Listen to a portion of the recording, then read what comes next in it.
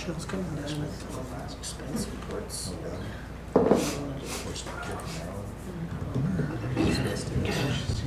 Did she say like 6 years? It's just for council. When I start, I Yeah, start. I can move. Oh, you don't have to move. I just want to show her stuff. She might try No. Okay, good. Thank you. 1 minute, everybody. I don't know, I never met him. I remember. And you've got to do your per diem. Is it on this too? Yeah, I think Oh, yeah. maybe at the bottom. Yeah, correct. Okay. We'll call this special committee of the whole meeting to order. Blessing and land acknowledgement, so I'll ask Councillor Manson to stand again. As we gather, we recognize that we are on Treaty 3 lands which are steeped in rich Indigenous history and home to many First Nations and Métis people today. We continue to be thankful for the partnerships with Indigenous people. We give thanks for the many blessings we enjoy in the city of Kenora. We seek wisdom in our minds, clearness in our thinking, truth in our speaking, and always love in our hearts so that we may try always to unite the citizens of Kenora. Let these principles guide us in our decision making. Thank you, Councillor. Item number C, public information notices. There are none. Item D, declaration of pecuniary interest in the general nature thereof. Any member of council that has any declarations of pecuniary interest in the general nature thereof pertaining to any items as follows on today's agenda and from a meeting at which a member was not in attendance. Seeing none. Moving on the agenda under subject, item number 1, draft 2023 budgets, which is why we're here today. So I'll hand it over to CAO, please. Yeah, thanks very much, Your Worship. So I'm not going to take up too much time. I'm just going to provide a bit of a high-level overview and so sort of where we're going to go this week. So the first thing that's important, the budget process at the City of Kenora, there's 4 discrete budgets that we actually do. The capital budget, the operating budget, and then we have separate budgets for solid waste and for sewer and water because those are 2 self-sustaining utilities. So any dollar spent or any dollar raised has to come from within either the solid waste system or the sewer and water system. So usually there's a little bit more urgency on the capital budget because we like to get our projects tendered early to make sure that we get good prices and we get good bids. Basically, the challenge when you're trying to look at a capital budget in isolation is you don't know what your operating budget's like and you don't know how much you might have even to put into capital. So what we've tried to do this year is really take a whole look at the entire budget all at once. And that's important for a couple of reasons. This is the first budget, 2021 and 2022, there were definitely significant COVID factors taken into consideration those 2 years. So this is sort of our first budget fully loaded back post-COVID. And obviously with a lot of things that are going on with the global economy, inflation, etc., really wanted to take a good hard look at how that was affecting our budget.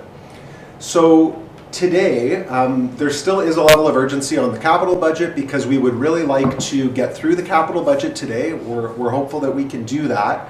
And that would allow us then to bring the, if there's any changes that we need to make, we can make those changes and then we can bring the draft capital budget back to Cal on the 8th for council's approval on the 15th, and that can let Marco and his team and the others start to really move on tenders and start to get those out so we can get our contractors and bids locked in.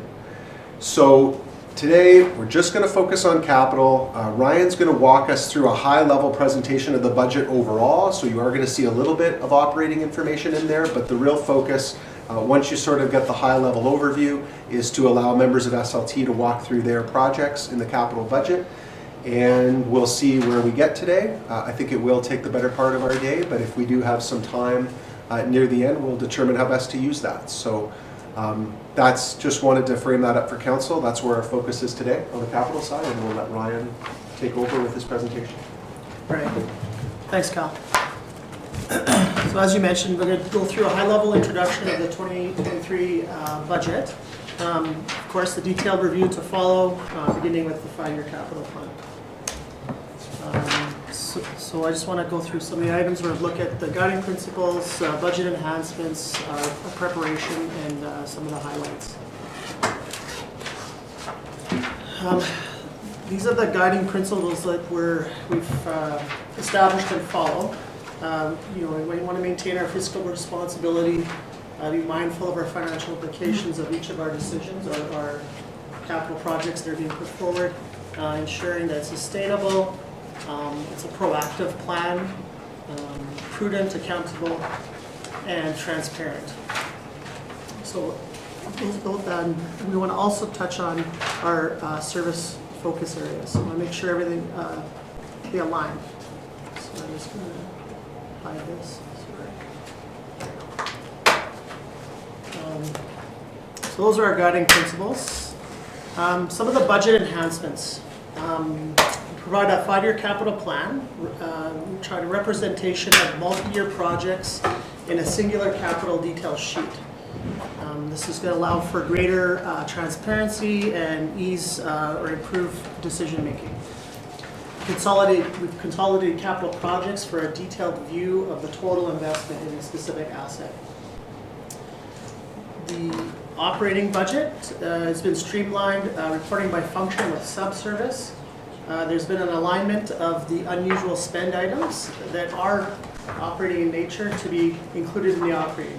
Previously it was sitting in the capital, which caused a little bit of confusion. Also inside the operating budget, you'll see the debt principal payments, transfer to capital, reserve appropriations within the functions. So it kind of improves the reporting and gives you a sense of the full cost of that function. We further leveraged our financial systems to include all the budget items inside of our systems, ensuring completeness and retention within the system. And significant efforts, as Kyle had mentioned, were made to bring the budget forward early to assist in procurement. So, excuse me, Ryan, just as we're going through, how do you want questions handled, like as we're going? Sure. Is that, well, Yeah. well, Yeah. I think or so. do you want 100 at the end? No, I think we could touch on them as we go along. Okay, because I'm sure there's going to be some things coming up. Yeah, that's fine. Yeah, I think that's. Okay, great, thank you. Sorry to interrupt. No, that's okay. Sorry, I forgot to mention that there was some pages I left on your chairs. Those are to be just typos. Remove the old pages in the book and replace with those. I did yours, Councilor Menzel. Sorry. Yes. Is it just typos that's being replaced in here? Because there was, on one of the capital budget highlights, there's a difference of like 2 million in the provincial. Correct. In the capital funding, yes, that's been corrected. Okay, so this is an overview of how we built the budget. We start with the council forecast from 2022 adopted. Look at our prioritizations, our risks, our operating service levels, update for new estimates, include our inflationary increases, contract increases, things of those nature. We're looking at our existing funding levels and maintaining our financing to develop our 5-year capital plan and our operating budget, which we also ensure that it links to our strategic plan and our master plans. So the operating budget highlights. So the operating budget is basically the day-to-day expenses for service delivery and may include cyclical items, one-off items, the capital portion, the net tax levy portion of capital will be in there, reserve transfers, and debt. So as you can see, our primary source of revenue is property taxes at 76% of our revenues. Excuse me, Councilor. Oh, sir. Sorry, there's a difference of $1 million on your screen and our pages. Okay, let's make sure everyone has the right sheets.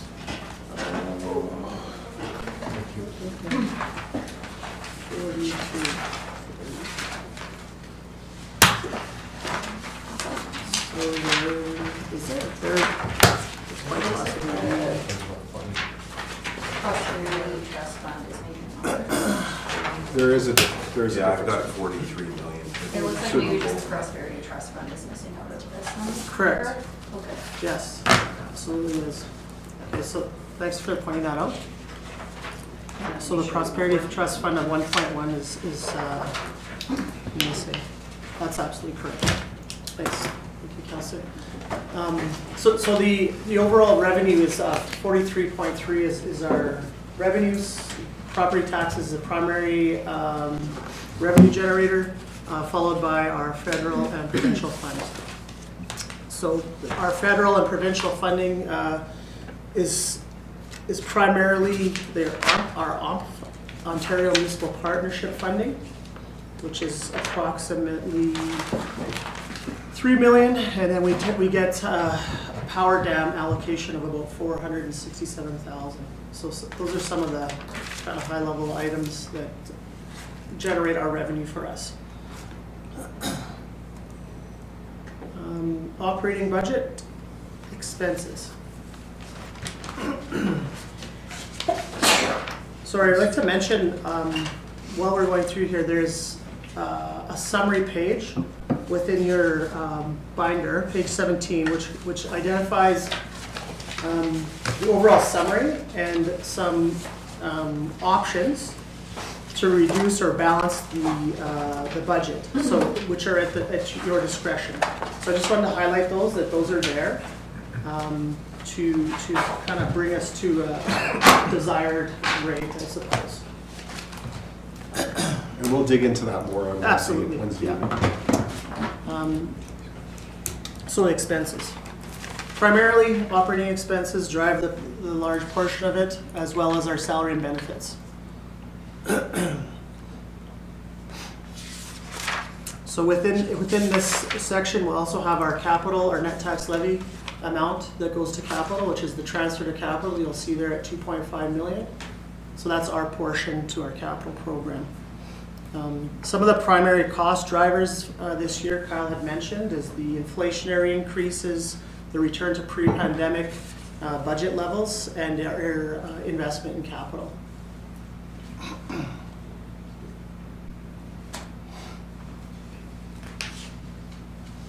So we have the capital budget highlights. Capital budget consists of 16.59 million for 2023, and the 5-year capital plan is 70.488 million. So it's a significant capital program for the 5 years. So just to jump in there, Ryan, so if you remember from our asset management plan, I think it's 23.7 million is what we would want to be spending every year to sort of be keeping up with our obligations. And so you see there's still a pretty significant shortfall there, but 7.1 million. Correct, that infrastructure deficit is still present. Yes. It's not been eliminated. We've made some improvements from the previous year, but we're not quite there. And just to reiterate, we're spending 1.36 million more on capital this year than we spent last year. Absolutely. Proposing. Right, so you can see how the capital falls out into the specific functions. The majority of it's in transportation, a large portion's in rec and culture, and you can see planning and development.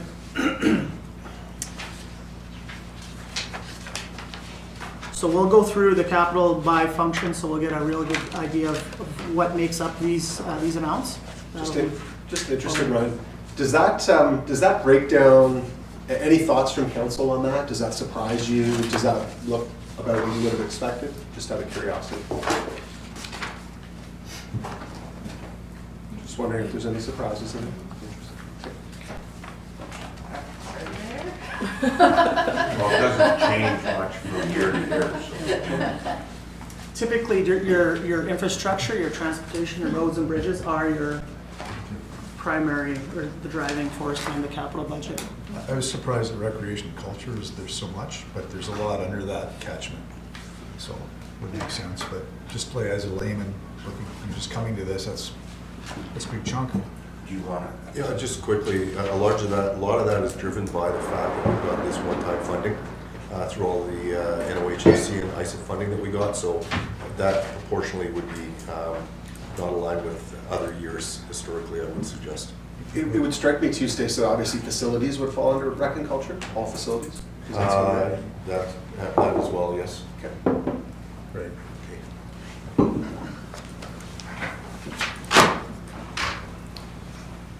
Just wanted to highlight these are our capital funding sources. So we have our provincial, we have our reserves, and our federal and our net tax levy amounts and debt and other. As Stace had mentioned, a lot of that provincial funding is for rec. We have approximately 2.7 million from NOHFC, another 1.4 from OSIF, and our federal portion, that's all ISIP funding. So you can see kind of how it breaks down and where the City of Kenor's portion is sitting at. We're sitting at our 2.5 contribution to the capital funding investment plan. So I'd like to also mention that we have a debt schedule, Appendix 1, which highlights the current long-term debt payments. And on top of that, I guess, that's 117 in your book. As well, I'd like to also mention that we have an unfunded operating and capital list, and that's Appendix 3, page, I believe it's 119.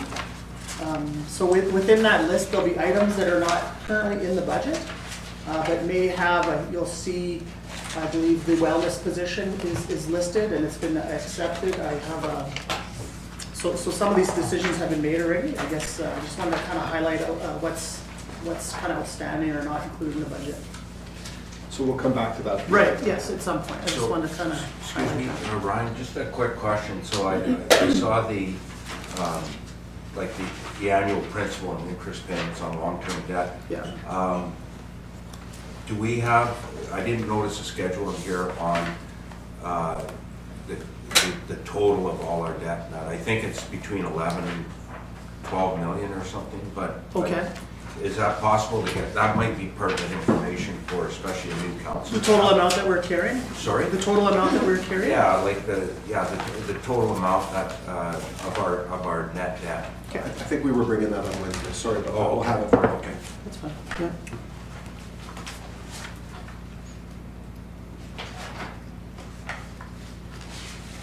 So really, this concludes the brief overview or highlights of the budget. I think we can safely jump into the details of the capital. Any questions there? Again, that's just a high-level overview to give you a sense sort of where we're sitting.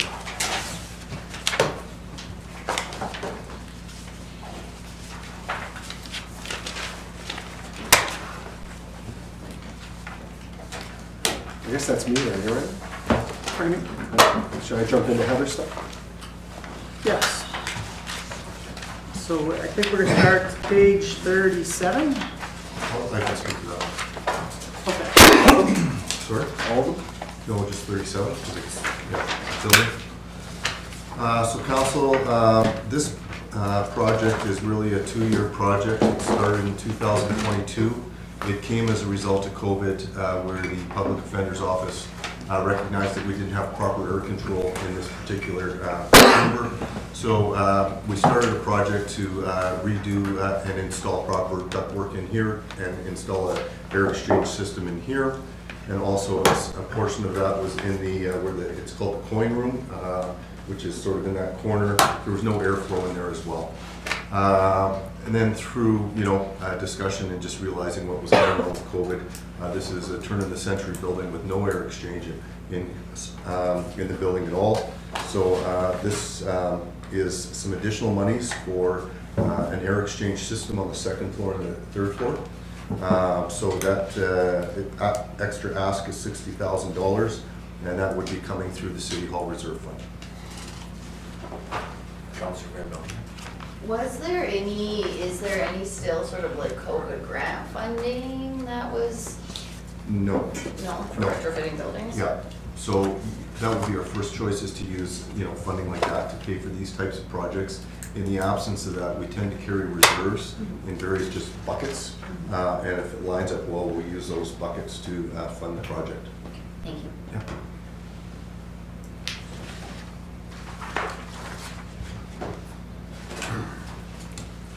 Okay, we've got some softball ones here to start off. So network upgrades, I'll just speak to this because Heather's not here. So this is sort of an annual contribution of around $17,000 that we use just to make sure that we're supporting our IT assets, computers, servers, surveillance systems, mobile devices. That's just sort of a year-over-year expense. A little bit nice. Usually those numbers go up year over year, but we found sort of this $17,000 number is pretty good, pretty consistent. We can stick to that. So that's sort of just the cost of doing business type of item, but happy to take any questions.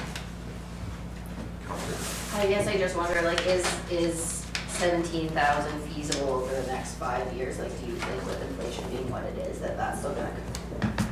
Well, I think to a certain degree, we try to live within that. And usually we can kind of skate from year to year, but of course, you know, something that changes significantly would be reflected in the 2024 capital budget. Okay, the next item is a server upgrade. And so you'll see that this is something that happens roughly every 3 to 5 years. This is a 2025 item, so it doesn't hit this year, but just like Ryan said, this is a 5-year outlook. So that's basically just what is required on the server to keep our business running. Should be noted, those items are, we use the computer replacement reserve Yeah. to fund those types of purchases. Yeah, thanks for that.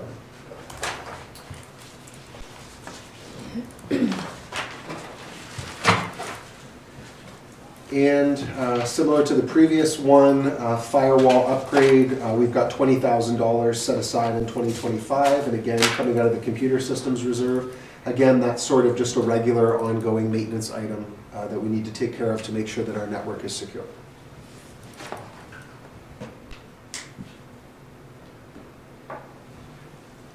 Moving along, the Kuwait Medical Clinic, I can speak to that.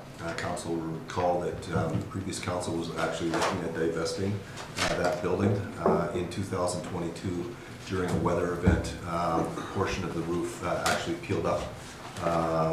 We didn't have any water damage. We did do a temporary repair of that roof, but now looking into 2023, we're going to need to go in there and replace that roof membrane. There are rooftop units there that are going to have to be moved off as we do the work and then place them back. So that's what this project is. The cost of the project is $40,000, and we have a reserve for our rental building, so we will be drawing the monies from that reserve to pay for this project. And important to note as well that we did sign a 5-year lease agreement with the doctors in that building in 2022. So they do have sort of a medium, we anticipate they're going to be in the building for the foreseeable future. So we're important to take care of. Yeah, with the renewal for another 5 years, in particular when Kyle and I met with the doctors, one of the younger doctors had expressed an interest in making sure that there was some longer term agreement in place. So it's 5 years with a 5-year option. Councilor Burton. Who does that work, Stace?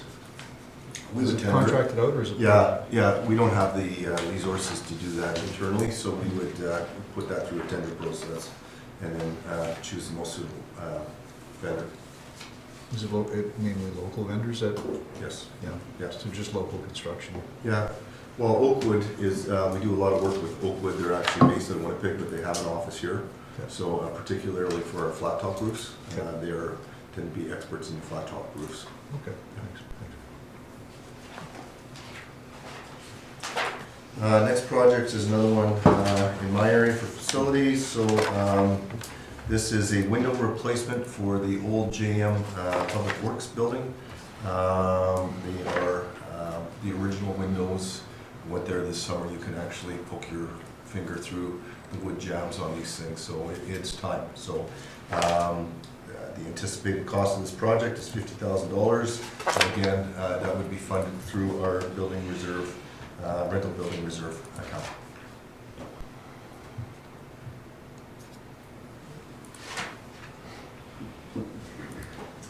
I guess if we're moving along, the next project is the replacement of our SCBA. So the SCBA are the air packs that staff wear on their backs to go into structures or to fight fires. Currently, our packs are constructed in 2001 to 2003, kind of when amalgamation occurred. The NFPA standard usually is changed or updated every 5 years, so based on the fact that they're 20 years old, we're kind of 4 standards behind. So our annual maintenance cost to keep them in service is, upwards of $10,000, and we're actually seeing some of them now are to the point where it's not worth repairing them just because the cost, they can't get the parts, etc. So we're actually starting to take some out of service. So we're looking to replace all 35 packs over and fund them over 5 years. Councillor Moncrief has a question. Go ahead, Councillor Moncrief. This is just a general question, not with a specific item, but do we have a vendor of record process, or is there a minimum amount before they're put to tender for anything, or it might alleviate some questions as we go along here? So absolutely, Councillor Moncrief. So we have a procurement policy. In fact, we actually did a comprehensive review of the procurement policy in 2022. So I will send you a copy of that. It's 20-something pages, so it would be hard for me to summarize deeply here. But the point is that it was reviewed by a legal team. It considers all of our legal obligations, under procurement law and under the free trade agreement. So all the rules are set out there pretty clearly. It lays out, when we have to get quotes, when we would actually have to go to a formal tender, when we would use a tender versus a request for proposal. So in this case, I believe under the policy for $95,000, we wouldn't necessarily need to go to tender, but sometimes you do to try and get the best price, and that's sort of the flexibility that we have in the procurement policy. It's actually a $475,000 project, right? That's true. 95 over the 5 years. It's funded over 5 years, so it is a large project, and it definitely will go through the RFP process. Yeah, that's helpful. So we're going to put it all out at once. Yes, sir. Excellent. Okay, Councillor Moncrief, are you okay? Yeah. I'm going to get you a copy of that policy right now. Chief Pratt, can you explain a little bit about Fire Marquee and how that works? Fire Marquee is an organization, I guess everybody in their insurance policy under fire, actually part of the policy allows the department to claim back to the insured, and that there's a certain percentage of loss that can be paid to the department through your homeowners or through your business insurance policy. So it is something that has been around now for 10 years or so, to my knowledge, and it's something that we work with actually former Fire Chief Todd Skeen is the local representative for Marquee. So anytime we have we have a fire loss, we sit down with him and give him the paperwork, and then it's strictly, they do everything else. They all we do is provide them the information, and they go back after the insured and try and get the department some funding. Obviously, they take a percentage. I'm not sure what that is, but there's really no cost, just time to provide them the appropriate paperwork.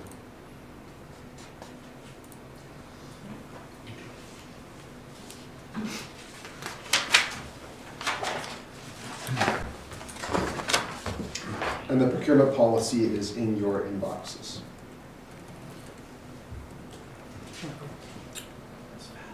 Okay, moving along, I guess we're into GIS update and aerial photo, which comes under engineering and infrastructure. The GIS itself is a very integral piece of software and information and data that we use on a daily basis throughout various departments. And we try and keep that updated every 5 years on a 5-year reoccurring cycle to get new aerial photography and update our vector line work within that mapping. So the next round for updating is scheduled for 2024, as the previous information in terms of aerial photography and vector lines that we have in the GIS was done in 2019. So we're trying to adhere to that 5-year cycle. And in future years, as I've kind of said in the additional comments and notes, we might want to change that to go into a 3-year cycle. We're finding a 5-year cycle might be a bit long, especially maybe in the upcoming years where we have lots of development and whatnot. You want to try and capture, a lot of different changes and whatnot for various purposes within the GIS. So I think this is something that is very integral to keep in the budget and keep as a minimum on a 5-year cycle, if not maybe try and improve that in the future.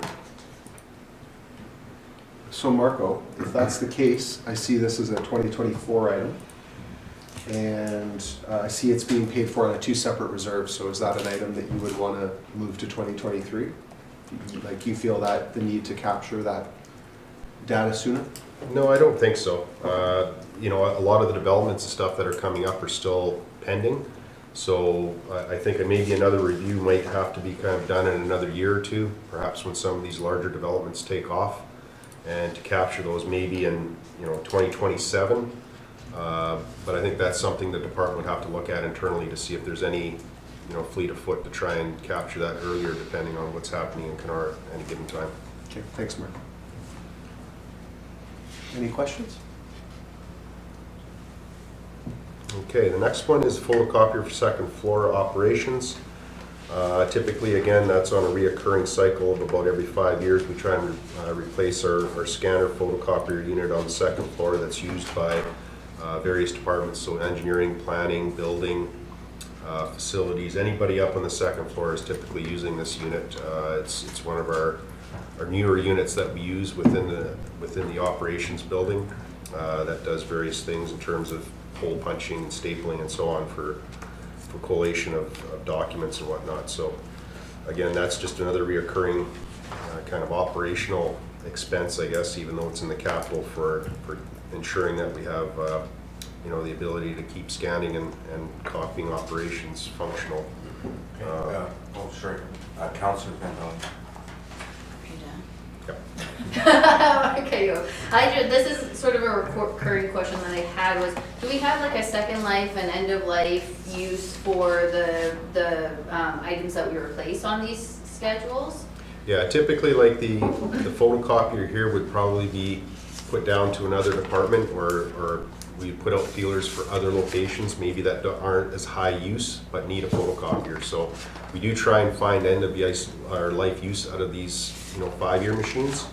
And then the older machines are obviously retired off. So, you know, we might be retiring a 10-year unit and somebody else gets this 5-year unit that's, you know, a little less needy and requiring that kind of functionality of some of these machines. So I guess my question is, or my point would be, ideally I'd like to not see these ending up in the landfill, so I don't know if there is sort of like a formalized process for, in regards to recycling or reusing or something like that. There is. We do have, we put things to auction, try to reuse, recoup some of that money. But I guess, yes, that's a good point for the recycling of the computer type equipment.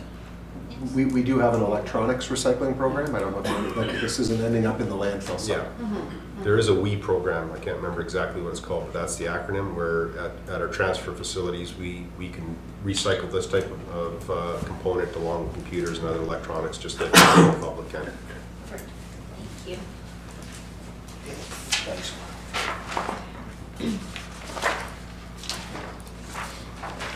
Moving on, engineering computer replacement. This is specific to the engineering department because we're requiring a little higher end of computer to run our softwares in terms of our AutoCADs and Civil 3Ds and GIS programs and whatnot. So we specifically request high-end units to make sure that we can kind of stay current and we're not playing catch-up all the time with hardware versus software. Typically, the Autodesk software that we use for our engineering programs and design and whatnot are I guess, released on an annual basis.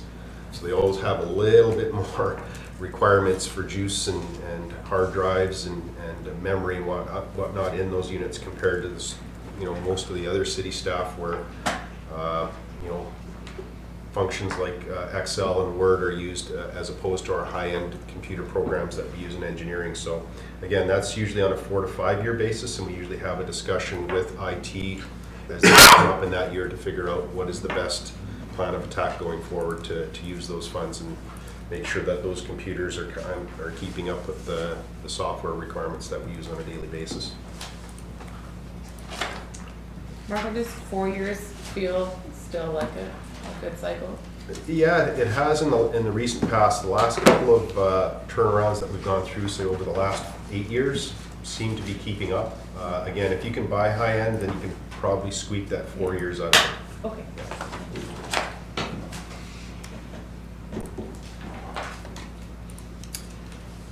Moving on to the GPS survey equipment.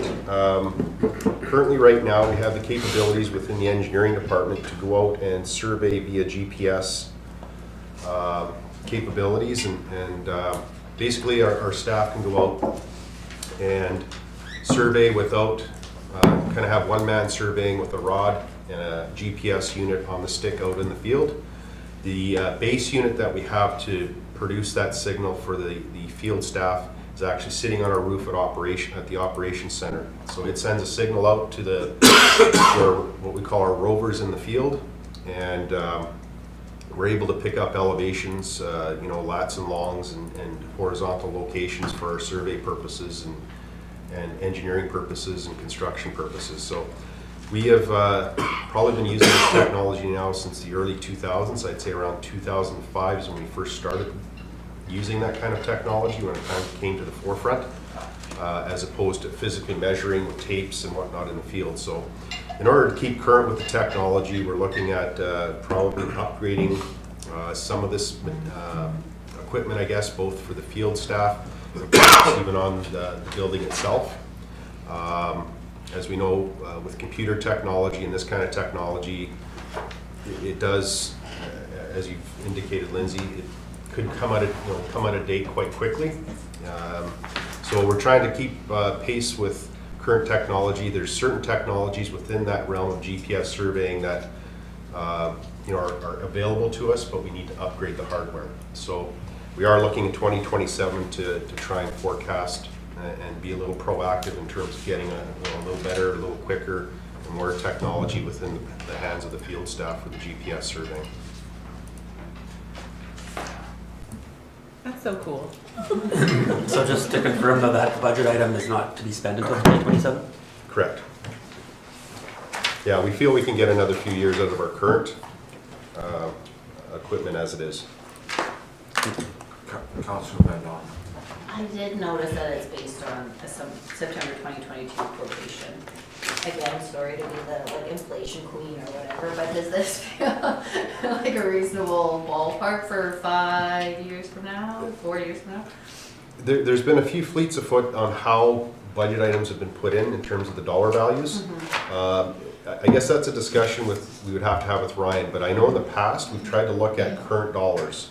Okay. So as each year we revisit the budget and get closer to that expenditure, obviously we would take more time and revisit these numbers as we go. So, approving a 5-year budget, it's a snapshot in time today. I can't tell you what the stuff is going to cost 5 years from now, especially in the technology and computer fields. It's kind of crazy the way things either go up or down in price depending on demand and supply. So this is our best guess, and typically what we've done in engineering is to try and forecast a current dollar value because that's all we know at the time.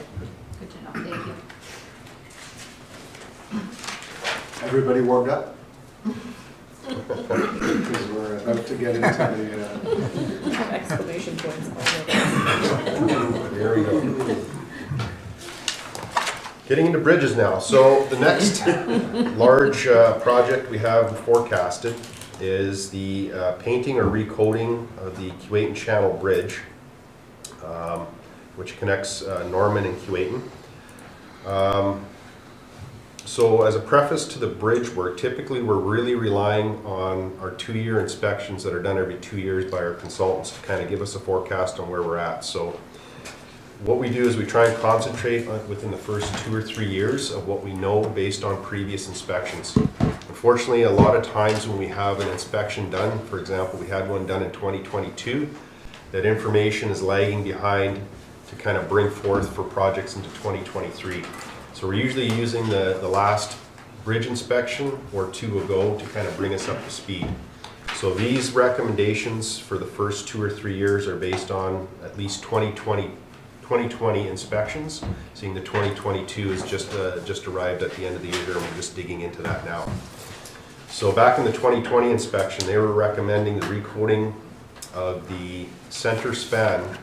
So to get familiar with this specific bridge, it has concrete approach spans on each side coming off of the land, and right in the middle where all the boat traffic is, there's a large steel span. So that's what we're concentrating here on this specific bridge, is that middle steel arch span that needs to be recoated because it's starting to rust. So this is a preventative type of action, which the last time it was coated was in the early 2000s. So like anything with shingles on a roof, paint on your house, eventually it wears out and you have to come back and do more maintenance on it. So this is one of those projects that should extend the life of the structure. It wasn't too long ago, I think it was 2016-ish. We did do a bunch of concrete repair work to the concrete approach spans. So this is kind of the next piece of the puzzle to extend the life of this specific bridge. Councillor Koch. No, your infinite wisdom and familiarity with this bridge. How much longer does this bridge have to live? Actually, it's in fairly good shape, seeing that we have been putting dollars towards it. In terms of the painting we did back in the early 2000s, coming back to the painting again, doing some chip and patch repairs on the concrete, 5, 6, 7 years ago. Every maintenance or rehabilitation program you can put into a bridge of this nature just extends that life a little bit more now.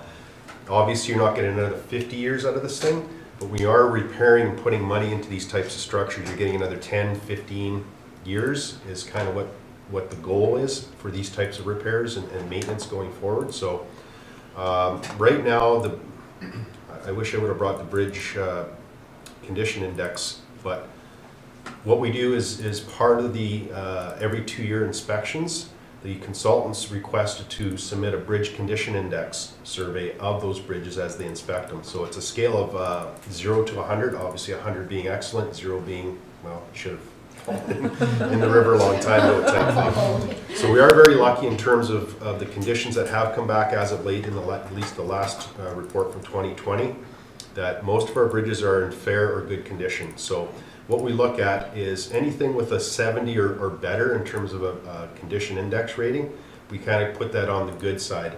As soon as it starts to slip in the 60s or less, it goes into the fair side, and that's where you really want to try and do these rehabilitations and whatnot when it's in the 70s or getting close to the 60s.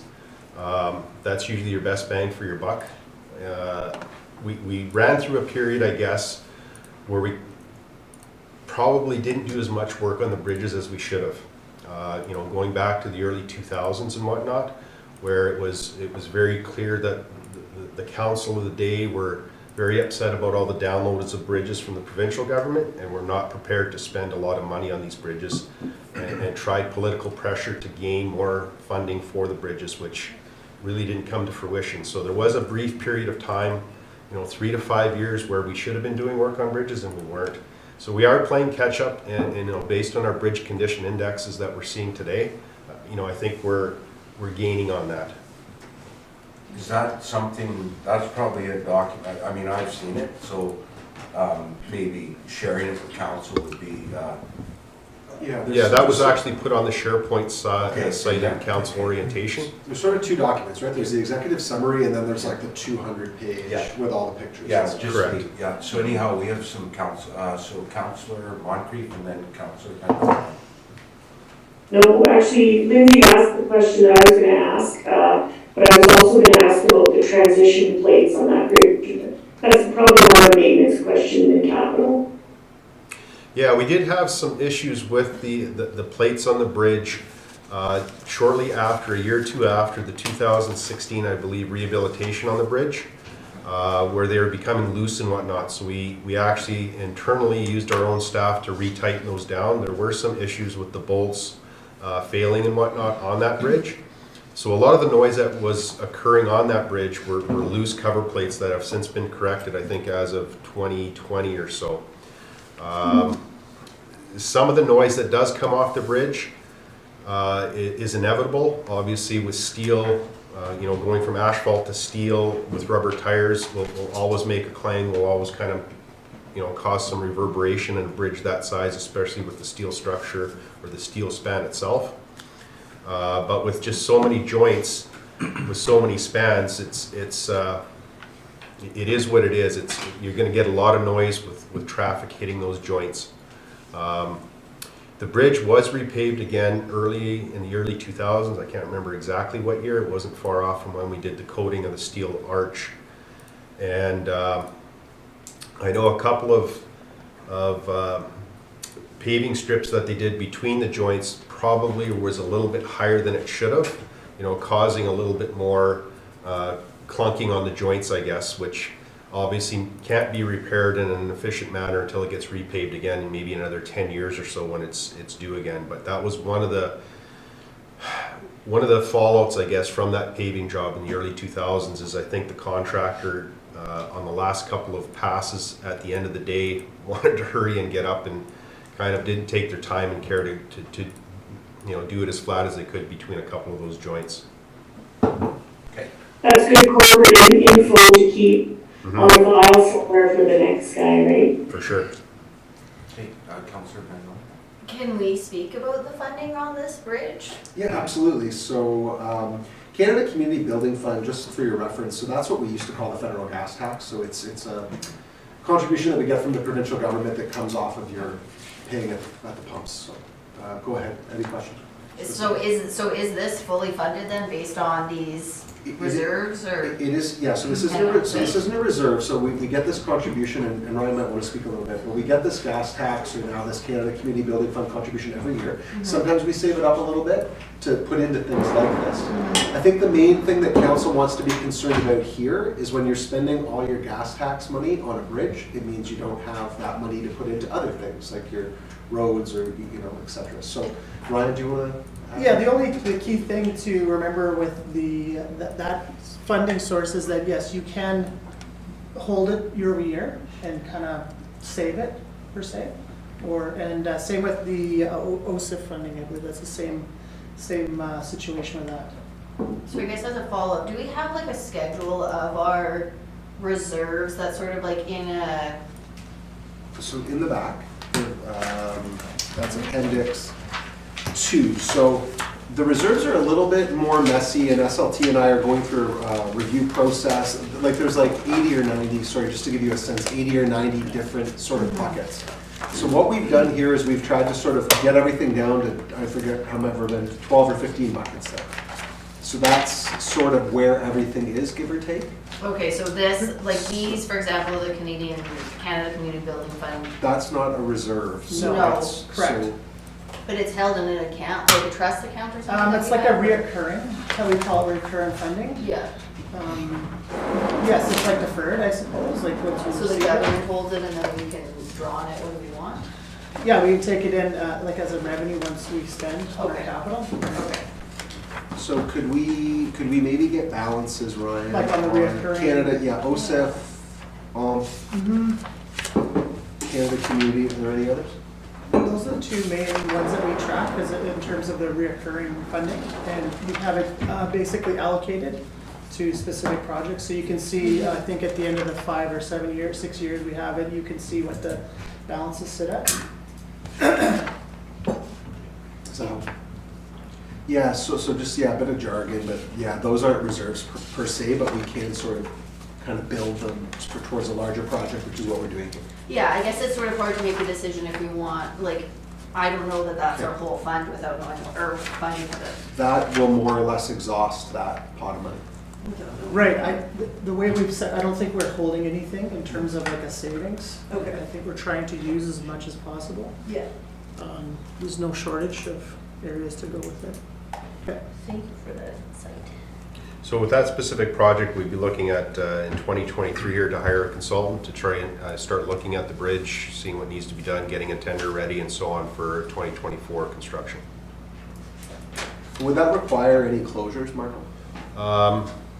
Not to the road, everything would be hung underneath. In the past coating that we did there in the early 2000s, we did have some difficulty with boat traffic. Not so much the small pleasure crafts. I think there was 1 or 2 large sailing boats that were moored and docked at Two Bears Marina. That specific year, we needed to make certain arrangements. I believe we ended up contacting the marina to say, hey, is there any large sailboats or anything that gets underneath the bridge? Because it will have lower clearances with all the scaffolding and containment systems that'll be used to, I guess, cover up all the structural steel there for painting. That specific year, we actually ended up, I think, paying the sailboat owner to relocate for that one summer to Northern Harbor for convenience sake. So I guess we would have to do our homework with Two Bears Marina to see what kind of boats they may be mooring there in 2024 and making those arrangements ahead of time if that's the case. Councillor Bernie. How long, when did you say it was done before, Marco? Early 2000s? Early 2000s. I would have to look back at my project files to see exactly when. Actually, a friend of mine was working on that, painting that bridge, and from what I recall, it was pretty innocuous. Like it didn't really inconvenience anybody. So from start to finish, once you start to, lay paint to the bridge, how long do you anticipate the project?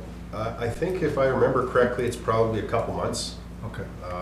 Depending on weather, because a lot of times they won't paint when it's too humid. Yeah. So there's lots of weather conditions and stuff they need to take into consideration. Also, it'll depend on how much time and effort we want to put into the pre-cleaning of the bridge. Previously, we used a water blast method as opposed to a sandblast method. So again, we would have to sit down with the contractor to figure out what is our best action here. I'm not so sure if they'll actually maybe try and get on the bridge, maybe take some paint samples again, or at least revert back to the information from the previous painting to kind of get some analysis of what paints and whatnot that were used and what's the best method of preparation towards that steel before it takes on another coat or 2 of paint. You just started in like June, or? Yeah, it'd definitely be a summer type of operation. Sometimes it's dependent on the contractor's availability. These are usually very specialized painting contractors that'll use specialized paints and whatnot. So obviously the window would be somewhere between May, September, October, maybe not. It'd be nice to get it done earlier or more so in the summer. Again, you're kind of limited to weather conditions. Usually rain's not a big deal. If they're totally enclosed underneath, it's not a big deal. It's usually humidity that gives some issues in the summer months to maybe for a day or 2 loss here or there. The other thing that'll be looked at too is probably the condition of the structural steel itself. We'll have the engineer actually get into the scaffolding system to do another review to see if there's any other bits or pieces of structural steel that may be rusted a little bit too much and do some spot repairs. And that's what we did in the early 2000s also, is to kind of take a look at the rivets and the structural steel and the amount of scaling and or rusting that may be occurring. We did do some patch up kind of metal and welding repairs during that time too. So you said this bridge is around 70? Did you say it's about? Yeah, if I 70 remember or correctly, approximately? it's at least in the high fair if it is below 70. There weren't too many bridges that fell in the 60s, I remember, because in the last few years we've actually replaced some of them. The First Avenue Bridge over the creek in Lakeside there was replaced in 2018, I believe. That was probably our worst bridge of the day back then. And then I think the next one that came up that was the worst of the worst was the Coker Bailey Bridge, which again was replaced in 2020, 2021, 2020, I believe, somewhere in there. So the worst of the bridges, back at that time have now since been replaced. So I think that's done another, good kick at the cat to try and keep most of our bridge condition indexes up to speed here. I think just reading your recommendations here that it's, delaying this project, as you said, leads to further degradation, acceleration, replacement. So I think it's maintenance that we need, preventative maintenance that we need. It's a big signature bridge from our side. It is, and if we can, fully fund it, if not a majority fund it through gas tax or other means, it's typically in the past, this is what the provincial and federal governments are saying. You're not going to get a dedicated bridge fund for Kenora, as much as we'd like to see with the number of bridges that were downloaded and the size and the complexity of them. And I think this is typically what they point to is, you know, use your OSIP, use your gas tax, use your funding applications accordingly towards these bridges, so. Yeah. Thanks. Yes. Yeah. Yeah. Because we keep, so Councillor Moncrief has a question. Just a quick follow-up, I don't know who this is for, maybe Kyle, but programs like OSIF and the Canada Community Building Fund, how vulnerable are these programs to a change of government? Is there any commitment that this money continues to flow annually? Like, we're counting on it as if it does. Yeah, so, I mean, gas tax goes back to Paul Martin, I think. I believe that's pretty institutionalized at this point. We do sign agreements, Ryan, I don't know, are they year over year for these programs, or are they multi-year? OSIF, the extra infusion there, I understand has been committed to for 5 years by the current provincial government. OMF is a pretty, I mean, that program's been around quite a while. These are fairly institutionalized, but I mean, you know, never say never, I guess, but I would say for a 5-year outlook, we're very certain that we're, you know. And to Councillor Van Bellingham's point, I appreciate it. Typically, we haven't provided council with the OMF, OSIF, or gas tax balances, but typically we don't allow them to build very much. So it's a good point. We'll make sure we get those for you. But yeah, we're kind of using 22, 23, 24 to kind of build towards this particular project. And like I said, if council were to decide to try and fund this a separate way, I mean, it's sort of, you know, sort of just moving things around. You'd be using this money on a different capital project. So it's, I mean, this is a pretty important need, and that's sort of what we identified as the best funding source. So just removing myself from the chair, that's the whole argument about, like when we were there at Roma, and again brought it up several times. It's fine that we're using this money for bridges, and we're doing a very good job. I mean, I compliment staff over the years for utilizing this funding appropriately. But that also takes away from a lot of other things that we could do, like $4.5 million. If they would take back the bridge and look after the bridges that they should be, and we'll look after ours, we could use that money for, you know, resurfacing a road. I mean, there's the list is endless on the infrastructure side, and that's the argument that the municipality has been for many years. Is, you know, it's only 4.5, and it might cost 100 million or something to replace it. But how many times have we gone back and spent 4 million or 3 million on just the Q8 bridge? I mean, amongst many others. So that's the argument there. Just like take them back or fund them at a percentage that makes sense. You know, a funding percentage which is usually 70 to 90%. That's been the argument in this municipality and other municipalities across the province that have been downloaded with these pieces of infrastructure. So that it's a lost opportunity, and I think that's what we've always looked at is we'll do it, but we could utilize it in other areas that are just as beneficial for the communities.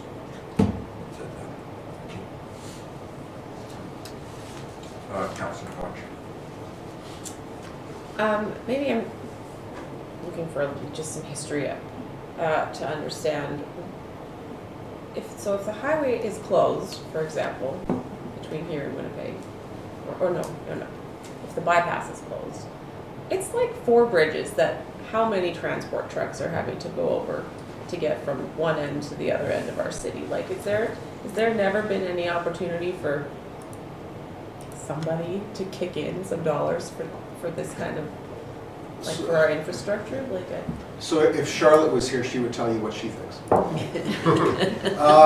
Long and short, there is a program called Connecting Links, which is for municipalities on the sort of the number 1 highway, number 17 highway. So basically Dryden, for example, qualifies for that program because the highway goes right through town. right. When the bypass was built, you know, in addition to amalgamation, I don't know the exact time, but basically the decision was made that because we've taken on this bypass, this alternate route, the city of Kenora needs to take over everything within its boundaries, and that wasn't something we had a choice about. So what I've heard from past councils what I've heard from Charlotte, from people that have been here for quite some time, is we have continued to advocate to the province around the Connecting Links program, around that exact point. You know, typically when there's highway closures, we have big trucks and all that sort of stuff going through and deteriorating our infrastructure, and it's not an argument that's taken hold yet. So we keep advocating. The latest that we heard in our meeting with the parliamentary associate for that Minister of Infrastructure was that they are in ongoing conversations with the federal government. So ISIP was a program, it was Building Canada under the Harper government, and then ISIP under the Trudeau government, and that program I think runs through 2026, but it's fully subscribed. So there's no additional money between now and 2026 to tap into. What the provincial government has conveyed to us is that they're advocating the federal government to put money in again so that together they can put a program that would see, you know, 1/3, 1/3, 1/3 between all three levels of government, but that has not taken root yet. I don't think, at this point, we didn't hear that there were any additional programs or sources of funding, and you know, beyond just continuing to really kick that door down on advocacy around Connecting Links,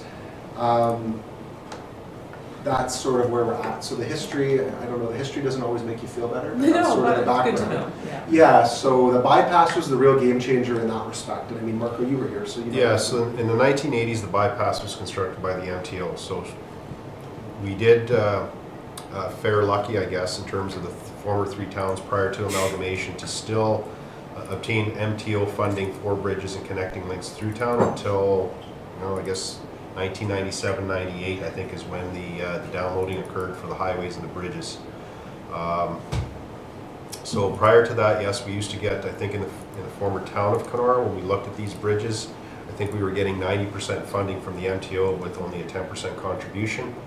If I'm not mistaken, I think Q8 being a smaller municipality, they had 100% coverage for any kind of connecting link bridges in their system. So yes, times really changed. That 90% really helped back in the day, and you know, I think we've been advocating ever since the downloading of these things for the last 20 years to, hey, we need some extra funding here. Kenora is a unique situation, and you know, you mentioned the number of bridges. There's actually 6 that they drive through, and people tend to forget there's the 8th Avenue Bridge across the creek over at 8th Avenue by the curling club there. So yeah, no, it's a real impact, not only an inconvenience to drivers and whatnot, but yeah, it does take a toll on our roads.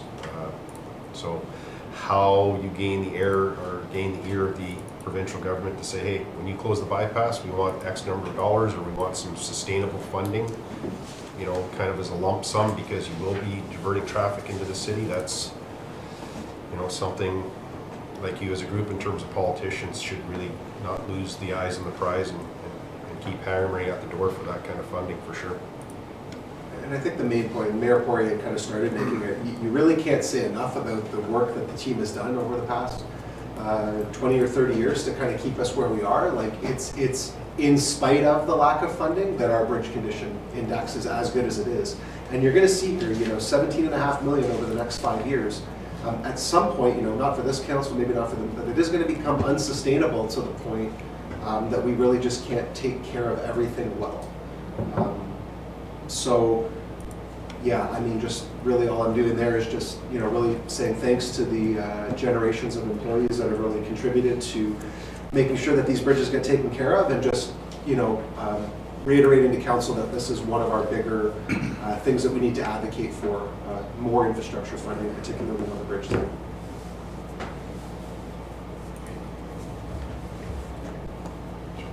That's bridge 1. Do you have Move on some to the more big bad one? news for us? Go on, Michael. Very bad news, yeah, the Grim Reaper. So moving on, I guess our next big bridge project that we're looking at is the Portage Bay Bridge, which is in Q8. That joins across Portage Bay from kind of the Shaw building and liquor store across the bay to the train tracks on the north side of Q8. This is probably our next worst bridge, from my understanding and recollection of the current bridge inspections that we have to date. It's probably one of our oldest bridges, if I remember correctly. Again, it's probably around 1926, 1928 vintage. There's concerns on various aspects of that bridge. It's not just kind of one component. I think there's concerns about the structural steel. As you know, it's all an above grade kind of structural steel truss bridge that has a lot of lead paint in it, which is starting to rust. So that's one of the main concerns for the upper structure in regards to its condition and lead paint and rusting of that upper steel structure. Again, back in the early 2000s, just after amalgamation, that bridge suffered a punch through where a truck drove through and the actual deck gave way in a singular spot there. So we did spend, a few $100,000 to do the deck on that bridge. Unfortunately, with such a late vintage of bridge, we couldn't beef up the concrete thickness to get better stability and weights on that bridge for trucks, because the structural steel won't hold the extra concrete or dead load on that bridge. So we had to revert back to its original design, and that's why you see this bridge having truck restrictions on it in terms of weights and number of axles and so on. Obviously, it's another inconvenience being in kind of a lane and a half. You have to share the direction. So I guess there will be some decisions that will have to be made on this bridge. This specific project that's been proposed, again, based on the 2020 bridge inspection document, is recommending a fairly substantial rehab. There's potentially even some concerns with the age of the bridge getting close to 100 years now in regards to the concrete foundations and abutments and whatnot, even below the deck. So it needs a fairly extensive rehabilitation. Obviously, the more operational way to look at the bridge is to actually replace it and get a 2-lane bridge in there and whatnot. This bridge is kind of a major thoroughfare in instances where the bridges are being worked on, or there's a highway closure between, the Q8 Channel Bridge and the traffic signals in Norman there at the Co-op gas station. So there was an instance in 2018 or 19 when we were working on the Cameron Bay bridges, which is the one right beside the Tourist Information Center. We actually had to close that bridge down for, I think, a couple of weeks in order to evaluate and replace the bearings underneath it. So it was jacked up to replace the bearings. So no traffic could go over that bridge, and the only way east and west of any convenience was using the back road through Norman on Norman Drive and using this specific bridge to get across. And even at that time, people were quite upset that for the amount of time they had to wait on either side, waiting for traffic to kind of alternate across the bridge during rush hours. And we actually had to institute flagging for early morning and late afternoon rush hours to accommodate the traffic across that 1-lane bridge. But in the past, I've heard certain people say, well, do we really need it? Maybe we should just get rid of it. Maybe we should just, demolish it and not replace it. Well, again, that would be a fairly substantial political decision, I think, in order to move forward with something of that nature. So again, when dollar values were looked at here in terms of the $10 million estimate to rehabilitate this bridge, they went, is there a better solution? Do we really need the bridge or not? So I think we do, just from a convenience aspect. If there are certain things that happen on the highway between Norman and Q8 and you need that back road, obviously with the bypass there is another alternative, but I think when we looked at that on the GIS, we kind of plotted the course out to get back into Q8, and it's about a 25-kilometer detour up the bypass and back in through the west end of Q8, and they're off the bypass. So it's not like there isn't another alternative, but it's not overly convenient compared to what the people in the west end in Norman and Q8 are used to. So that's why we're recommending to take a look at this bridge and try and get a little bit more life out of it. If I'm not mistaken, I think when they were throwing around this $10 million figure as an estimate for its rehab, I think I did ask the consultant what their opinion was to replace the bridge in terms of what cost, and I think it was like 30 to 35 million for replacement. So That's where we're at. That with was this my one. question, was how much was it? And that would make it into a 2-lane, or I- just replace it as is? I think replace as is. Okay. I'd have to do a little bit more fact finding, and it's been a few years since we've actually looked at that alternative in terms of what that replacement would be. I would have to hope that we would put in a 2-lane bridge if we're gonna go to that extent. Yeah. But I think previous directors and whatnot have kind of looked at this and they said, no, we're probably gonna rehab that bridge for $10 million and get another, 15, 20 years out of it, as opposed to spending, $30 or $40 million to replace it, just based on the overall magnitude of those numbers. And I think that's where that discussion came into, is option C. Well, do we even need the bridge? Should it just be demolished and not replaced? Councillor Moncrief.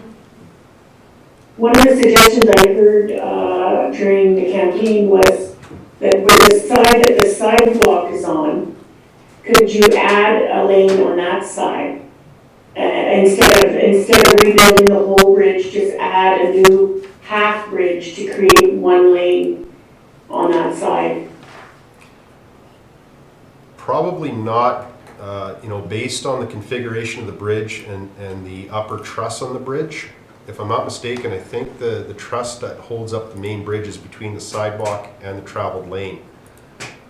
So I think with the condition and the age of the current bridge, you really couldn't add to it, seeing we couldn't add to the thickness of the concrete on the deck to relieve the load restrictions on that bridge. So I'd be a little leery based on the age of the bridge, kind of expanding or connecting to it and whatnot, in order to get that second lane in. Councillor, you okay there? Councillor Moncrief? Okay, Councillor Koch. Well, I just want to say for the record that if the hospital lands where it's proposing to land, we need to have that bridge there. Yeah, and I guess that's the other factor we have to take into consideration. Right now, when we're working on either the East Branch Bridge or the West Branch Bridge, the Winnipeg River, being the Husky and the hospital bridge, there's always concerns of access to the hospital. Again, back in the early 2000s, we did do a rehab, or maybe it was late I can't remember now, maybe just before amalgamation, we did rehabilitate the hospital bridge. And we had to make certain conditions and certain things in the contract where if ambulances were coming, they could be escorted across, all traffic stopped. So there was special consideration for emergency vehicles to get across some of these bridges. Now, if the hospital is being looked at the old stud mill site, that's another 2 or 3 bridges to get there compared to what we have now for a majority of the population on this side of the lake or the hospital bridge. So I think you have a good point there. The more accesses and ability to access that hospital in the future is very key for that location. Okay, so here's my question. When we look at that bridge, and I could be way off here, but is there a reason why it has to span? Like, could it be infilled and then have a suitable thoroughfare, like from one side of the bridge to the other, which might, for X number of dollars now, you might be able to look at doing more of a new construction, because apparently it's been looked at over the years, it just never happened, but as long as the height is appropriate. Is there any reason why that can't be looked at? Like, why do you need that size of span? Because Yeah. they're only in the center channel anyways, the boats. Yeah, that's something that could be investigated. I would be a little leery about doing new construction at each end, but still trying to do something with the span that stays in the middle, based on its age, its condition, and its lack of weight carrying capabilities with the trucks and whatnot. You're kind of half in, you're half out. I think it would be a great idea as an option to look at if you're looking at replacing the bridge. The bigger factor there is obviously dealing with oceans, fisheries, and whatnot to infill waterways, and that sometimes is a real chore, I guess, to try and get those approvals and whatnot brought through. I'm sure That would be investigated, I think, if it was a full replacement. Anytime you can reduce the span of a bridge, I think you really want to look at that option, versus the infilling and whatnot that you'd have to go through, say, with Oceans and Fisheries and M&RF and so on to get those approvals. So I would say that's a viable option that would be, brought forth in the planning stages for a new bridge. The old bridge, I'd still be a little leery about. You still have an old bridge in mid-span that can't carry the weight, with two new structures at each end. Unless there's some way to phase in that project where you could do both ends, and then several years later, replace that one span over a time and phased in, to try and lessen the cost as a one-time shot. But I guess where I'm coming from is, looking at $10 million, and you indicated as is, possibly 30 million or whatever it would be. But exploring that option, I mean, I'm not suggesting that it's easy to do, and maybe it can't be done. I don't know if there's there could be many things that would restrict us from doing that. Yeah. But taking a look at it, and if it's somewhere in between and you get a new product, spending $10 million and then 15 years later going back and spending more money versus spending up front, I still think it's better value up front. And what if it's 16 million to take a look at doing that option? Because when you look at boat traffic there, and that they do not need a 200 or 300 foot span.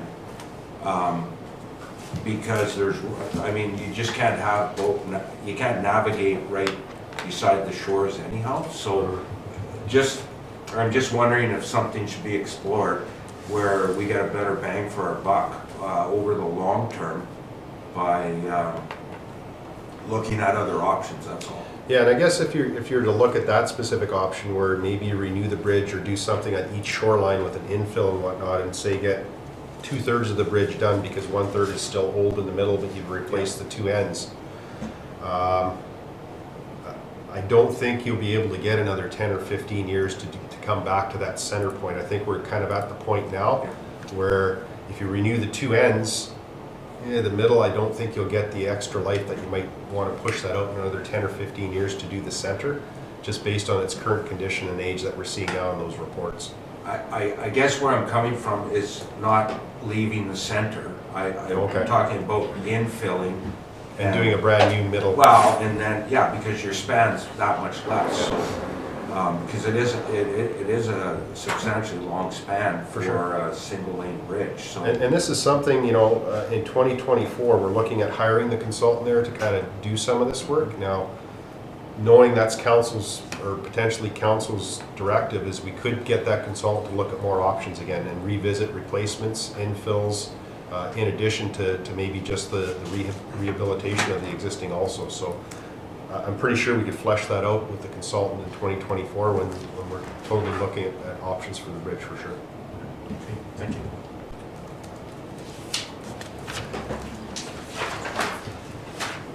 More bridges.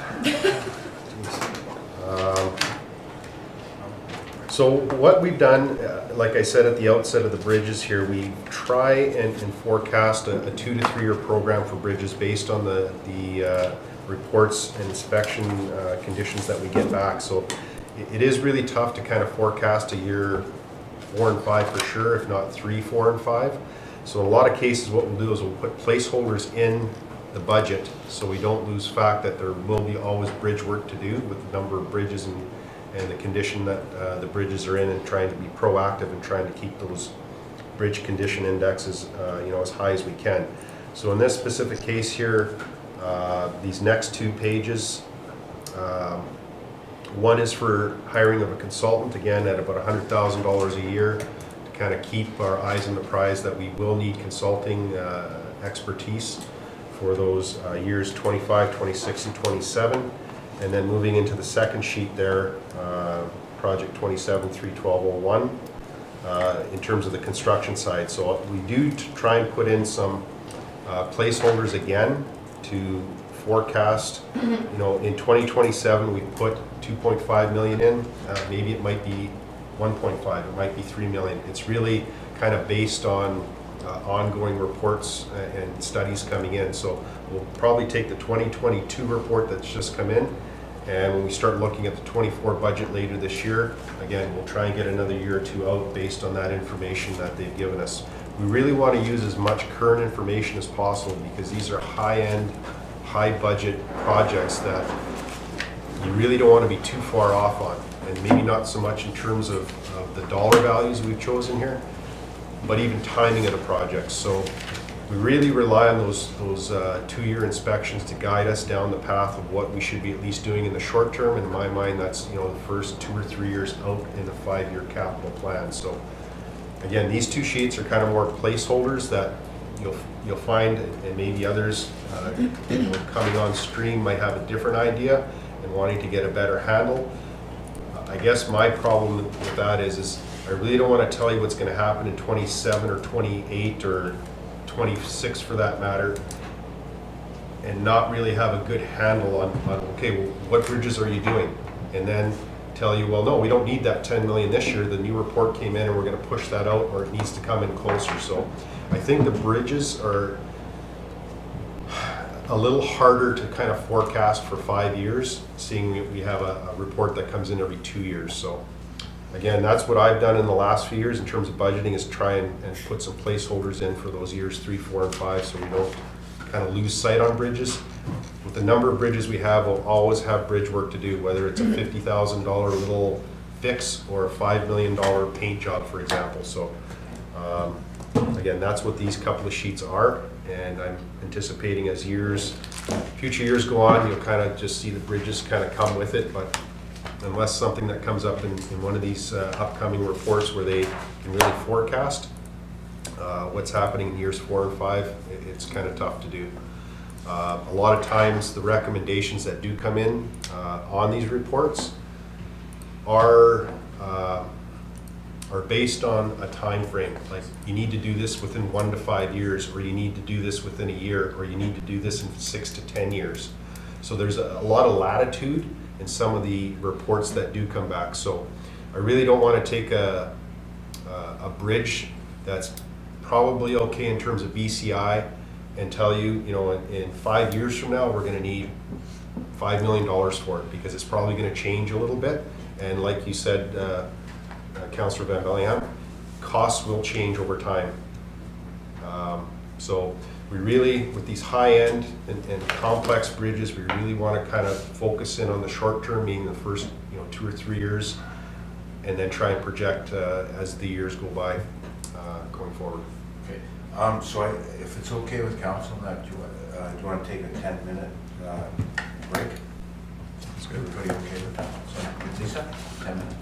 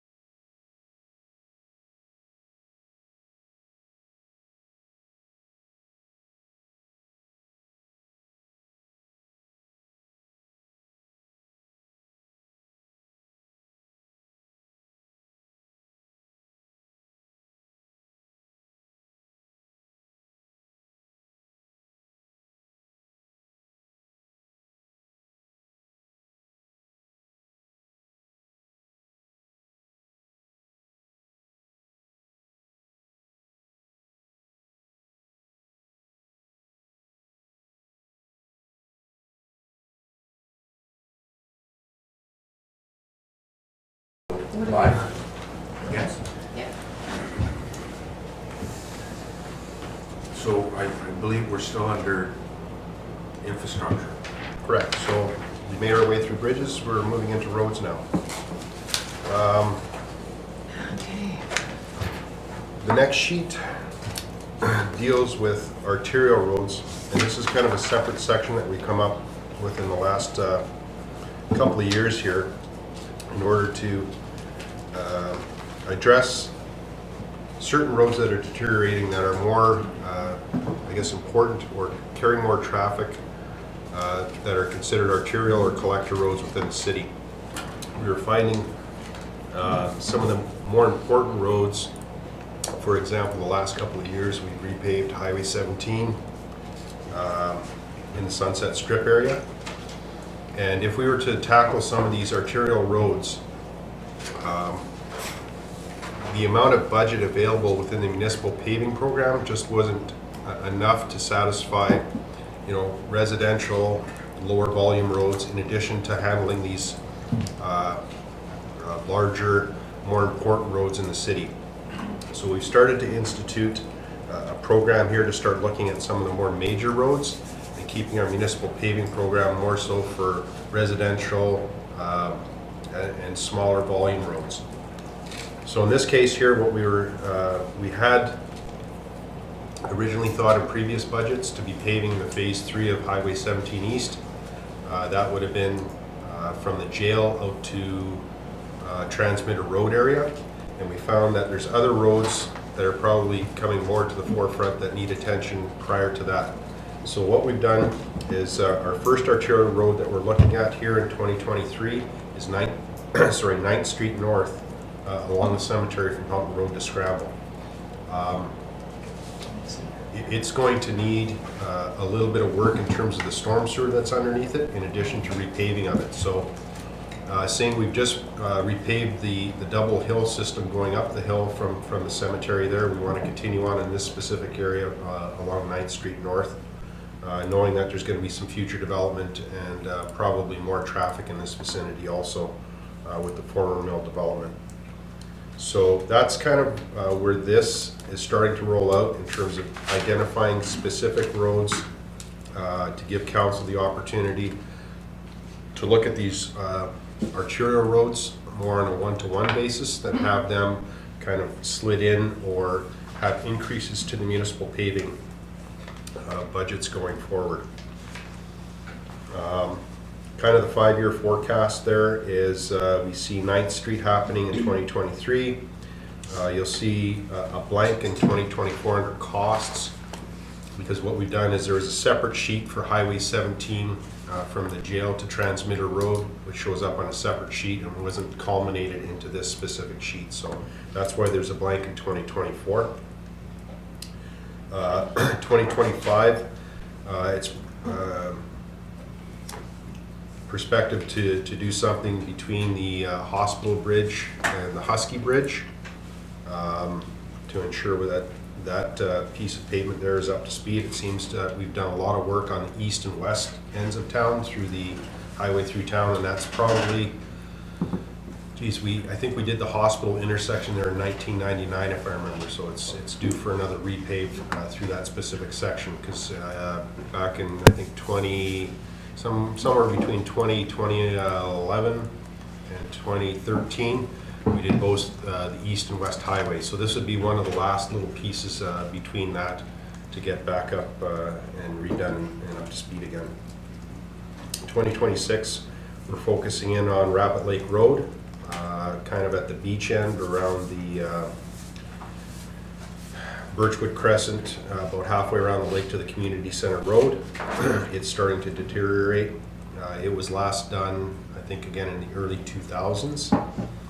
So typically what we try and do is a normal planning period for asphalt pavements is about a 20-year return period or life cycle on those. So, but every 20 years you should be revisiting your asphalt pavements and doing some kind of a resurfacing program based on that type of life cycle. And finally, in 2027, we're looking at Veterans Drive, which is basically from the CPR underpass up to 9th Street North. You know, probably in that time frame, another 4 or 5 years out, it's probably due for a resurfacing program there based on the amount of traffic and the potential development that's going to be occurring around the old mill site there. So that's kind of the lineup for this arterial roads resurfacing sheet and program. Like I said, it's kind of been brought to the forefront where if we really want to make an indent into some of our road systems, we really have to start looking at some of these major routes in addition and supplement to our previous municipal paving programs that we've done in the past. Okay, Councillor Moncrief, please, and then Councillor Bedonia. So this is more of a comment, Marco, than a question. But the mention of the 9th Street, Houghton Road, Scramble Avenue project brought it to mind. I've heard 3 different people over the course of the last few months some concern about the grade, the percentage of the grade in the street connecting to 9th Street from the new build in the middle of the 9th Street hill there. And I just want you to be aware that I have heard these concerns. We don't get access to you regularly, so I just don't know what the grade is, and whether that will be the main access to that building or if it'll be off the top near the armories. I wasn't sure in discussing it with people, so I just thought I would bring that to your attention. Yeah, actually, we did have some discussion with the consultants who were doing the civil, I guess, works on that specific 30-unit build. We did relay our concerns about the access onto 9th Street, and that they should potentially be considering a south end access kind of back towards the Evergreen Rink and on the south side of the armories.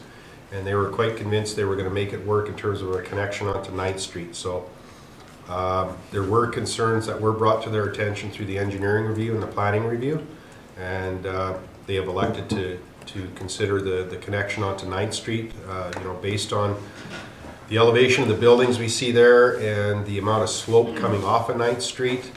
There's nothing there that has surprised me, seeing we did look at the review of that specific project, and even as late as last year, just prior to construction, we did have some discussions with the consultant in that regard. So it's been their choice to connect to 9th Street. I guess we're going to have to see how that works out, especially in winter months and conditions. And it's north facing as well. Correct, right. So it's not going to see a lot of sunshine and melting and whatnot. So. Okay, let's go through with council questions. So Councillor Bedonia and then Councillor Koch. This is not specific maybe to this, but when we're looking at when we're using grant funding versus debt versus, you know, the tax levies. Obviously with projects like these, I understand the rationale for not wanting to use, you know, increased taxes for a project that you're going to, like you said, sort of you're revisiting and resurfacing every 20-ish years kind of. But when it comes down to like the OSIF or Canada Community Builds versus debt financing, where like, do you have sort of a strategy with how you balance that out, or? As the Or is simplest it way, space, or like case by case kind of the thing? simplest way that I could put it, and I'll let Ryan speak to this, but as a general best practice, you want to borrow debt when you're doing something new. Okay. So in these types, if you were doing a new water and sewer project, or if you were doing a new road resurfacing, typically you wouldn't debt finance that, best practice wise. Okay. Ryan, do you want to sort of provide a finance spin on that? Well, that'd be correct. You want them for long-term projects and things of that nature. I think our approach is to use our funding sources that we have available to us first, and debt would be something that would be on the end of our options. Like, we want to use debt last. Okay. Like, in terms of the way we pick our funding sources, that's our approach. Okay, thank you. Are you? Yeah, I was just wondering. Okay, Councillor Koch. Thank you. Forgive me if you did slide this into all of the things you were just talking about. I just recall hearing a handful of times and in the depths of Facebook comments about the chunk of road between Beaver Brae School and Supper Ferry, for example, which is really in poor condition, and whether or not that's kind of on your radar for. Right, so in addition to the standalone road projects we consider, we also look at sewer and water. So we try and pair projects up that in terms of the resurfacings and reconstruction of the road, paired up with sewer and water conditions and whatnot. And that one I think is favorable for a potential sewer and water project. So that is something I believe is in our sewer and water budgets, which we're not talking about today. But it is on the forecast. I can't remember exactly what year it is. I know at the end of, just prior to freeze up and Pioneer shutting down, we did do some substantial patches there to try and get us through, the winter here and perhaps another year before that block comes on stream for a sewer and water project, which the road will get repaved at that time. Okay, thank you. Yeah, thanks. I want to circle back to Councillor Moncrief's question because I'm a little bit, I want to dig in on this. So we provided guidance to the 30-unit build there that would not be a good place for them to build the intersection. I want to understand our internal process a little bit more. When we have concerns like that, Marco, why would we allow those concerns to be dismissed? Why wouldn't we, what tools do we have in our toolkit to compel them to put an entrance in a better spot, I guess, and sorry, just... Yeah, typically the engineering department gets involved in the technical review, so we're kind of hands-off or arm's length to the project. It's primarily focused and run through the planning department as the application comes in. Whether it's starting right from a variance or rezoning right to, approvals and creating the site plan development agreements and whatnot. So I guess in some regard, we're a little bit hands-off in the actual mechanisms and agreements that are finally agreed to and whatnot. We kind of deal on a one-to-one basis with the owners or prospective developers, technical staff in terms of their engineers and whatnot. How it kind of goes up the chain from either end, whether it's through the city back up to planning or through their consultant up to the owner, sometimes can take different paths, different time frames and whatnot. I think it was very critical for that development to kind of kick off and get started sooner than later. So I don't know if there's some time constraints there to make sure that the job was started and that project hit the ground running sooner than later.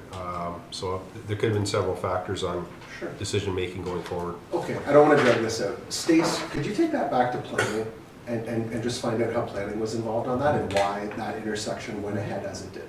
I'd appreciate that. Marco, one question about paving, because we've heard time and time again, like over the last several months, not just 9th, but 5th Street.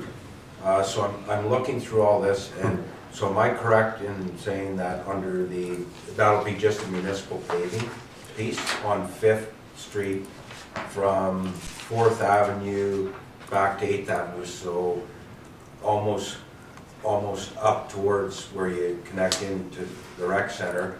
8th Avenue would be back up towards the A&W.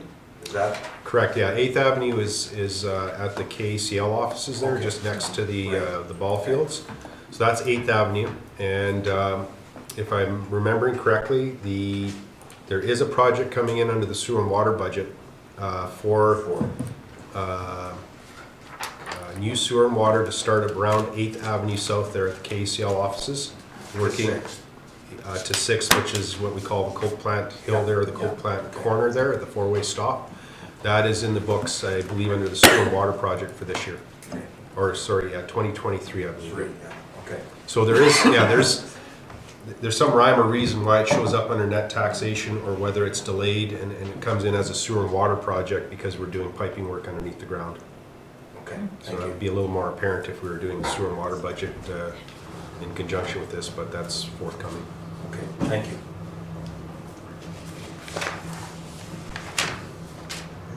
Okay, next sheet tails into the Canadian Pacific Railway at 16th Avenue crossing.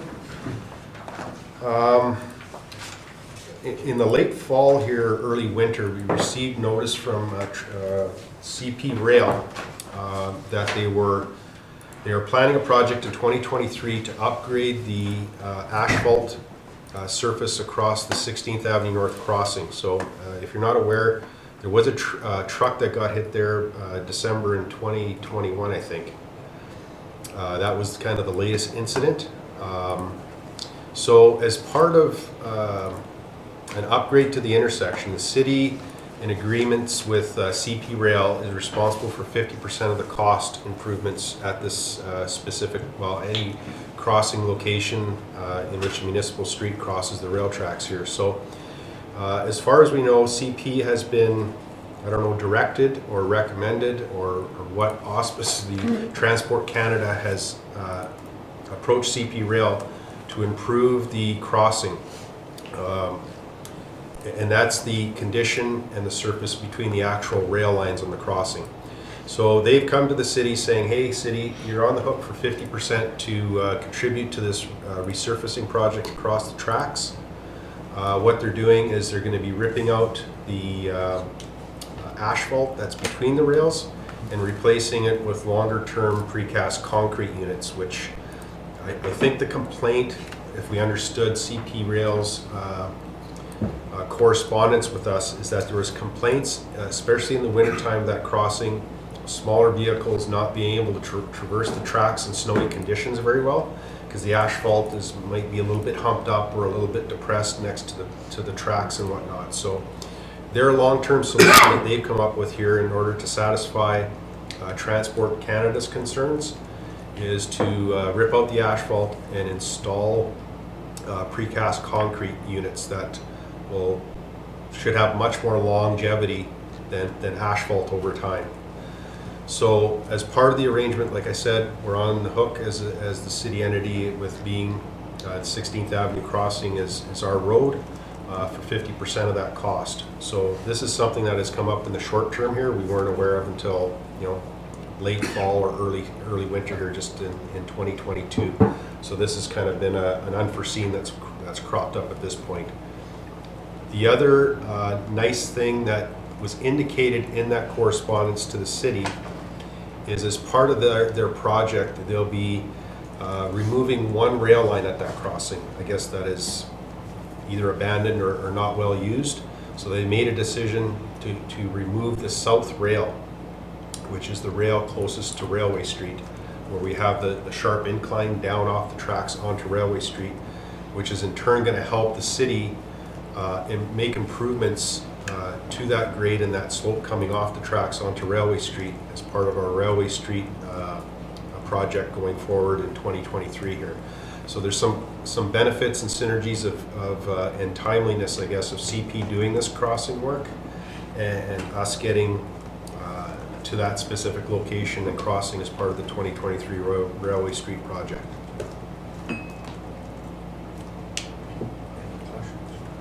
Councillor Metz? Marco, the concrete instead of asphalt, is that something they've used in Q8 already? I think I think this, if I'm not mistaken, this is probably the first concrete crossing I think they've used here in Kenora. Previously it was wood timbers, which would last a few years and they'd be back replacing the timbers on a consistent basis. I think the last one that I can recall that they've upgraded was Government Road at the Portage Bay Bridge, Yeah. which I think they finally ripped out the timbers and used asphalt. So it kind of goes in layers there, timbers, asphalt, and concrete in terms of longevity and expense going into those different types of materials used at the crossing. So this is the first one that I'm aware of in Kenora for concrete. Now, the other benefit to that too is we've had some preliminary discussions with CP and we've asked them to extend the west side of that concrete to accommodate pedestrians. So there is a bit of an auxiliary benefit to this project where we'll get a little bit of extra width there. I think it's about another 5 to 9 feet of concrete installed such that pedestrians will be able to cross more safely, I guess, out of the way of the current traffic flow across the crossing. And this is key because as part of the Railway Street project, we are extending the sidewalk all the way up to the 16th Avenue crossing there, or somewhere in the location of Pro Auto Glass. So it's kind of a win-win situation where we can improve the grades, lessen the slope on the south side, and get people across the tracks a little safer with this extra width of concrete. Thank you.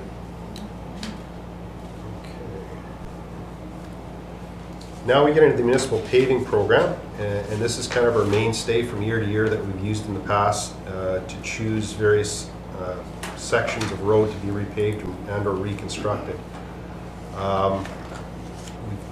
In the past, it's been fairly stagnant in terms of the amount of money that's been used. I think we've been using 1.5 million for quite some time now over the last few years to put towards this type and scope of work. You can see we're looking at increases year over year to try and get a little bit more bang for our buck.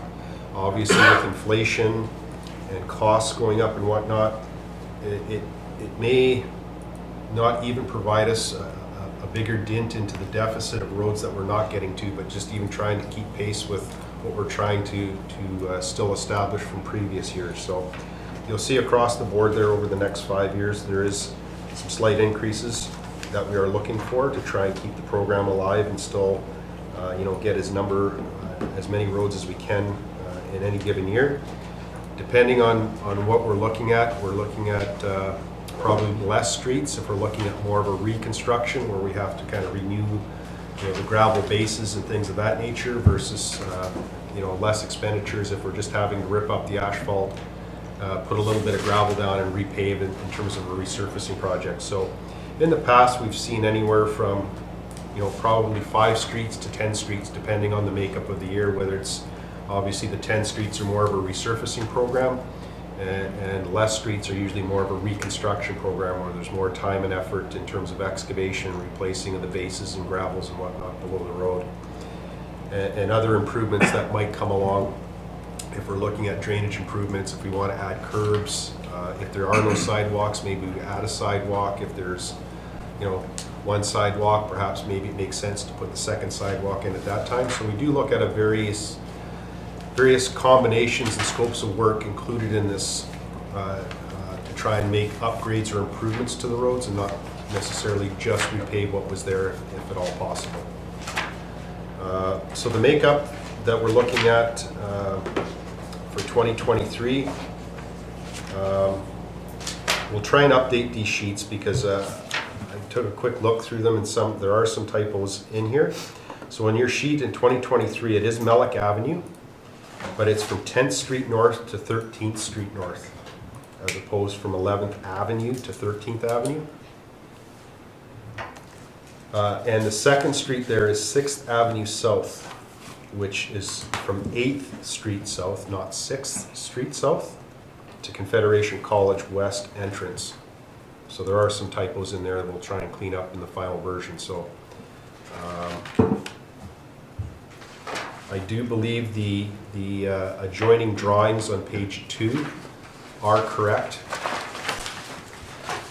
And we'll have to clean up the language and additional comments on that sheet to make sure that the limits and streets identified in there are correct. The electronic version has those updated, just in case anyone can find it. Okay. Yeah, just in case. It's not me. Again, this program is looked at year to year, even though we're forecasting a 5-year time frame here, and we've been requested to try and include a forecast of streets coming up on the docket for council's knowledge and I guess even for internal purposes on what streets are happening when. We do have to take this with a grain of salt as years come by. 5 years from now in 2027, it might not be these exact streets because other streets deteriorate quicker and whatnot. So we're always looking at a fluid program here where maybe one street might come out, one street might be advanced quicker, and we're always looking at shuffling the deck here to make the best decisions as knowledge and information and pavement and condition indexes come into play here. So every 3 years, we hire a company called Street Logics, and they actually drive all the pavement and surface treated roads in the city. And they have a complex van that carries around radars and things of that nature that actually read information and give us data to create a pavement condition index, which again is done every 3 years. and it provides the basis of information in our GIS and how we make decisions on what streets are falling apart faster than others. And we really use that as a great tool to kind of guide our thinking forward in trying to make these forecasts. So every 3 years we have a wealth of information and a snapshot that day or that week that they drove the roads. But between those inspections and that data coming in, obviously we're always taking in our own observations and complaints and whatnot that come in from the city to kind of forecast where we should be from a year to year on a 5-year program. So here's our best guess, and again, it's a snapshot in time when we did the budget last, started the budget last August, September, going forward. So I just want to make sure that council's aware that a lot of these types of scopes of work where we're forecasting a 5-year program may change from year to year. So next year we might be sitting in here and you might say, geez, how did this change, right? So it's new information that comes in. It's weather patterns like last year we never expected with the freeze, thaws, and certain roads you'd never think that would deteriorate as quick as possible or as much as possible have to kind of come up higher in the list. We do have certain roads out there that are 30, 40, 50 years old and have never been repaved and are more than adequate for the level of service they provide in a residential neighborhood that, if you were to follow the 20-year program, you'd be repaving those streets for absolutely no reason. So again, we're always looking at decision-making on a year-to-year basis based on various information and conditions we observe out in the field here. So any questions? Councillor Chase. Thank you, Your Worship. I don't mean to jump ahead or get off track a little bit, and maybe this was already covered, but for like the Railway Street Phase 4 project, in terms of extending municipal paving to where the former Degania property was, I know a few years ago there was a proposed residential development in that neighborhood that required the extension of sewer and water services. Is that something that's on your radar, that this paving is not going to be happening until that work goes in? Or I just don't want to see that excuse me, that resurfacing happening and then it gets torn up again because the services need to be extended. So Right. just kind of interested in your comment on that, please. So as we get a little bit further, Railway Street has its own budget sheets because it's a very unique project in terms of a phased-in approach that we're committed to with funding. So it doesn't show up in the municipal paving, but there are a few pages coming up here that relate to Railway Street, and we can discuss that when we get there. Thank you.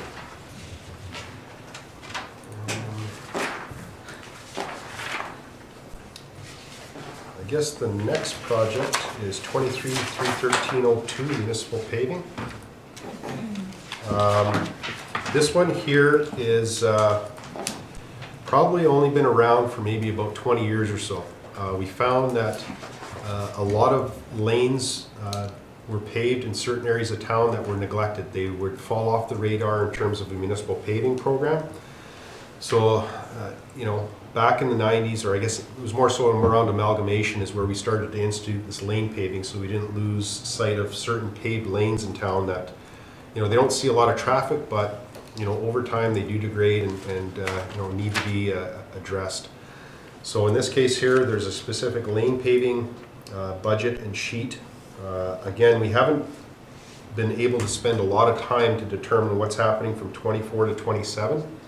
And as we are able to spend more time in future budget years, the hope is that we can project some lanes going forward like we are with municipal paving, again, that will barter, negotiate, and kind of move around the deck a little bit as we go. So we did run out of time in this budget year to kind of propose anything past 2023, but the aspect is with the pavement condition indexes and whatnot coming in, we will make a better effort to try and forecast what lanes might be done in future years. So this was just more of a timing thing where you're only going to see 2023 right now, and that is a lane between 1st Street and 2nd Street South.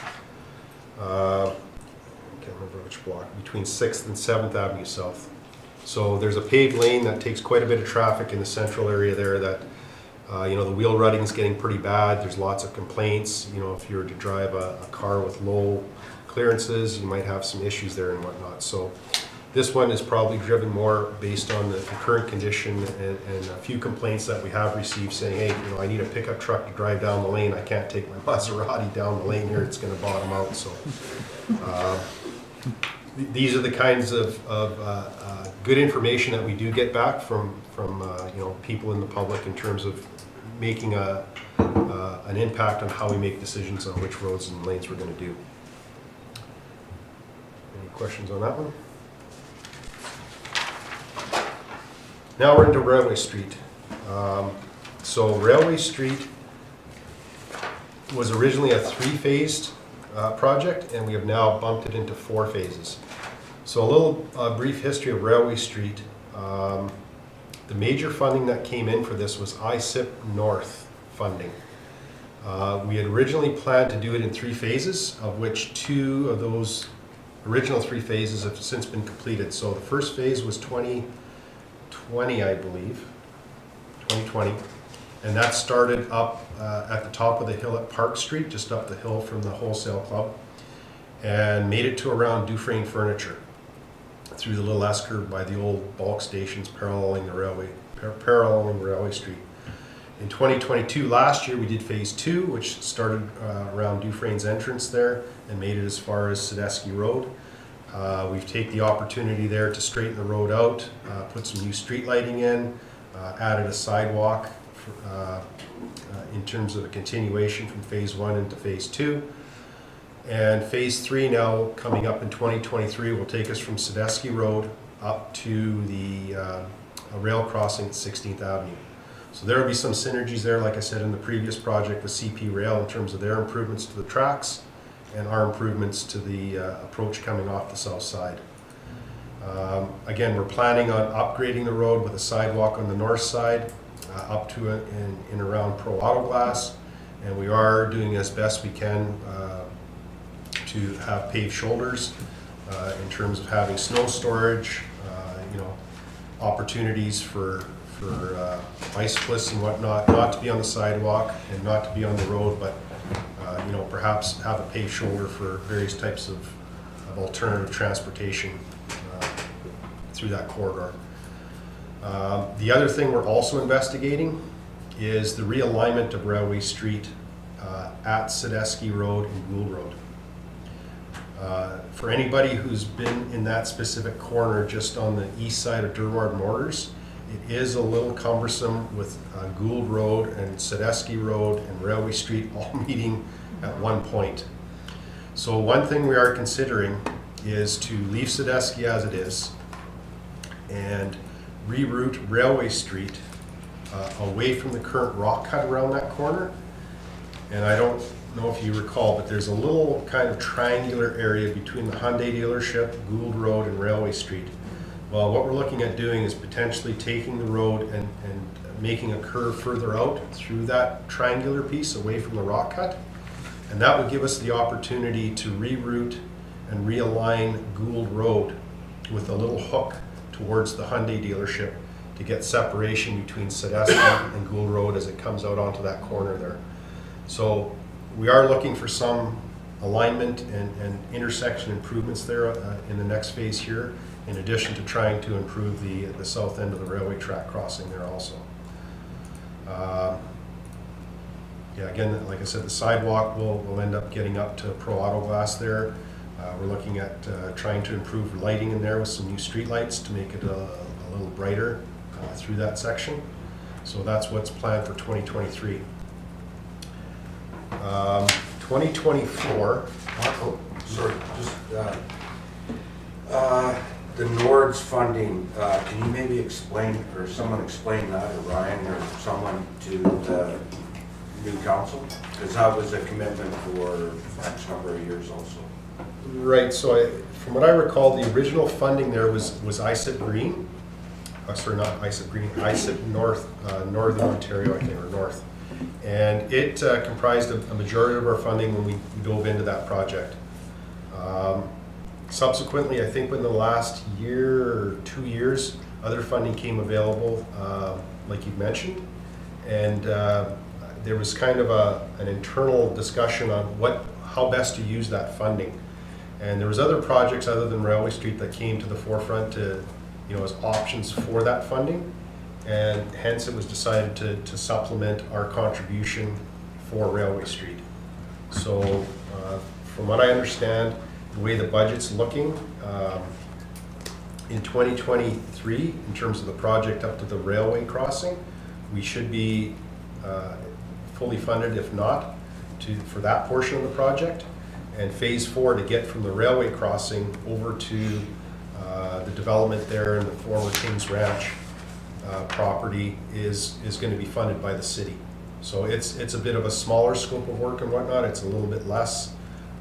We are still looking at in phase 4 in 2024 to try and make arrangements to get a sidewalk out to that development, knowing it's going to be high density or what's proposed there. The difficulty we have, I guess, is a couple of things. One is infrastructure is in the way. There's some hydro poles and whatnot, and we also have to investigate the availability of the width of right-of-way there to accommodate sidewalks, paved shoulders, widening of the road, and so on. So there are a little bit more hiccups to figure out for 2024 for that last phase 4 stretch out to that location. Excuse me. I'm not sure. It hasn't been indicated on when that development or how that development might take off. We know there is some infrastructure to be extended. It's not overly onerous. I think it's only about 100 feet of sewer and water potentially that needs to be extended to that property to make that serviceable. So it depends on where we decide to end our limits in that phase 4. Whether we end just before that and it won't get affected by that infrastructure, or whether that infrastructure is already in and we can go that little bit more. So we will be keeping an eye on the future development of that property, when it occurs, how it occurs, what their needs are and whatnot, and see how that might dovetail or not in decision making on where this phase 4 ends accordingly. So just a little bit further on the mayor's question. So NORD's Northern Ontario Resource Development Program. That was a 5-year program that we started receiving in 2022. There were some eligibility criteria. It had to be around resource development, economy type of project, so it wouldn't work for every project, but this one was a very nice fit, and getting that money, I believe it's in the neighborhood of $1.6 million over 5 years, was able to significantly reduce the debt that we would take on this project. And so we've channeled it all into there. So if you add up those 3 amounts, next to NORD's, 813, 120, and 693, that's sort of the 5-year allotment that the provincial government gave us, and that was a promise in the last year of the previous provincial government. I don't know if you have anything to add, Ryan, but basically all of that funding source is going into this project. No, nothing other than that project was basically built up in last round in 22, so not much change there. And Marco, I know we're not counting our chickens before they hatch, but I do believe that we're pursuing some grant funding around the railway crossing, and if that came through, that would help with some of this. Yes, we have put an application into Transport Canada to address some of the concerns south of the rail tracks with our approach. Our hope is yes, they are considering it. The application deadline was, I think, last August. It's almost February here, and we're still chomping at the bit to see if we've been approved or not. It won't be a large chunk, but every kind of dollar will help. Seeing that it's very limited to the approach just south of the tracks and whatnot. So we're really waiting for some confirmation back that we have been approved. If we are approved, what scopes of work and what kind of dollar values are we looking at? So it might provide a little bit of relief to this budget, but it's not going to be in the hundreds of thousands of dollars unless we're pleasantly surprised on what they're considering as the upgraded scope of work. Because I have to think they potentially maybe Transport Canada money might even be going to CP Rail to subsidize some of that work too with their crossing improvements. So Thanks, Mark. Councillor Moncrief. Just a quick thing for clarification, Marco, you mentioned possibly sidewalks, but I mean, what does that mean? yeah, the possibly was still in the works for phase 4, which is from the 16th Avenue crossing out to the potential new development for 2024. So in 2023 here, we're going to have to do a little bit of homework here and get into that design stage to see, what hydro poles are in the way, what those associated costs may be, and so on. So we haven't got into final detailed design on phase 4 from 16th Avenue crossing out to the development. So that's something that's going to be looked at here in 23 to kind of come back and kind of review the limitations and or what hoops we may have to jump through to try and get that corridor through there with the sidewalk. I'm just thinking about the active transportation and the recreation master plan, and, you know, I mean, the preference would be to have sidewalks wherever we can. Yeah, and that's why we've kept that, you know, in the forefront there as part of that, you know, as part of our infrastructure that we do want to develop through there. However, if we do run into issues of private property and whatnot, sometimes that is a bit of a hurdle to get through and you know, will guide us down the path of what future decisions and options we have going forward. Okay.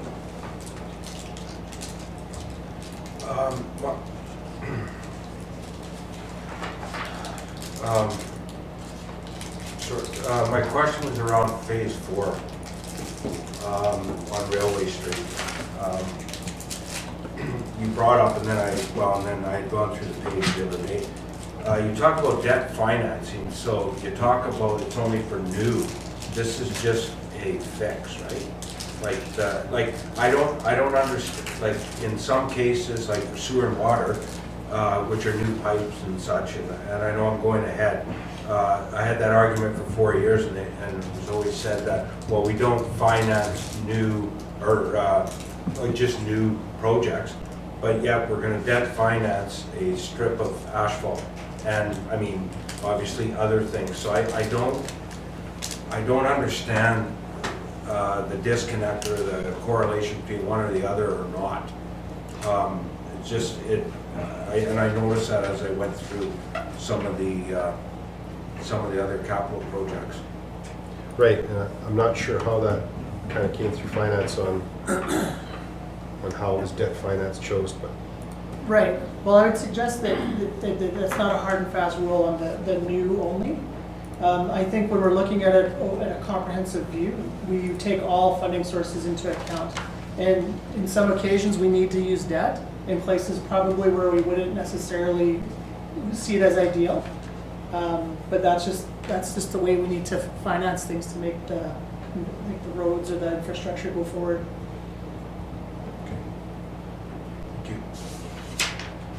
And I guess there are options going forward where we could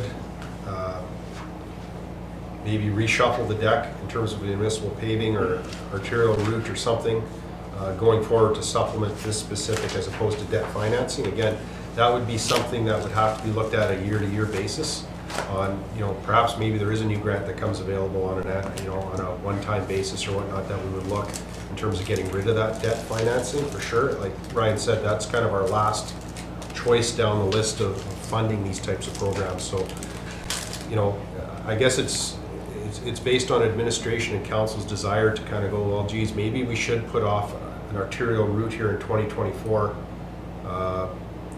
and maybe do Railway Street instead if it's a more of a priority and not get into debt financing. And that's where you can, like I said, reshuffle the deck in terms of what maybe we can hold off another year on a certain specific project and kind of, you know, work things out in that fashion. Councillor Van. I'll wait. Sorry? I'll wait. You sure? Yeah. Yeah, and just so you know, I'm not saying we shouldn't, but I just find it frustrating for myself, even from last term and that, where on the sewer and water side, and it flows both ways for all projects. We don't debt finance for replacing pipes, because that's what I was told, that we raise it through user fees and that, which is insane, because you're putting the pipe in the ground for 80 or 90 years. So anyways, I just wanted to have that straight in my mind, because that wasn't my interpretation from the last council. There was a clear indication we'll do sewer and water pipes as we can afford to do them with user fees. So anyways. Sorry, thank you. I think that was sort of my point before, is that if we're looking at these infrastructure, like everyone utilizes the infrastructure and it's utilized over generations, and I wonder, it feels like there's a little bit of a moralistic piece to use debt versus pay for it all now. Okay. Yeah, so I think Versus there's, expending it over there's the like, lifetime yeah, of the look, use. there's, I hear what Mayor Poirier is saying.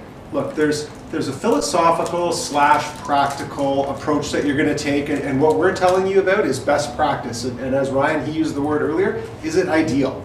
Is it ideal to take debt, right? But what I'm gonna do is I'm gonna harken back to the Portage Bay Bridge, $10 million worth of debt, okay? So we have about $40 million in the Prosperity Trust Fund. Typically, when interest rates are too high, we borrow that from ourselves at 3%. But every dollar that you're borrowing and you're paying yourself back at 3% is a dollar that you can't invest, which means your investment income is dropping, okay? And so there is sort of a ceiling on how much debt you can take on without and your payments go up. And what actually happened last year, Mayor Poirier will remember, is we couldn't pass a 5-year capital budget because we couldn't balance in 2026 because we'd taken on so much debt. We were conceiving of taking on so much debt over 5 years that we couldn't balance capital in 2026. So there are some practical, look, there's no golden rule about if you guys want to do that, we'll pursue that. We're here to provide you with the best advice we can possible.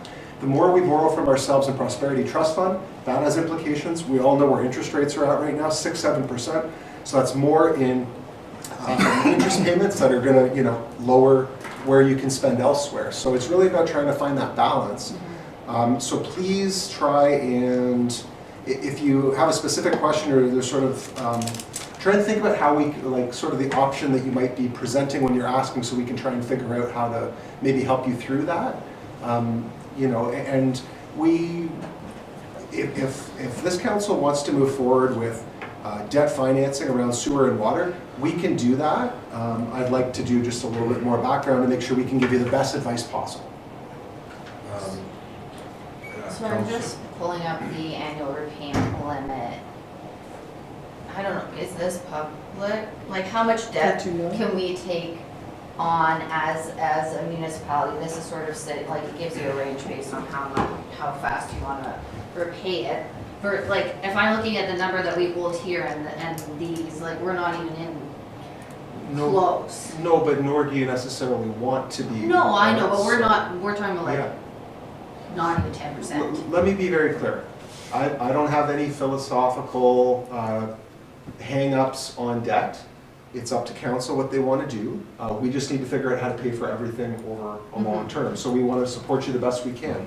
And I guess they just think about asking taxpayers now to pay for projects that are going to span over the length of generations is not always feasible, right? Well, one of the other challenges too, and we don't really use this tool here, and I don't know if council's prepared to do this, but let's say you were doing a water and sewer project in a particular neighborhood. We do have tools called local improvement taxes, where the people in that neighborhood would specifically pay for that project over time. And so I know when I moved here, we were in the last year in Keewatin of paying off the water and sewer there, and that was done under a local improvement tax. Not something that we've done a ton of in the city of Kenora, but to your point there, you're asking residents in Keewatin to pay debt on a project for a sewer and water dig in Lakeside. And so there's from all sides, there's different considerations that you need to make as we're making those types of decisions. But certainly, our debt limit is significantly higher than the debt that we have on. We're in a very enviable position from where we're at with debt. We made some really good decisions around going out and taking debt out from the bank rather than leaving it in with ourselves, which has saved us over $212,000 a year. That's a decision that the previous council made about, I think it was the 21 budget.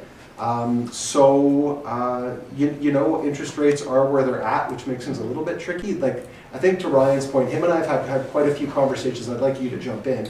What is sort of the upper limit that you would feel comfortable with borrowing from the Prosperity Fund until it sort of becomes to a point where we can't generate that investment income we need to operate? That is a good point. I think there comes a point where we can't, like, it doesn't make sense to continue borrowing from that, and we'd have to go externally for debt. And the last time I checked, about probably a month or two ago, it was like between 5 and 6%. For example, like a 30-year term for that $10 million bridge project, that's $665,000 annual payment. So which would equate to maybe 3%, roughly 2.5% increase, like tax increase, right? So there's a cost to it. And so I think it's good discussion and try to use it most efficiently. I think that's the key. And use it for these large projects. Financing's always tricky. You can move things around. You can move, that tax levy towards this railway and move some debt towards some of the facilities. So you can kind of shift some things around if it makes more sense. But I think what we're talking about is, do we want to go further with our debt limits? I think that's where we're going to land. And just to wrap up, when we're going to sit down and you're going to look at tax rate implications, right? It's all trade-offs, right? So it's add project, cut project, more debt, less debt, take more out of the bank, leave it in the bank. So those are so all those are on the table to sort of make the puzzle work. So I'm sure we'll have a more animated discussion on that when we get to operate it. But it's a really good discussion we should have. We will. Councillor Moncrief, please. The document that people are referring to, I don't have it. It's in the, it was the SharePoint, I was looking at it. It would be in our financial statements. See if I Can you send it to me, the one you handed out to everyone else? Yeah. You should have that. I apologize, Lisa. Councillor Moncrief.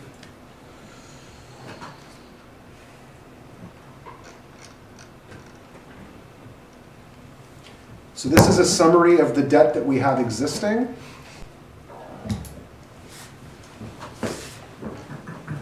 And the financial sheets, financial statements I'll flip around to. Thanks. You can carry on, I'll wait for them.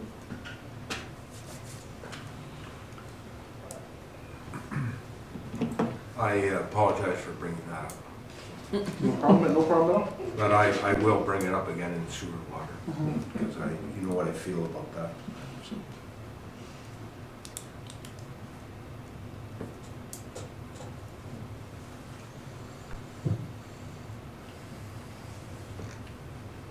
So I guess we'll carry on. We're done with Railway Street. We'll move on to Highway 17 East paving. So again, like I said previously, this is another arterial type of paving project that really probably should have been wrapped up in the previous sheet under arterial paving. So it's basically the same type of aspect of project and scope of work where we're resurfacing major routes within the city. We've actually had this originally planned for 2023 and have since bumped that out to 2024 in favor of 9th Street for 2023. So I'm not sure if in the end we'll be keeping this sheet in play and perhaps maybe putting it with the arterial section or whatnot. I guess it'll depend on finance and how they want to roll out final edits and clean up of the final budget. So that's what that's for. So again, that's from roughly the jail out to Transmitter Road on Hertz's Corner. Moving on to surface treatment programs. We've taken kind of a backseat to this to identify locations at this point in time.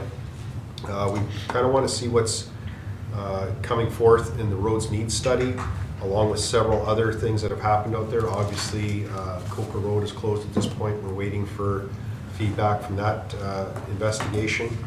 And I think in a project or two, we've tried to allocate a little bit more funding for gravel roads and rural roads in general. So in the past couple of years, we have changed a bit of a strategy on the surface treating, and that is we used to just extend surface treating so it was more surface treated roads. And in the last couple of years, we've kind of pulled back a bit and have done more maintenance and resurfacing to existing surface treated roads.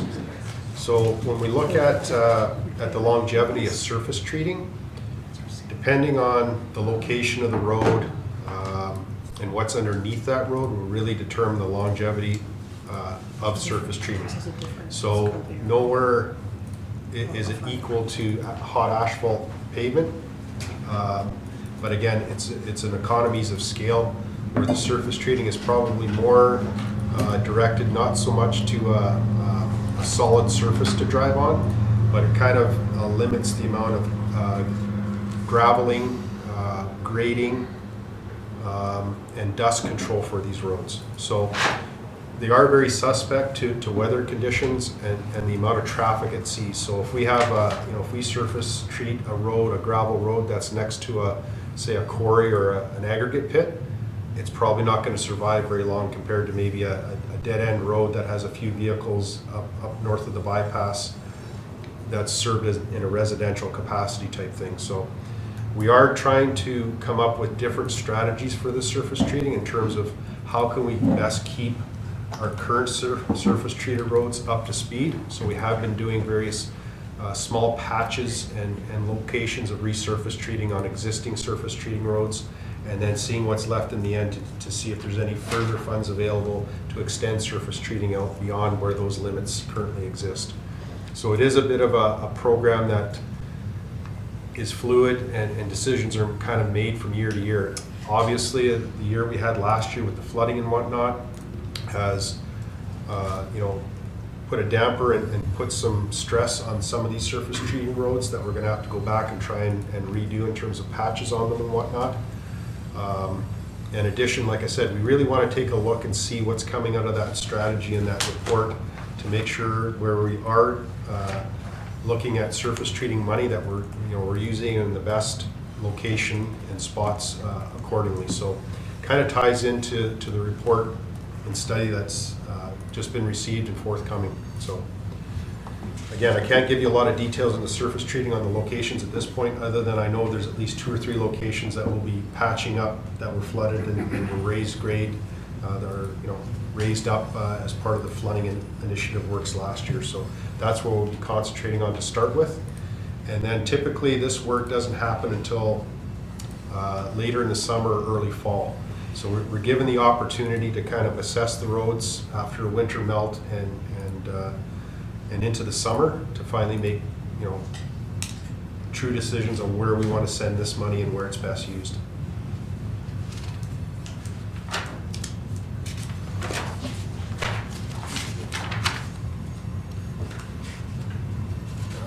One of the main projects that we've submitted to look at is the Essex Road grade raise. As we all know, last year it took a considerable amount of time for that specific location to become dry again and become usable again. So based on the elevation of this specific section of Essex Road, it's usually the first one to flood and the last one to drain, because it's from what we understand, it's the lowest elevation of roads surrounding Black Sturgeon. So again, it'll be the first one to flood and the last one to recede. So it has happened in the past that this section of road is flooded to some extent, maybe not as much as it was last year, but this road does flood in certain circumstances where other roads are fine. So based on its current elevation and proximity to Black Sturgeon Lake, I believe this is probably one of the sections of road we want to take a closer look at for future improvements and upgrades and potential grade raising here. So plan of attack is in 2023 here. We want to spend some time and do like we're doing on the Coker Road at this point, get some geotechnical work done. It is a substantial length of road compared to some of the others that flooded and that were affected from last year. We're probably looking at 700 or 800 meters of road here that need to be addressed. It's not some of the shorter sections that were experienced flooding last year. So it is a substantial project. We have put a placeholder of $750,000 in 2024. Again, that would have to be revisited, based on our conclusions and findings of the geotechnical work and working with a consultant, over the course of later this summer, when we can get some drills into the ground and see what we're actually getting ourselves into here. So again, a placeholder for 2024. I think it's an important piece of road, based on its location and the amount of usage on that side of the lake. It does, in effect, provide another access in and out of that side of the lake in certain circumstances, whether it's another flood or another weather event or whatnot that might occur in that specific, half or eastern part of Black Sturgeon Lake. So I think this has been on the radar for quite some time. And like I said, it has flooded in the past where it has been minimal in nature compared to what we saw last year, but it is something I think we should be taking a look at and making some decisions, at least based on the findings of a study and a report that will come out this year.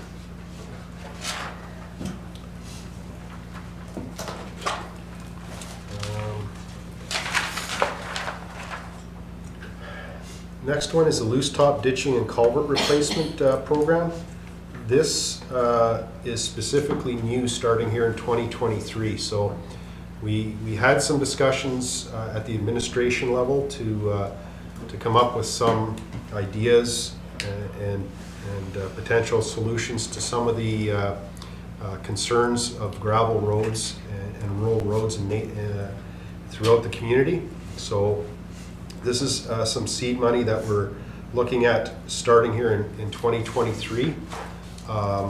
There is the potential that this money here may be used towards some type of options to reopen, say, the Coker Road as we get the geotechnical information back.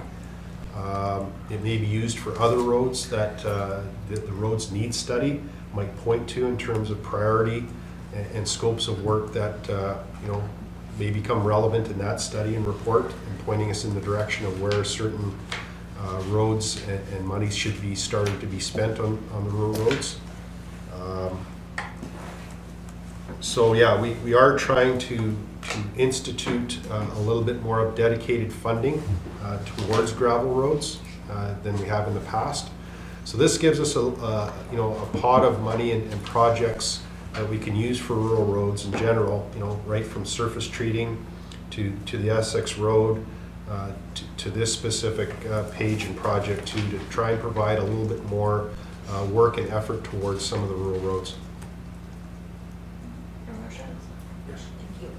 So just to clarify, this is sort of a new initiative moving forward specifically to address these roads that maybe hasn't been adopted in the budget in the past? Yeah, so basically, from what I understand in the past, most of the attention to the rural and gravel roads were more through the operating budgets, Okay. as opposed to dedicated capital funding and getting ourselves probably more so into projects that I'm thinking that are going to come out of that roads needs study that are going to be more capital in nature than maybe what we can run through our operating budgets and our own staff for maintenance and upgrades and improvements to the roads. So that's what this is. Thank you for the clarification.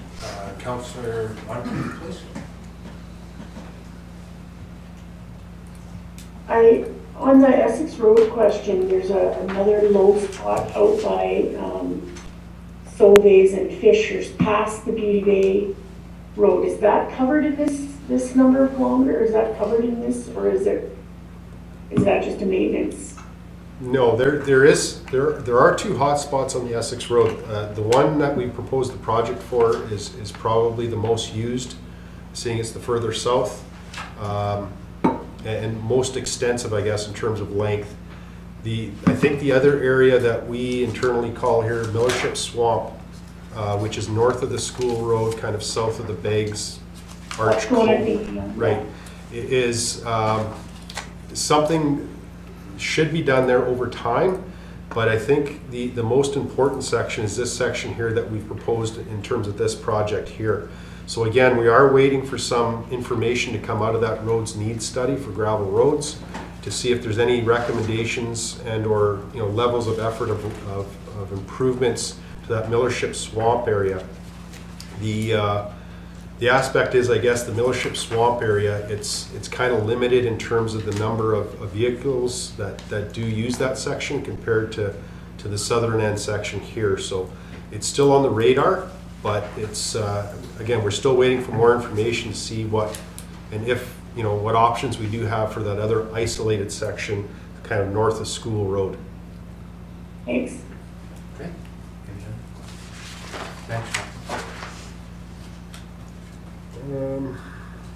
So the next sheet here is, as discussed with Council at the end of 2022, is the closure of the Coker Road due to, I guess, settlements and odd things happening with it since it's been grade raised. So this specific sheet relates to the work that's going to be conducted here.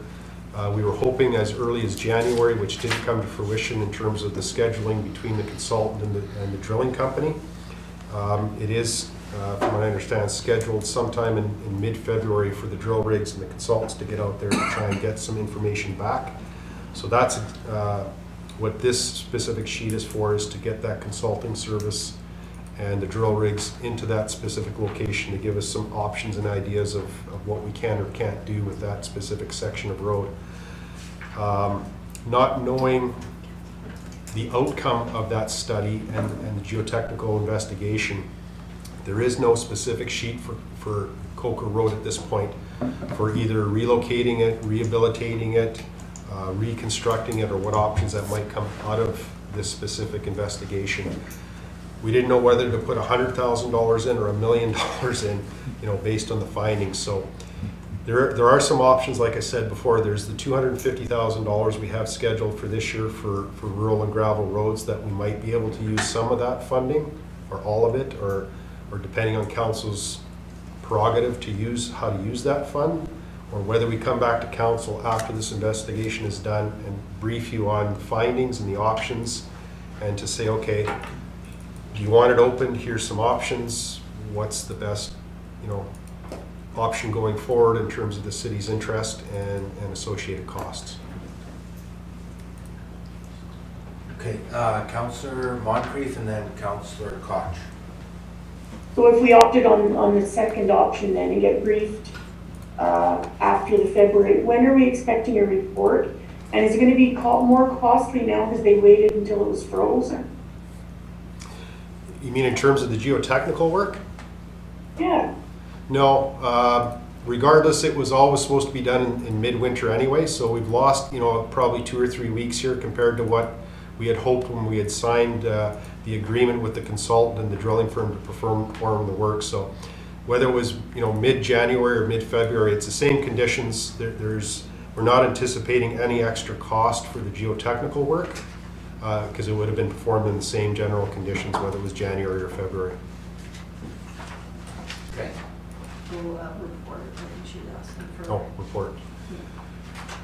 On the Coker Road or on Like the a road? ETA for the Coker Road. When's the report? I asked also when then, if they drill in February, Okay. when can we expect to know so that we can put that into part of our planning if there's a major expense? Right, so this is a similar type of instance we ran into on the Pineco situation, with it kind of failing on the side slopes and whatnot.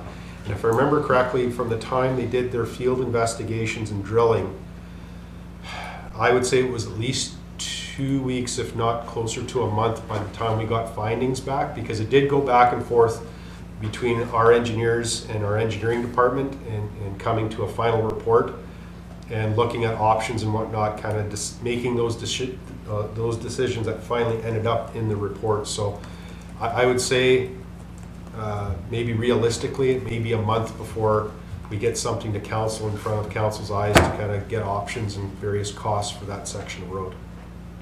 What kind of communication is being done with the residents in the meantime?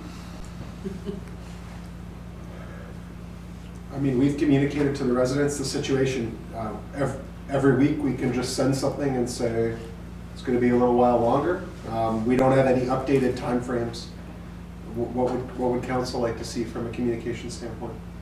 Well, I mean, I think they were expecting something a little sooner than, the earliest now we're looking at would be March before we know how we're going to proceed, right? We'll put together an updated communication, Councillor Mulgrew. Thanks. Councillor Koch and then Councillor Benson. Thanks. That was actually one of my questions, was just, can we just let people know that it's a few weeks out from where we originally landed? And then also, is this, I know I emailed you about this, Kyle, but a fit for the disaster mitigation funding? I know you said you were having a meeting about it. We're pursuing, just looking at the eligibility criteria. That, Marco, have you had a chance to look at that? I haven't, but I passed it off to our project engineer to take a look at, so I'll have to follow up with him this week. He was to kind of brief me on his findings, to kind of read through it and see what's applicable or not. So just based on the title and the first paragraph, it may have, maybe some relief that we do have, whether it's the Coker Road or the Sussex Road project coming up. You know, we'll have to look at timeframes. Kind of nice, the last few major applications that we have had, they've given you the opportunity to phase in a project over 3 to 5 years. Others, no, you need to spend the money by March 31st of next year, which is sometimes tough. So we really have to get our teeth into that to kind of see what's applicable and whatnot. But it is something we are looking into. You can mark our words, we're gonna put something in on that, for sure. Councilor Manson. When you're planning, gravel road always stays a gravel road unless there's a development and you just upkeep it? No, typically for rural type of developments in terms of subdivisions and whatnot, we haven't taken the issue or the status with the developer to say you shall turn over a surface treated road to the city. We do have certain standards of gravel road that we do institute, and we have run into issues with certain developers saying, well, why are you making me build to this standard when the city gravel road isn't up to that standard that you have to drive through to get to my development? And we've had some discussions with developers saying, well, we are looking at current standards, and that's what's kind of instituted now. So in certain circumstances, the way the surface treating rolled out when it first got started, probably in the last 20 years or so, for gravel roads, it was, what are the major roads? What are the major kind of collector roads, like the Essex Road, the East Mellick Road, the Coker Road, and so on. And it was kind of started at one point, and you work out from there. It wouldn't really make a lot of sense to say, well, this road here is in fairly good gravel shape, but we're going to fix it 5 kilometers down the road, and then all of a sudden it turns into surface treating. So I think there's some rhyme or reason on what streets or what roads out there are surface treated, and I guess the ability to extend those roads make more sense as they go out, as opposed to having little patches of surface treating here and there that are not fully interconnectable from one start to an end. I don't know if that makes sense or not. But. Yeah, it does. Thanks. I just want to come back to Coker, Marco, and maybe my expectations are off. The main issue that we're having there is a lot of moisture. So even if we got something and we were ready to go on March 1st, would you do work when the ground is frozen, or would you want to get through the thaw? Because I thought we were going to get through the thaw before we worked on this. So. Well, and that again, that depends on the results. Yes. And the options presented, and the associated costs. There may be options that come up where the consultant says, yeah, you can do this in frozen conditions, and maybe it's even better in frozen conditions while the ground's frozen and you're not dealing with a lot of thaw and a lot of moisture in the ground. Other options may come back to say, well, no, you're going to have to wait. Frozen conditions aren't applicable to this certain option here. So again, that would obviously be discussed with the consultant on the options and the best timing of those implementations for those various options. So I would say in a conventional methodology, you usually don't work with frozen soils, but in this case, it might be a benefit. Obviously, working in the middle of winter and or frozen conditions probably drives up some cost to those options, but that would all have to be kind of factored in. Thank you. I think you're off the hook. That's it. Because I see NOHFC, so it has to be Mr. Gander.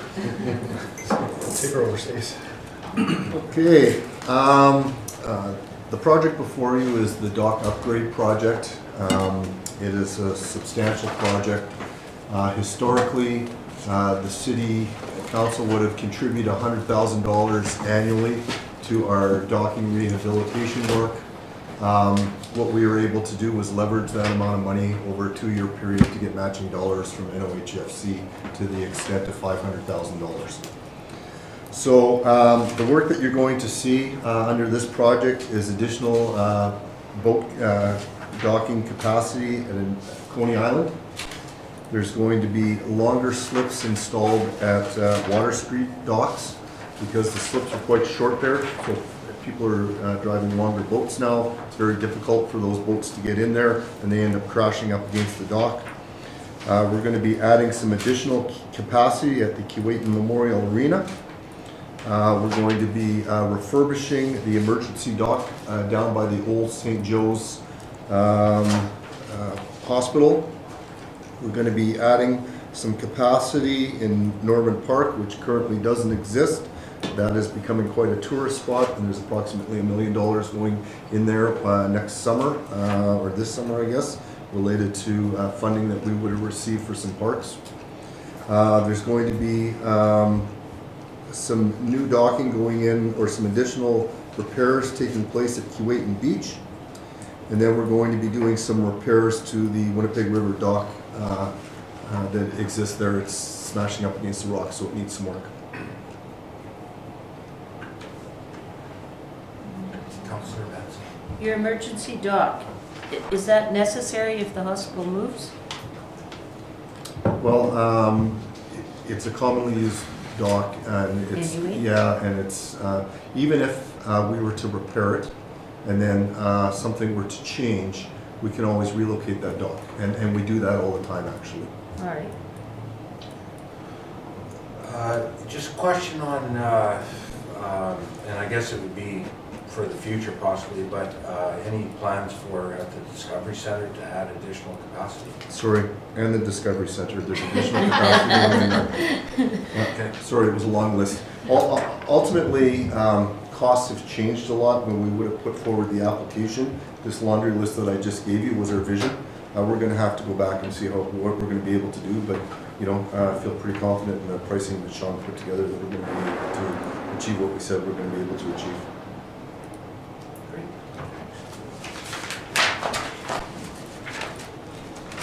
Okay, so the next project is related to a office renovation and expansion at the Operations Center. Just some background there. That building was built in 2005, and really there hasn't been a lot of work go on there that was significant in nature, other than OPG moved in there in 2009 after KMTS moved out. Also, there was a small office that was built for MPAC that was in there, and they vacated that in 2018. And when you look at the way that that building was originally designed, and more importantly how all the mechanical systems were spec'd, they weren't really spec'd for the demand that that building has on it. And when renovations took place, things like airflow and HVAC systems were not properly taken into account when they were putting up walls. And in fact, there was no soundproofing that was taking place between the buildings. So essentially what you have is you have T-bar ceiling, you pop that up, and it's all open up there.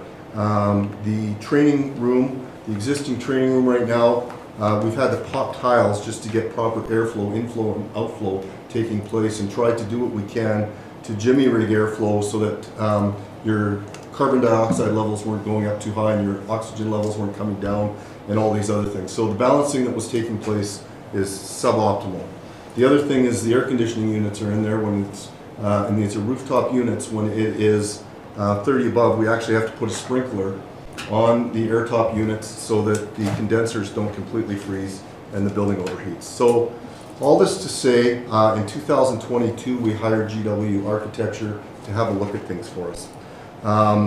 The thought then was that there's a very large lunchroom. It's actually roughly 1,500 square feet for the roads department, and why couldn't we do some?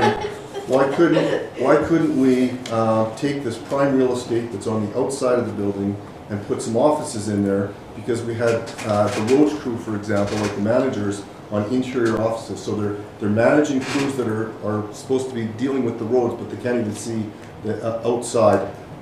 So all this to say, GW Architecture came back with a very extensive review of the building systems, and here's what they came up with. The current mechanical systems are undersized and cannot keep up with the demands of the building. They were not designed properly. Example, hot days of summer, we have to, okay, I talked about the air conditioner. There's no proper airflow between the building or between the various rooms, and it it creates uncomfortable conditions, and some of the rooms are grossly oversized, whether it be the Rhodes lunchroom, the training room. We've got some offices that are enormous.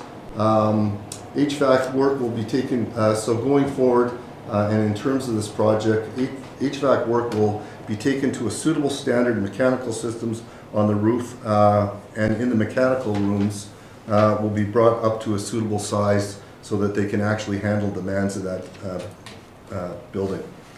We're going to be converting that 1,760 square foot lunchroom into offices and meeting rooms, and convert the 2 interior offices into the meeting rooms, thereby, because they don't need windows. We did a project in 2022 where historically the city of Kenora has kept all paper going back to the beginning of time. So we had this huge room which is right across from the training room, which is now essentially going to be vacated because now we've done an electronic filing system. So now we scanned all of those documents. Now we've got this big empty room. So what we're going to do is we're going to take the existing training room that's oversized, we're going to move that training room into what was the file room. When we look at people flows and when we look at customer flows, we realize that the majority of people that come to the second floor want to see the building department. Okay? The building department is tucked around in a hallway, so when people come to see them, you know, unless there's somebody sitting there, there's not that visible. So what we're going to do is we're going to put 2 new offices in a large storage room and have the building department right up in the main foyer there. So when people come in, then they're going to be able to meet with the building department, and it's a little bit better customer experience. The other thing that we're going to do is we're going to be taking a reception area that was not that used, and we're going to put a little meeting office there. So when residents come in, or when developers come in and they come on with their construction plans, we can actually lay them out on a table and work with the building department or the planning department to review those.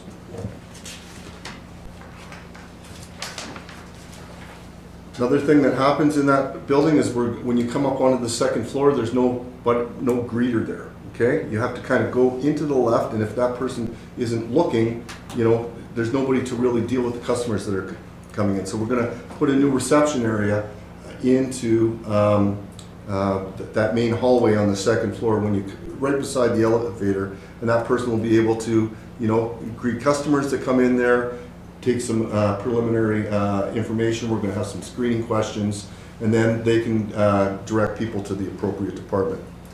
The other thing that happens is there's an interior office in the engineering department that's not used at all. So we're going to take down that wall there and create a big open collaborative space. So when the engineering department is working together on projects, and it's a multidisciplinary approach to solving the problem, they're going to be able to work together in this open space. And then the former director of operations and engineering office is huge. So we're going to put a wall down the middle of that and make 2 offices out of that. So what does this all mean? We're going to end up with 4 new offices on the west side of the building. We're going to have a new meeting room for residents and developers to meet with building and planning. We're going to have a new meeting room in the HR area so that they or the Public Works Department can work in these large meeting room. The HR department, who is now basically in a large open area where they're dealing with confidential information all the time, we're going to have individual offices so that they can deal with things appropriately. There will be a new lunchroom, meeting room for the roads department, which is going to be about a 1/5 of the existing footprint. There will be 8 new offices located in the east side of the building, and we're going to be repurposing that 50 feet of outside wall for offices rather than being a lunchroom. The engineering team, as I said, will have an open area concept to promote collaboration on multidisciplinary projects.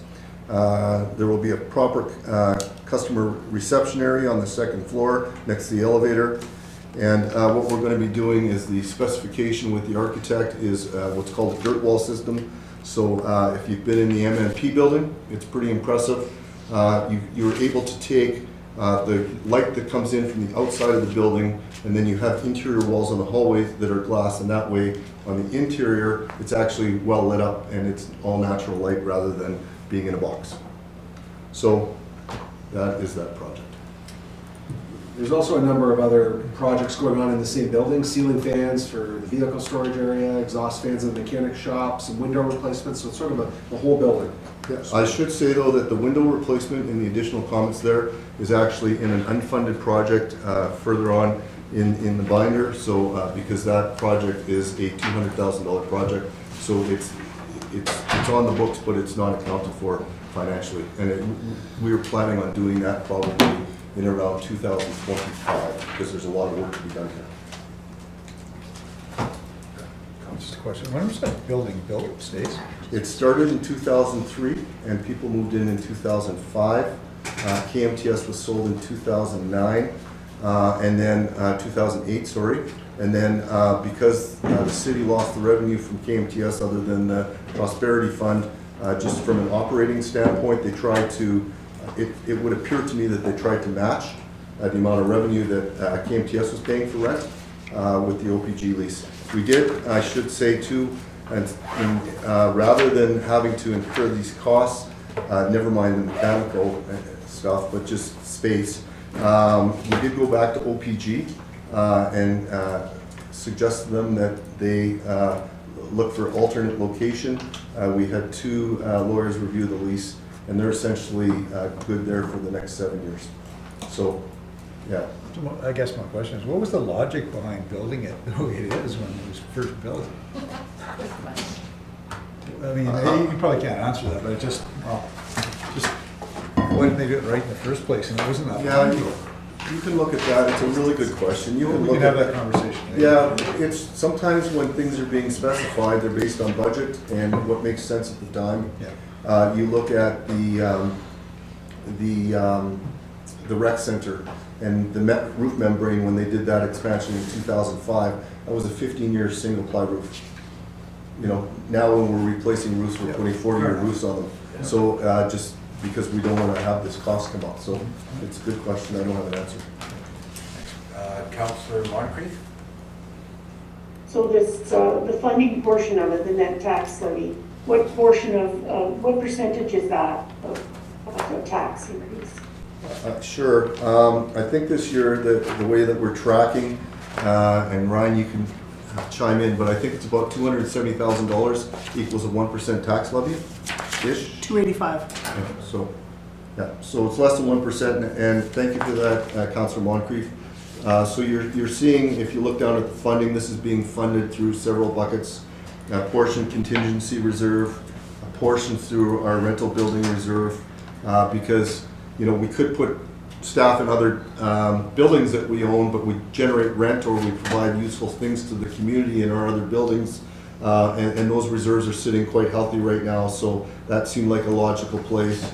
We've got some money coming from the ops facility reserve, and then Public Works building in Keewatin, that's built up a reserve over time as well, and then a portion then coming from tax levy.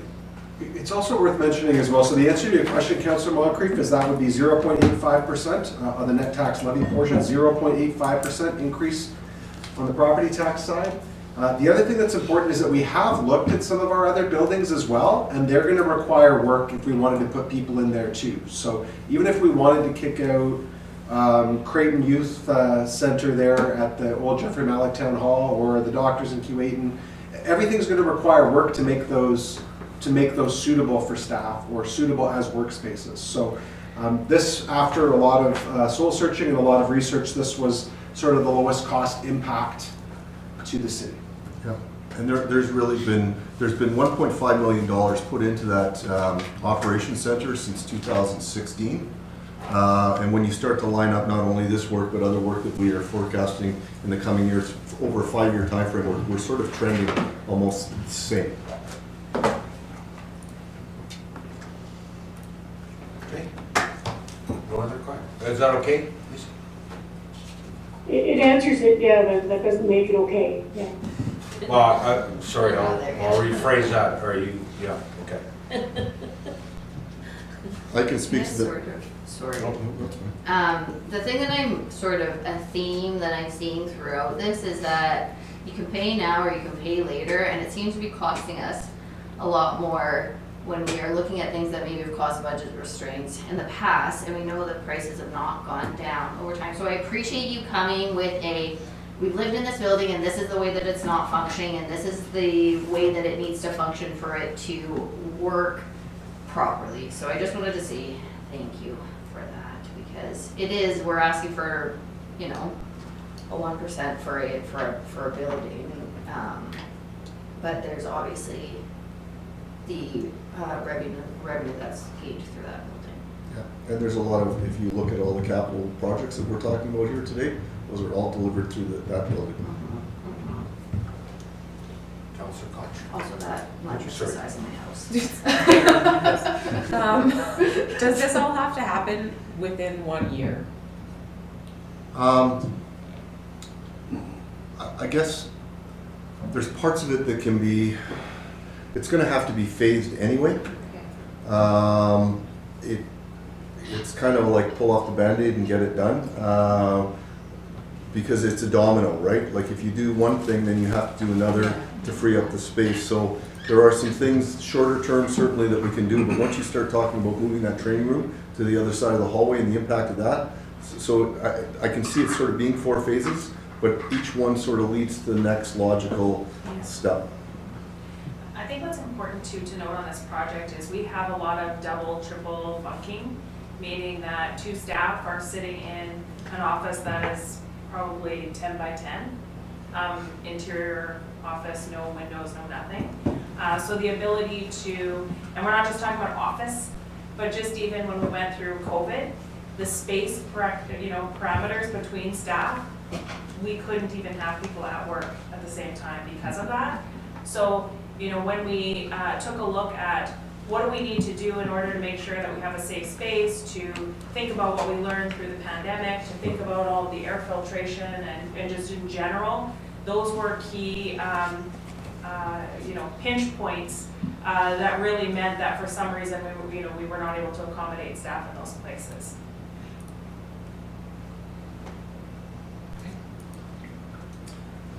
The next project is a $10,000 project. It's in 2026, you'll note, and it's for a DVR replacement. So that's just a normal 3-year rotation for that equipment that we would change out. This is helpful for us if there's ever an incident there. The cameras are sort of in the yards, and or if a bay door freezes open or something, or there's an accident, you can actually sort of go back into the footage and see what's transpired. You're up again.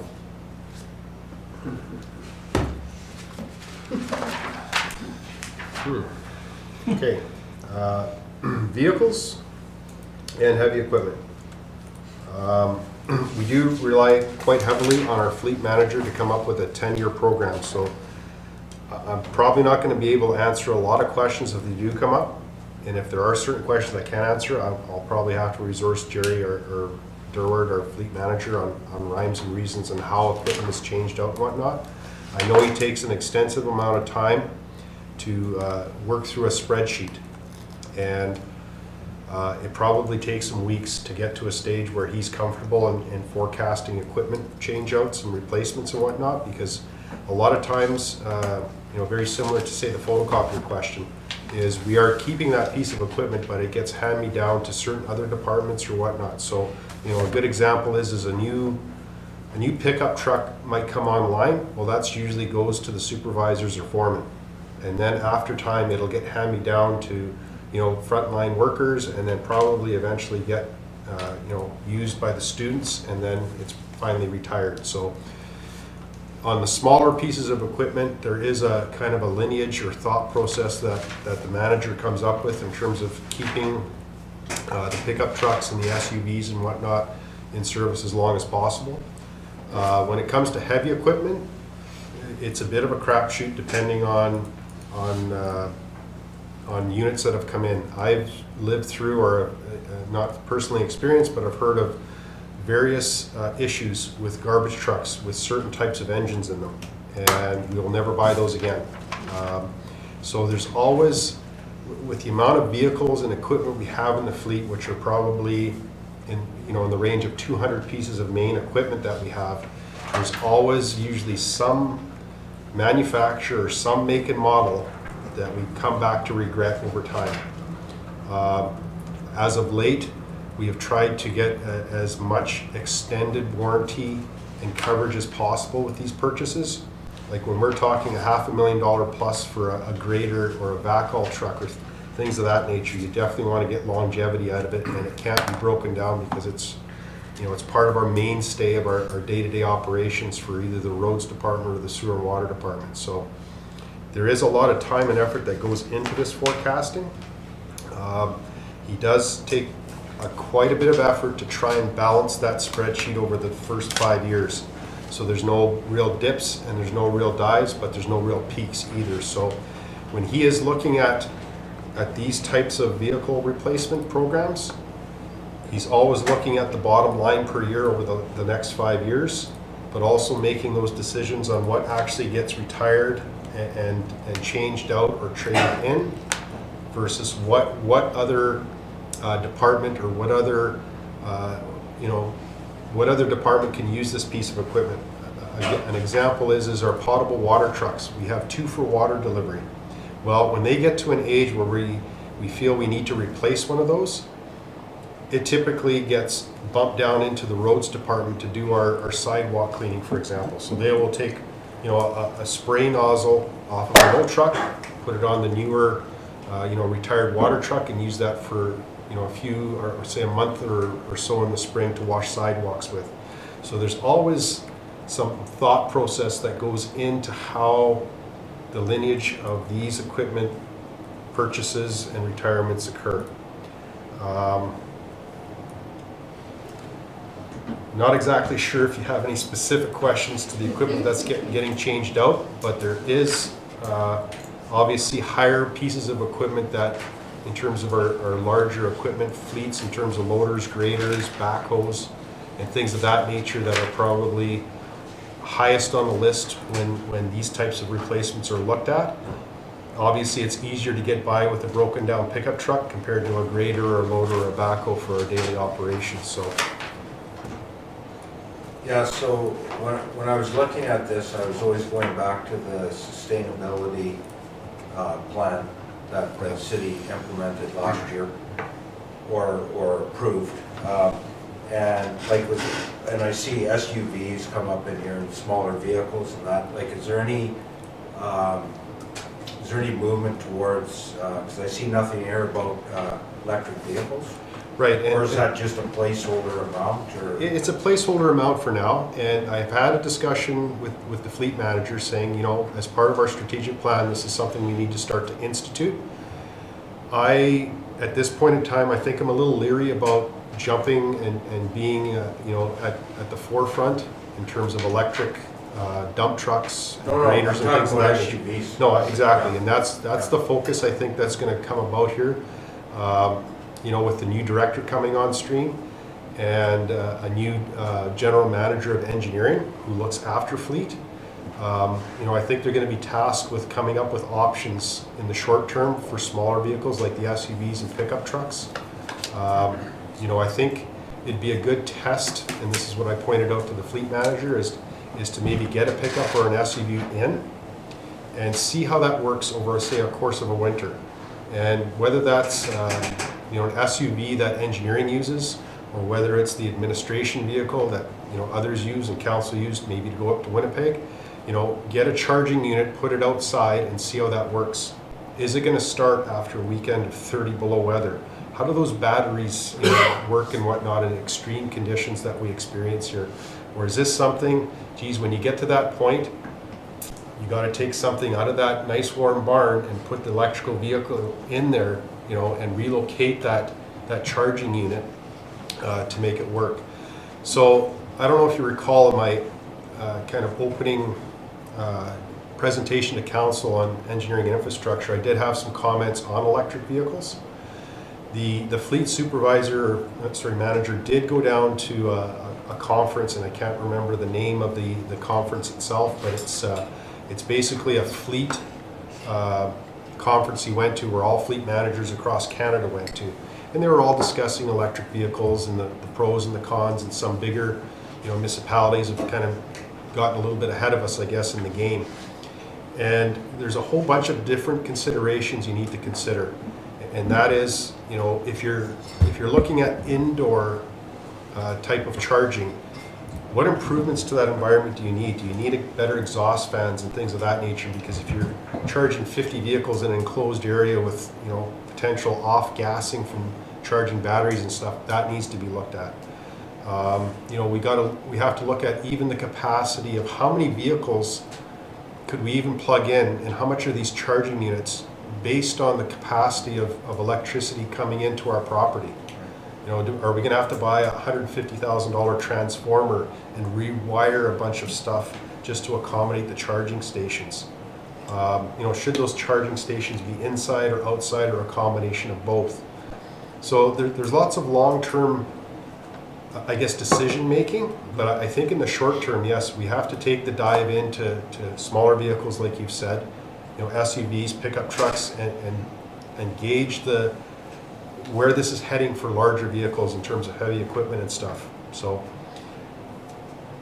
perhaps maybe it's the meter reader vehicle that, you know, gets chosen as an electric vehicle, seeing it's in town and it can go and charge in on a daily basis. Hopefully there's enough range within the day, 8-hour day he drives, he's not having to replug in and recharge and whatnot. So there are certain facets of the electrical systems we need to take a look at. But yes, I would say our entry level position are these smaller vehicles, whether it's a pickup truck or an SUV to start with. Okay, Councillor Concha and Councillor Manson. Thanks. I was just mindful that when we had Synergy North here presenting, they said that they were in the process of acquiring a pickup truck, I think, and they just might have some data for us to pull from in a similar environment. Can't be worth. Yeah, any kind of information we can grasp from other municipalities or agencies and whatnot on their implementation, how much it costs, what were the pros and cons, what do we need to look out for, and so on, right? You know, it'd be a valuable assistance to not making mistakes and gaining from their knowledge for sure. So, you know, there you go. There's the prime energy supplier just getting into themselves with a pickup truck, just like we're discussing here today, right? So, you know, I think in little steps and bounds as technology, you know, improves and whatnot, maybe in 5 years there's greater advancements for larger pieces of equipment and how those batteries work and whatnot. So I think there's always going to have to be an investigation and you know, keeping our eyes open on what's available in the market and how that gets kind of implemented going forward. Councillor Manson and then Councillor Moncrief. Was any consideration given when they did the budget, and I don't know expense-wise whether it would be capital or operational, and I don't even know what it's called, but it's attached to existing machinery, and it blocks driveways from getting that lump of snow. The gate. Yes. Yeah. Yes, that has been looked at in the past. If I'm not mistaken, I think probably more than 5 years ago, I think there was a sample unit that the city tried out. I don't think it was overly favorable. I don't know the details because I wasn't, you know, hands-on involved in that kind of exercise. What I did get back from it is I think there was a couple things. One was it really slowed down the progress of plowing. If you're stopping to slow down to put a gate down and make sure a driveway is cleared and pick the thing up and get to the next driveway, I'm thinking in a lot of you know, Lakeside, Central, Minto, where there's a driveway every 50 feet. Yeah. I think the aspect is the snow plowing didn't happen as fast as it should. I think there was other complaints too where we were expecting this to be totally cleared, where maybe there was some lumps or a smaller windrow left in certain snowfall events, where the little gate or what we call it was the catcher's mitt that came off the side of the grader to do that wasn't, you know, I think people were expecting I don't have to come out and do anything to my driveway. It should be 100% cleared. The third thing that came out, I think, is over time, if the snowbanks do get too large, there's nowhere for that catcher's mitt to stop and pick up. You can see on Valley Drive, for example, where people are shoveling their snowbanks out on the road in front of the sidewalk. Well, it gets to a certain stage where the city needs to come and do that removal because now, you know, people have shoveled their driveways up they're 6 feet high and 6 feet wide, and you're narrowing the road, and visibility's poor and that kind of thing. So I guess we have to be careful on how that would be used in the future and the expectations and the limitations to that. Okay. I can get into a little more detail there for you. I pulled up an email from my third week, Councillor Manson, because somebody told me that they had this in Ignace and it was the best thing ever. Ignace has like 4 roads and they're all straight. So topography and geography, obviously a lot different in Kenora, lots of hills, lots of turns and corners and whatnot. We actually purchased one and used it, and we found significant challenges as the equipment regularly needs to be attached and removed during ongoing operations, which significantly slows things down. Roads plowed with gates are typically more narrow than those plowed with more traditional equipment. There's also a bigger issue that occurs when the gate is lifted up. If your car is parked on an uphill slope after a driveway, or if that's the location of your mailbox, you're just sort of moving snow into a different problem area. The blades on the front of the plows can only hold a finite amount of snow, and that amount is lessened with warmer temperatures and heavier, wetter precipitation. Snow gates also don't work on plow trucks, so our fleet of plow trucks would need to be replaced or augmented with more graders. And that's a little bit more information on Yeah, that. So. and I think some of the routes that do get plowed are done with loaders and blades as opposed to graders. And if I'm not mistaken, I think you're right. The catcher's mitt or the unit there is more for grader installs and mounting than it is for front end loaders and plows of that nature. Thanks, Michael. We do have one up here. Yeah. Councillor Moncrief. Just following up on Councillor Koch's comment to Marco, there are some private companies, contracting companies, and also parts supply and such that are using newer technologies such as electric vehicles. So as you see them, you may also sort of ask them how it's going if you happen to see them on the boat. The other thing I saw or heard recently was that one of them will be purchasing a side dump truck, which I think is really interesting when you're working alongside a road, or you only want to close one lane or whatever. It's just something I've never seen or heard of, and I thought I'd bring it to your attention. On this page that we're looking at, there's a request for a command vehicle for the deputy fire chief. What's the present state? Does everybody there get a car, or how does it work? Councillor Moncrief, currently there's 2 support units. One we call Truck 1. It sits in the station, be used to transfer staff, transfer Boat 1 if we got a call for a water rescue, for example. The other truck is Truck 2. That's the one that Chief Redmond had that I currently use.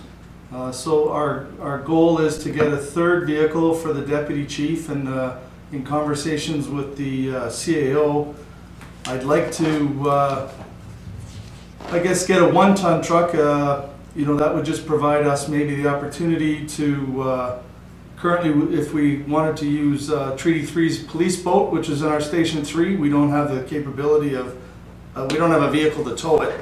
And also I'd like to put what's called a grass fire unit in a pickup truck. Currently our staff are using a 1985 pumper to kind of go into wildland fires that are off the main road. And I think we'd be better served to have a newer 4-wheel drive pickup truck with a water capacity and a portable pump on it to venture off the road and suppress those types of fires. Okay. I guess so.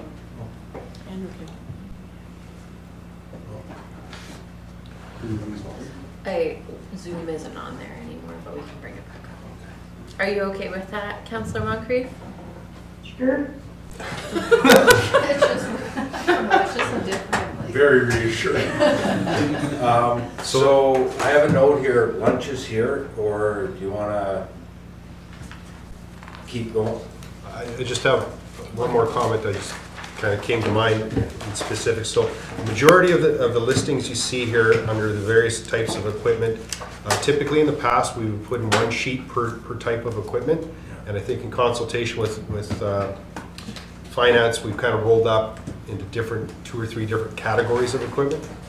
But when we look at the heavy vehicle sheet, there's a couple of entries on there in 2026 and 2027, which relates to the highway tractor to What haul. page is this, Marco? What page? 74. 74. So that would be the heavy vehicles. We have a highway tractor, which hauls recycle to the city of Winnipeg. We also have a co-mingle truck in 2027. Those two will have to kind of be revisited here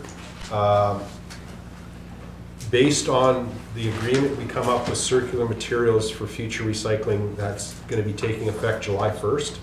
Now, from what I understand, there have been certain pieces of equipment that have been delayed or deferred over time because the provincial government has been talking about, producer paid and run recycling since, I don't know, 2018 or several years now. So there have been some revamping of the program based on recycling trucks and how that may affect even the garbage trucks, because the collection vehicles collect both garbage and recycling. So that's something to probably keep an eye on how the certain agreements come to fruition with circular materials, which my hope is we have something in front of council potentially as early as March in regards to those agreements for a July 1st implementation. So that's where that kind of is. There has been some jiggling and wiggling and deferring of certain recycling trucks that affect the solid waste. The other thing that also comes up is on the next page in terms of equipment vehicles, on page 75. There is one new ask in that list, and that's the second on the list there for 2023. We're looking for the purchase of a new asphalt recycler and asphalt hot box. So what that is the fleet manager went down to the city of Barrie for an equipment show or whatnot, and got demonstrated what they have been using in terms of recycling their asphalt that they bring into their yard from road paving projects. And it's a machine that looks, it's propane driven. It looks like a little tiny cement mixer. You throw your old slab asphalt in, add a couple of pucks of additive to it. It heats up the asphalt again and spits it back out for use for off times where in periods where we can't get hot mix, say from Pioneer, where they're not available or not mixing here in Kenora, or off periods even during the winter, say we get a winter melt and we're looking for a more permanent mix than cold mix. This might be the solution to more and better improved pothole mix, and fixing over time. So we can use it in the winter, we can use it in the summer, we can use it pretty much any time of the year. Obviously in the middle of winter, it's going to take a bit longer to thaw that out and get a certain product out the end. And that's the purpose of having the associated hot box with this recycling unit that we can dump into. And it's kind of an enclosed unit that will keep your hot mix or this recycled asphalt a lot warmer over time. So it's not cooling off before you can use the full load. So that was one of the things we wanted to implement here in 2023, kind of living through the pothole conditions that we ran into last year in terms of getting decent material and being able to kind of address some of the stuff ourselves rather than waiting for potential hot mix from a third-party supplier. So I just wanted to point that out, that is a new ask in this budget. Councillor, did you say what the cost of that was, Mark? I think we're in around the $200,000 to $250,000 range. I think that gives you the recycling unit plus the associated hot box for transport out into the field. No phone calls then, right? I mean, I know it's an unusual year, but if there's something out there that can do a better job than just filling the holes, and the next day a lot of them were popped up because they didn't have time to prep them and so. I think that's money well spent. Yeah, and I guess the conditions of potholes are really are determined by the weather. If they're full of water, they're wet, they're cold. obviously not prime conditions for any kind of patching, whether it's a, cold mix pothole or hot mix type stuff. So with the amount of precipitation and the amount of runoff and the length of that runoff and the amount of rain we had, it was just a real tough year to try and keep up on a lot of these potholes. Councillor Moncrief. Just so we have all the information, what, can you just ballpark for me what we spend on hot mix in a year? Not off the top of my head. I'd have to kind of dive into our operating budgets to kind of look at, because I think there's about at least 2 different accounts they would use, whether it's probably cold mix patching or hot mix patching. It's in the tens of thousands of dollars for sure. And last year, again, we'd have to kind of look up the rolled up expenditures for 2022, but I'm sure we probably exceeded our budget if I had to guess, based on the number of potholes we were addressing last year. Okay,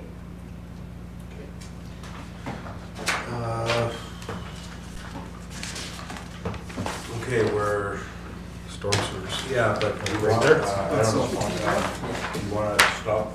I would stop. Councillor Moncrief. Yep. are we moving on from this section? I have another question for you. Sure. Fire away. Where is it here? So on page 74, the bottom, it says the funding's coming from dedicated gas tax. Is that the dedicated gas tax that we were told is only funding bridges? This is a little bit different. Ryan, can you speak to this one? Yes, when it says dedicated, that's referring to transit. So there's a portion of the gas tax that's specifically allocated to transit. That's the only thing we can spend it on. So that's what that is for. So transit, how are these things related to transit? The transit bus for 2024. 2024. Oh, 20, I see it there, number 3. Great, thank you. You're welcome. Any other questions, Councillor? Who's gonna be delivering my lunch? I will come. I'll go too. Might be a little late for you. I don't care. How long would everybody like to break for lunch? 20 minutes? Yeah, it's a 6:30. 12, do I hear 12? I don't, what? 30? Okay. 30 minutes is fair. Half an hour, okay. I'm used to eating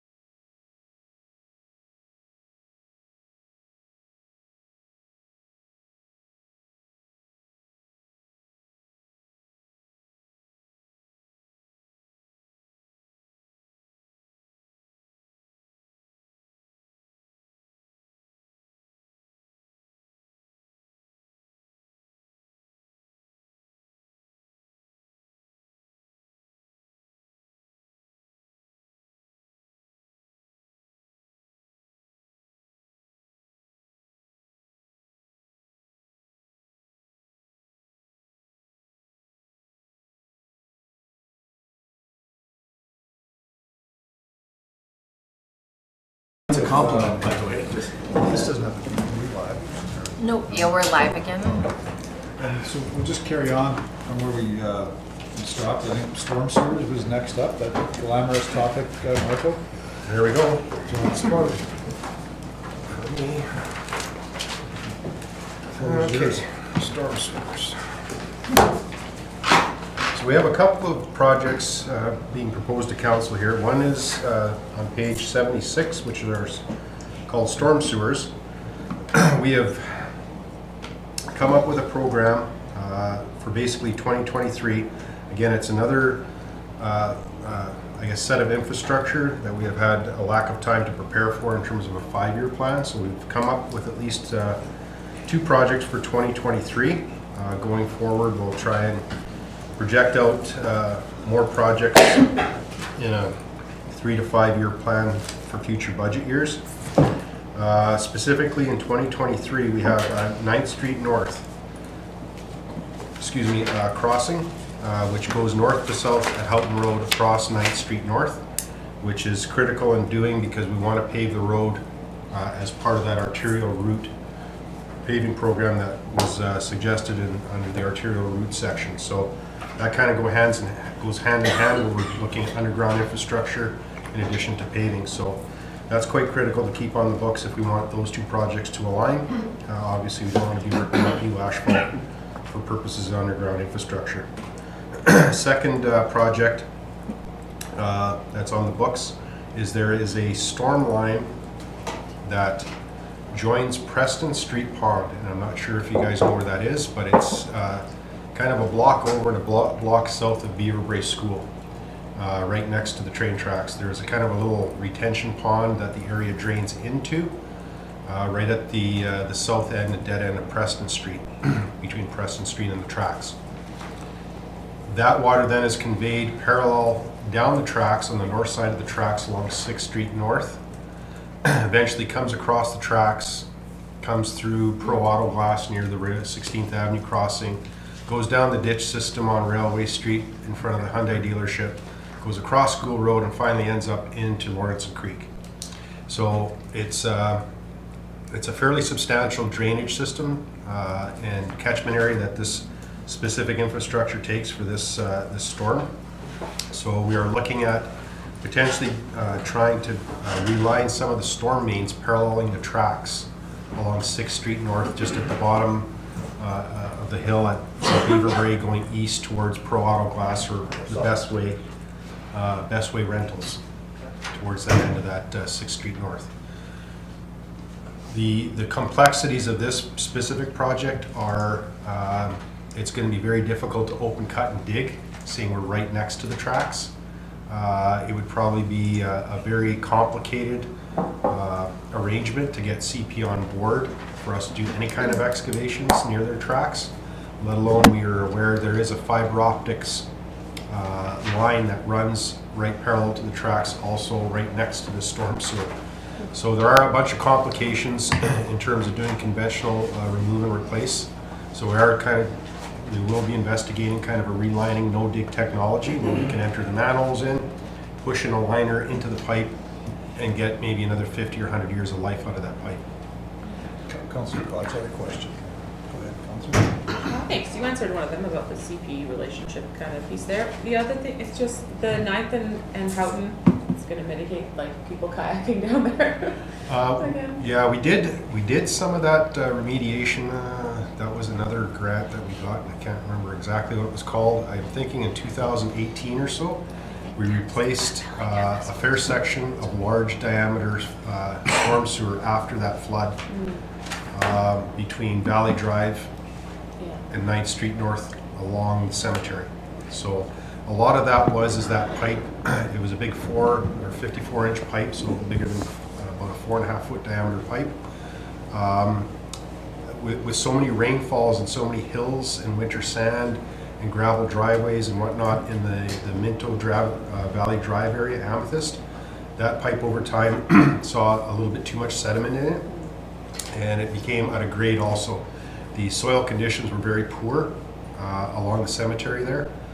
I remember when the cemetery got expanded, there's lots of peat moss and poor organic materials and whatnot in that vicinity, which the pipe was at a grade which didn't help either. So as part of that pipe replacement along Houghton Road there, we over excavated and tried to beef up the soils underneath with certain geotextiles and things of that nature and rock to try and stabilize the earth and soil underneath that pipe. So a majority of that has been taken care of as part of that previous project. This is kind of the continuation of that across the road. We made it as far as 9th Street, but now we need to get across 9th Street. So with it now coming into the realm of being paved, now is the time to replace that pipe because it was the same vintage that got replaced 4 or 5 years back. So it's more of a preventative measure at this point in time. That pipe has been in the ground quite some time. I'm thinking it probably was installed in the late 70s or early 80s. So now is the time to kind of replace that piece across. In addition to that, as part of that project, we also replaced the same pipe but paralleling 9th Street on the south side, going back towards the former mill yards there. So this is kind of the one last piece in the middle that needs to be upgraded here. And I think Councilor Van Bellen had a question. I just wanted to speak to the piece about, there's been a long time neglect of storm sewer main assets and divergent correlation between the work being done on these assets versus their condition and age. I know that we spoke about with bridges that there was sort of like a, you know, the downloading and all of the back and forth with the province. Is there a history here in regards to these assets? Yeah, I guess I would call the storm sewers kind of the poor sister of sewer and water. A lot of the attention goes into potable water and sanitary sewer systems. Okay. And maybe neglect is a strong word used in here. It's probably something that should have been more to the forefront and more funding go into it. And I know Kyle has come to the forefront here and trying to come up with different avenues to fund storm systems that we're going to be investigating in the near future here to kind of see if there's more opportunities to raise funds towards storm sewers, because they seem to be, you know, paving a road seems a lot sexier than trying to dig up storm pipes until something floods or a pipe collapses or whatnot, and then it's kind of reactive instead of proactive. Yeah. So I guess in the past it's probably been more of a reactive thing than a proactive thing. So we want to kind of get on the other side of the balance book there, where we're replacing pipes in a timely manner and maintaining them, more so than waiting for situations to occur. Well, I guess we need to react to that situation as opposed to being proactive. I think that's the gist of what I was trying to say. Yeah, thank you. And so again, in honor of Jay, our asset management guy, I believe we need to put somewhere in the neighborhood of $700,000 to $800,000 per year into storm, and you see we're kind of in the 2 range. So another area that we're sort of just falling a little bit short from a contribution standpoint. So it does make it a little more of a strenuous exercise when your funds are low and you're trying to pick certain infrastructure and making those decisions where you know you're really at a very high deficit to make those decisions going forward. That's helpful. Any other questions? Lisa has a question. Councilor Moncrief, go ahead. Can you just explain to me quickly, I don't want to hold anyone up here, but so when we see 2 or 3 or 4 people in a hole and it's minus 48 in Christmas time, is this storm sewer or is that sewer and water? Typically those will be sewer and water repairs where there's either been a sewer collapse and people are getting flooded in their basements because the sewer's not going out, or it's been a water leak or water main break or whatnot that, you know, the potable water's been affected.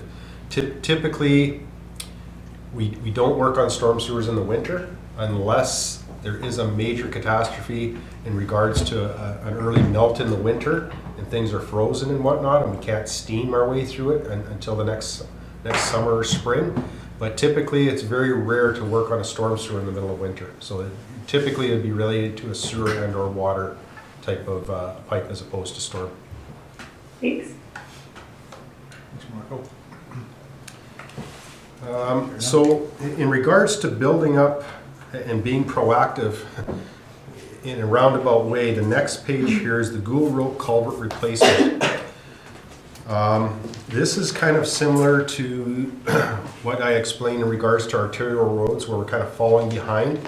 So this is kind of a one-off project that is going to take a little bit more time and effort and cost to get done compared to what our normal annual allotment in storm sewers is. So this one-off project has been kind of biting us on the heels here for quite some time, for the last few years, in regards to the condition of Gould Road where these culverts are located. So to give you the perspective of where this is, if you drive down the Gould Road coming off Railway Street, it's probably a couple of kilometers down the road before you make the 90-degree turn to get back going towards Transmitter Road. I don't know if that's a great description, but it's kind of in a rural area. The culverts we see here have been added over time, where the creek and the upstream watershed, I guess, for where these culverts finally dump into Lawrence Creek right at the outfall, is quite a substantial area of woodlands and farmlands and various types of properties in and around the Transmitter Road and Gould Road area. I would say probably on a frequent basis, maybe every 3 to 5 years, we have beaver dams, we have heavy rains, we have, you know, incidents of that critically affect this crossing and those culverts. We've done a visual inspection on these culverts, and of the array of 5 culverts or so that we have there, a majority of them are well rusted and well beyond their life span. So again, this is proactive in the sense that we're asking for a separate project for this, but it's probably something that should have been done a few years back. And in fact, we did put a tender out last year for this specific project. And with COVID and with the high water levels and whatnot, when the tender came out, the pricing was just not competitive. It was quite a bit higher than what we even see for the budget here. So we ended up having to relieve ourselves of that specific tender and move on with different projects and come back and regroup with this specific project in 2023.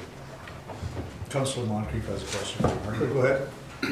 This one does feel operational to me more than the rest. I don't know why. So maybe if you could just sort of touch on the difference there. And also, do you not have all the equipment and men to do this job yourself? That's yeah, I guess that's the answer is probably similar to both of those.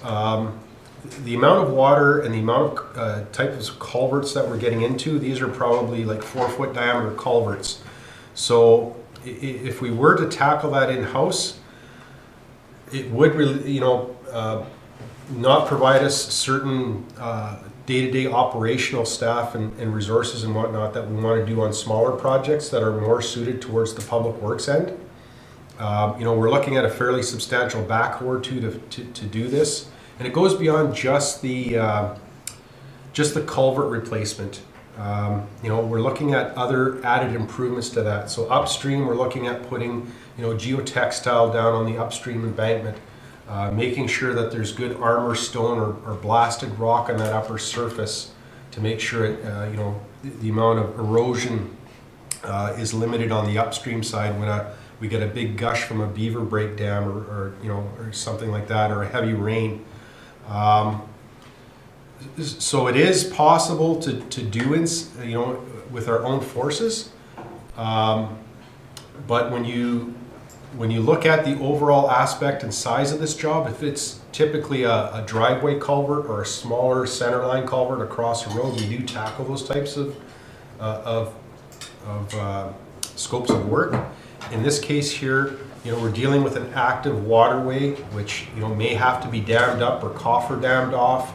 So it's a little bit more than spending a day to replace a culvert. Like, this is quite an extensive piece of work.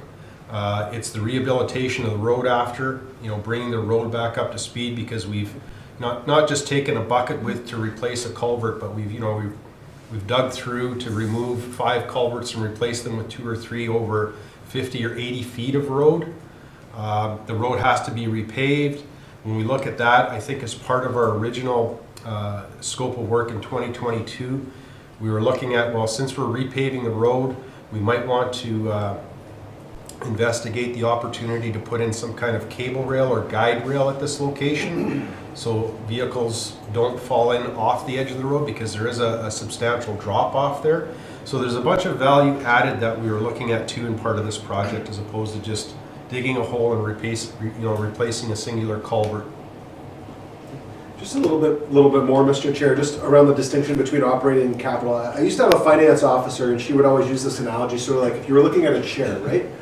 If you were sort of reupholstering the chair, same chair more or less, right? But if you're sort of taking the base off and putting something else on, so like when we talk about maintenance, if we're sort of like, you know, putting a little bit more on top, grading it out, you know, sort of maintenance, if you're digging down into the road surface and sort of taking it off and putting something new in, you're sort of changing the character of the road.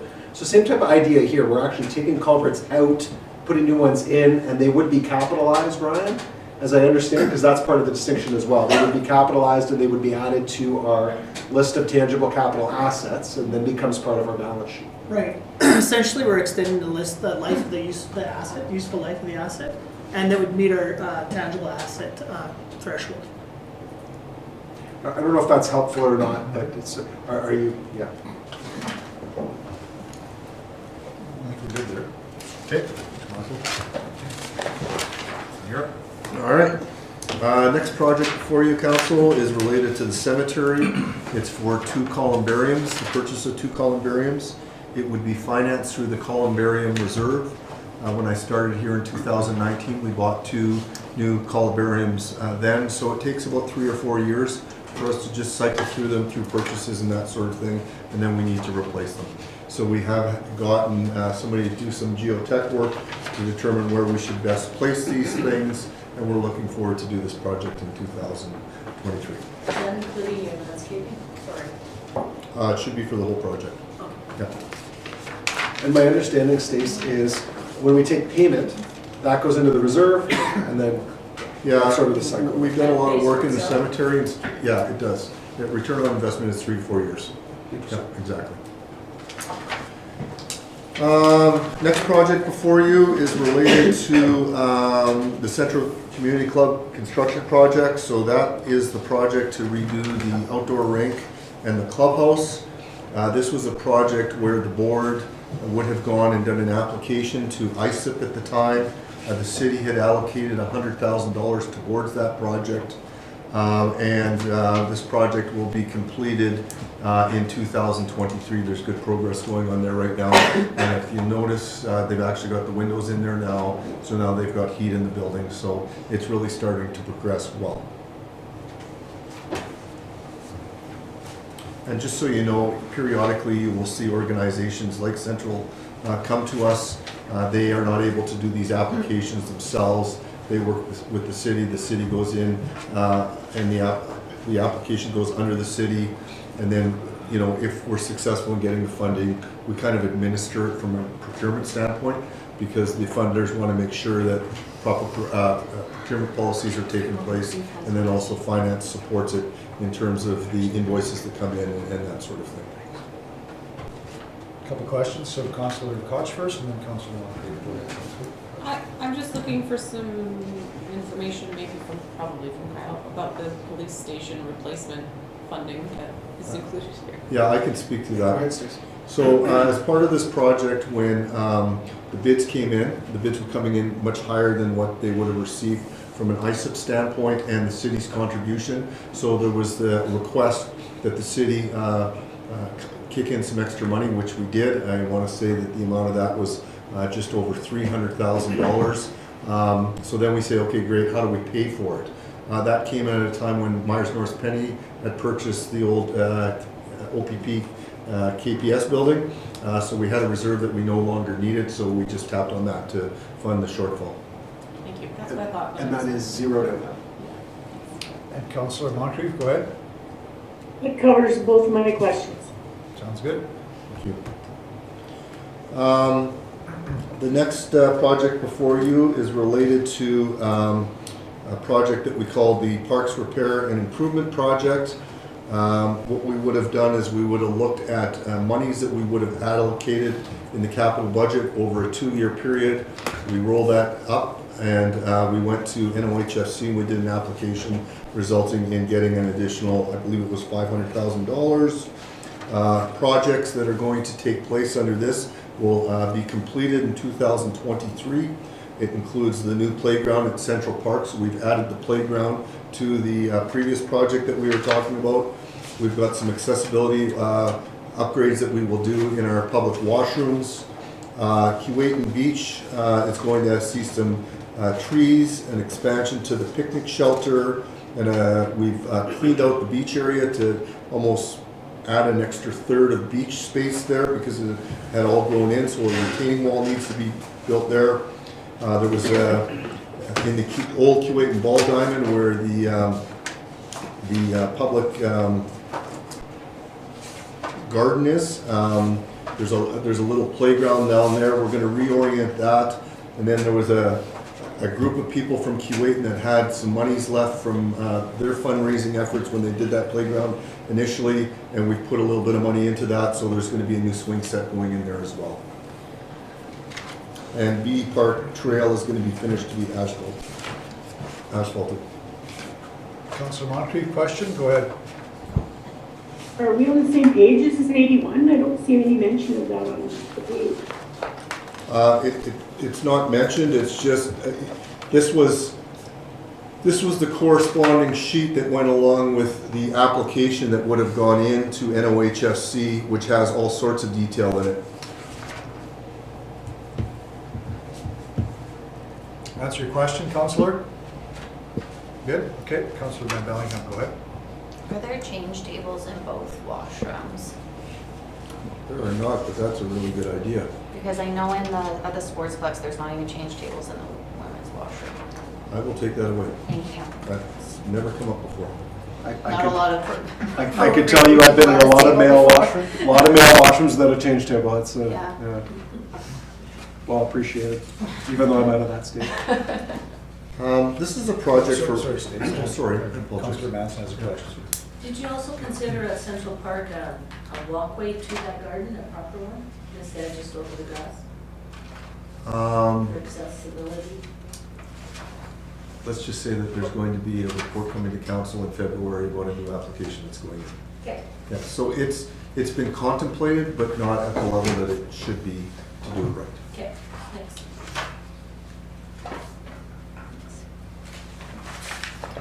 Next project is a 2027 project. We've done so going back in time a little bit with the Kenora District Services Board 30-room project that they're doing on 9th. We had to reorient Evergreen Community Club to accommodate that. So they would have received an investment to do that project from the city. We're working on Central, so this is the remaining community club. So this is pushed out to 2027. You can just look at the pictures there and see that the building is a little tired and needs a hug. So this is a projected project for 2027. And it'll be funded through the Community Club Rehabilitation Reserve. Councillor Van Bellingham, question? Do we own all the community clubs? Like, does the city own them? Yeah. Okay, thank you. Now, you'll see in a lot of cases where the city owns the bricks and mortar. Yeah. So we do what we can from a facility standpoint to put forward projects that, you know, are to support these tired buildings. Yes, very well. This next project is a carry forward from 2022.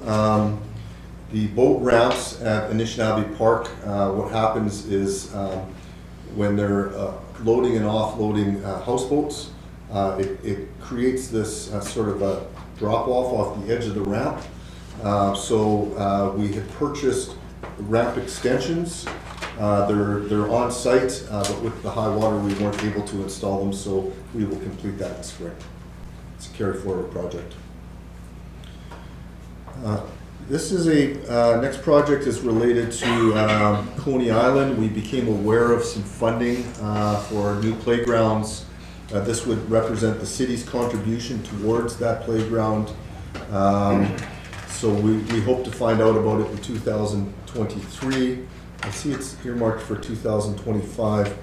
My guess is that if we are successful in getting that funding, we'll actually have to move that forward because you have a certain amount of time that you can expend your monies. So yeah, 2025 looks a little odd to me, to be honest with you. And that application went in, I believe, in December of 2022. Councillor Koch has a question. This is not specific to Coney, but some of the other playground Mhm. things that are coming forward. What happens to the stuff we take out? Like, can we auction it off to people who want backyard playgrounds? Yeah, well, we have a disposal of assets policy, and usually these things would go to auction. I'm wondering with us decommissioning as many as what we're doing, if we can't sort of do kind of a retrofit and do a cleanup so that we can maybe make a park out of this. There's all sorts of health and safety reasons why, if these things get tired and they start popping screws and nails, so they become quite dangerous. We have had some organizations come to us and say, you know, if you're interested in disposing of assets, we might be interested. I think come June of this year, we're going to be in a position where we have a bunch of this stuff, and we're going to have to make some decisions there. Okay, thanks.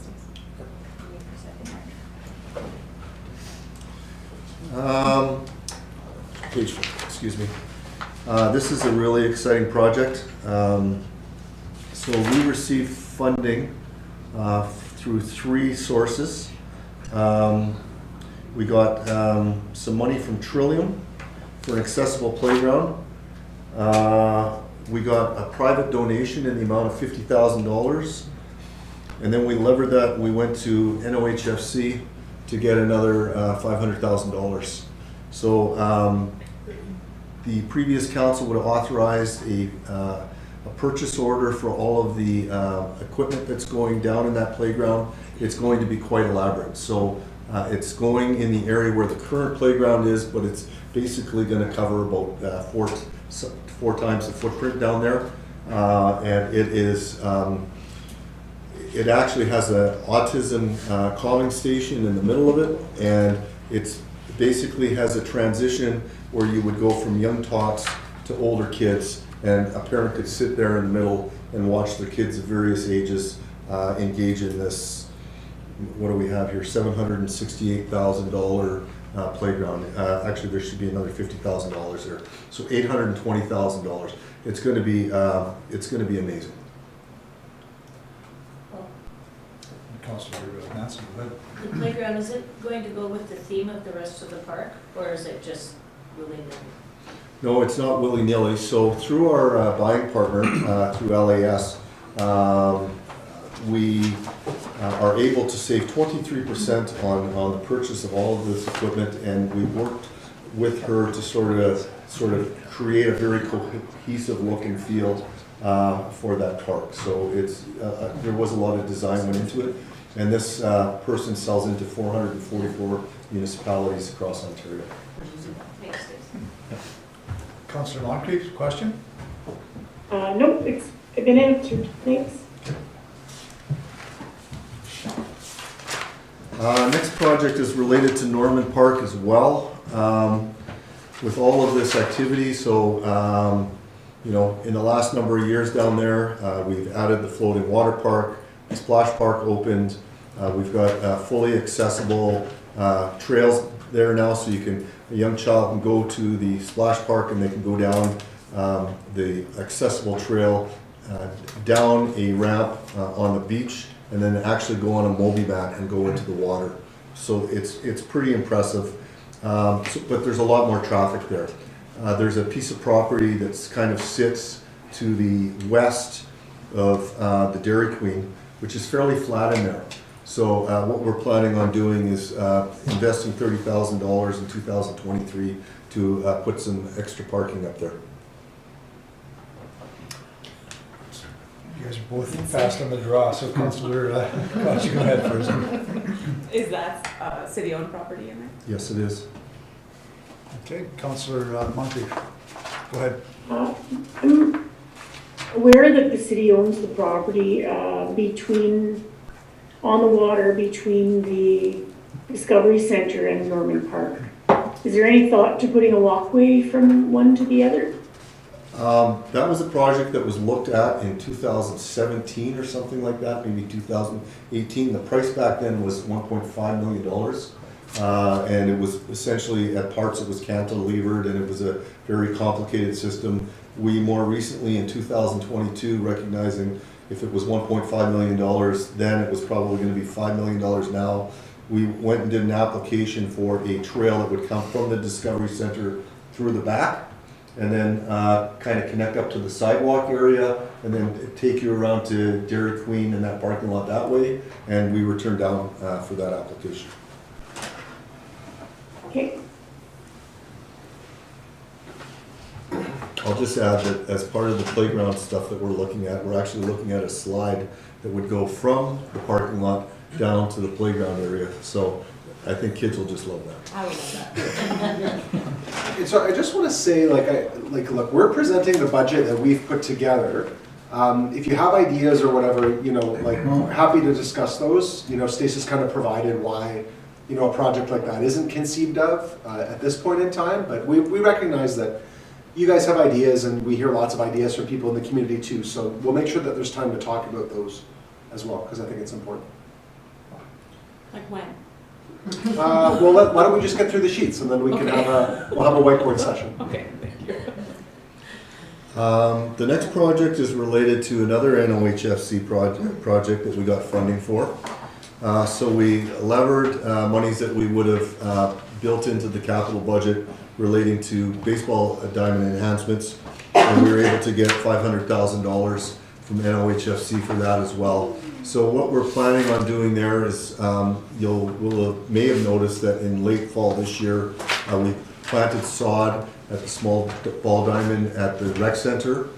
A couple years before that, we put in LED lights on that. We're added some nice infill there, and we're going to meet with the baseball user groups to tell them, that not only that we've got this funding, but what would they suggest as being the best investment.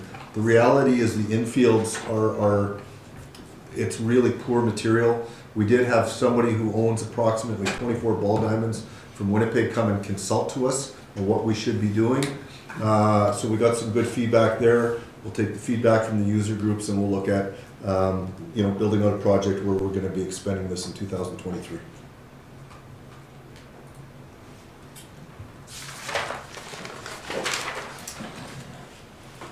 Okay, so this is going to get a little bit disjointed here for a bit, because we've got individual sheets that talk about projects at the rec center that are all part of the ISIP funding. So in that application, what we did was if the municipality came up with 33%, it was actually initially the federal government and the provincial government would each come in with a share, basically about a third, similar to the Central Community Club. We were actually turned down for that, and then the province came back to us and said, we really see value in this project. What would it look like today? So we rolled out this project. So I'm just going to go through these sheets. The big part of the project is related to the dry pad. That dry pad was installed in 1965. The piping that was used in the floor is actually manufactured discontinued. It becomes brittle, and what happens periodically is it cracks. So we have to go with these listening devices and find out where the crack is, break up the concrete floor, repair it, and anyway, it's problematic. So it's end of life. So what we're going to be doing is we're going to be changing out the dry pad as part of that project. Let me just have a look here.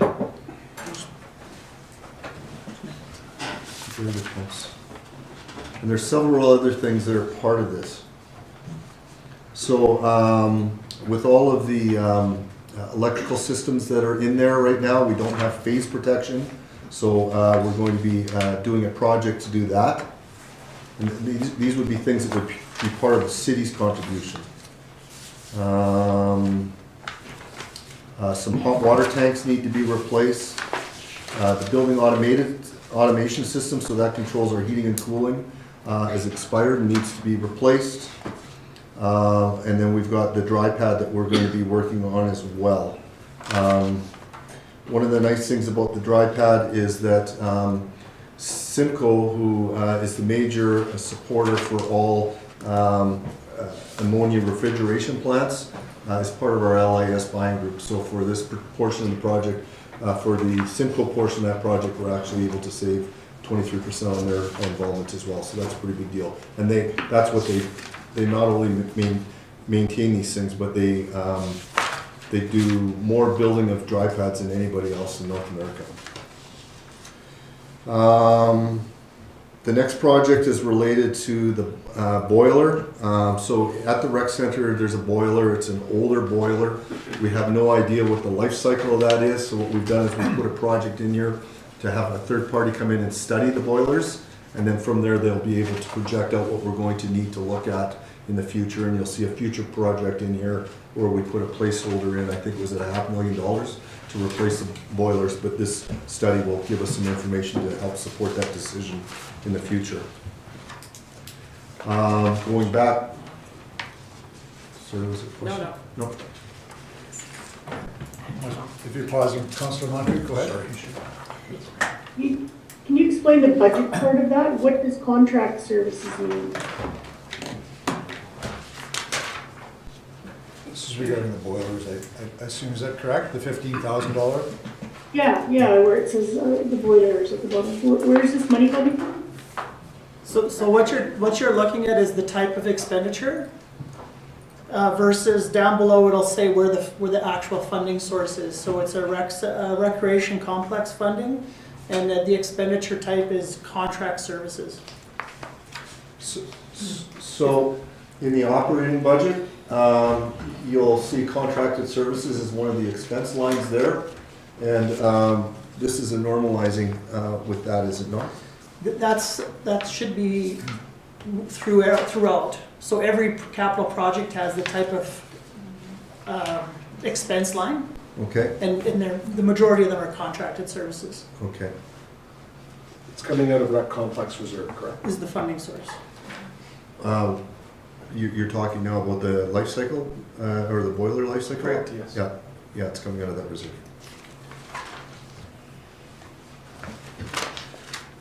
This is also part of the ISIP funding, so, and it's, well, here's the dry pad here. But in addition to doing the dry pad, the dressing rooms are really tired there, so we're gonna look at getting an architect in there to look at what can be done to improve the dressing rooms in the rec center.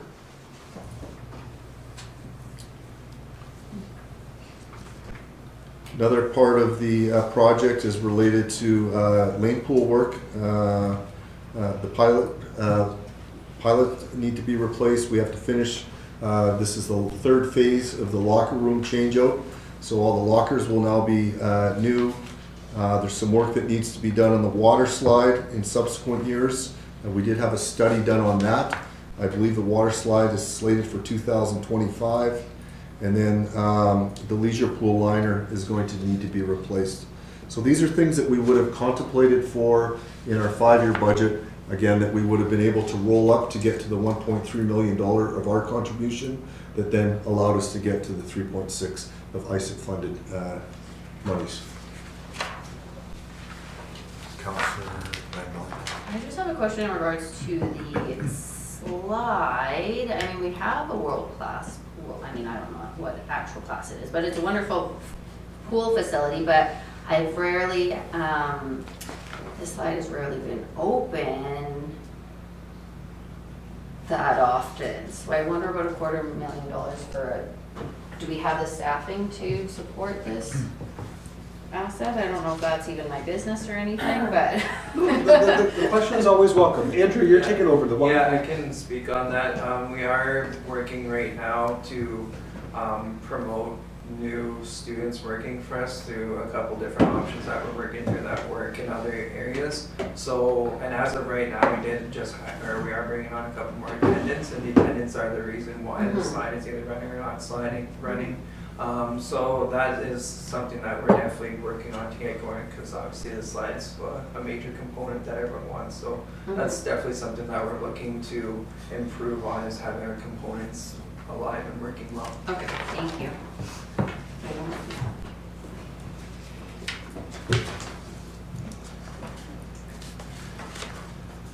The next project is also related to NOHSC funding. This was a project that we would have received funding for in 2012. 2021, December. The city had put forward $800,000 to do parking lot enhancements at the rec center. We took that money, we leveraged that, did an application to NOHSC, so we got an extra $800,000 from them. We were delayed this year doing that project, largely due to the flooding that was taking place. So everything is designed by KGS and HTFC out of Winnipeg, and we will be going to tender shortly on this. As part of this project, we're bringing in a whole bunch of extra parking capacity behind the rec center, and we're installing another boat ramp in the creek, and we've received the ministerial approval for that, so that'll take some congestion away from the existing 2 boat ramps. Councillor Koch had a question. Thank you. I think I have to ask a question before I ask my other question, and that is, is there a parking fee or a launch fee or whatever at the rec center? I know Anishinaabe has some things going on. Yeah, yes to a parking fee and no to a launch fee. Okay. We looked at it when we had our service delivery review done, to have a launch fee unless it's on the honor system, you have to have staff. Yep. Then you need a booth for the staff and all these other things. Yeah, I wasn't suggesting we do that if we weren't already, I just wasn't sure. And then secondly, the revenue generated from the parking fees, where is that? Is that allocated towards sort of maintenance of that space, or is it just going to a Yeah, fund? very good question. So we generate around $70,000 a year in that parking lot. We, in 2022, gave that a holiday and put the money into general revenue to provide some relief during the operating budget cycle. You'll see subsequent sheets here where you're going to start to see that money come back in, because there is maintenance with these things, right? So whether it be, and it's interesting because the site, for those of you who don't know, is actually an old transfer site. It's a landfill. With that, when they were originally looking at the ring twinning, they would have done some geotechnical work and determined that it's still off-gassing methane at very, very low levels, but a little bit. So you can't put asphalt on top of that whole lot. So there's going to be portions of it that are going to be asphalt and parts of it that are going to be gravel. Whenever there's gravel, that means maintenance. So you're going to have to go in there with the Bobcat and probably have some material on site so that you can shape it when you need to after a rainstorm, that sort of thing. Gotcha. Okay, I just was thinking about sort of the pocket change that is $17,000 in debt financing compared to some of the bigger numbers, and if there's an opportunity to offset that with the parking fees. I'm sure your brains are all wrapped around that. No, that's a good point. We're trying to utilize those parking reserves and things like that to the fullest extent. Absolutely. Councillor Moncrief. Has there been any thought given to, instead of adding another boat launch there, or as well as putting a boat launch on one of the other, like Black Sturgeon, for example? We have not looked at a launch at Black Sturgeon. Launches cost about $130,000. So if you look historically at the revenue that was being allocated towards docks at $100,000 a year, when I started here, we were so far behind on repairs. We've been having no problem to utilize that money, so nothing new from a capital standpoint as it relates to ramps, other than the extension of the Anishinaabe Park ramp and this particular project, which was highly funded.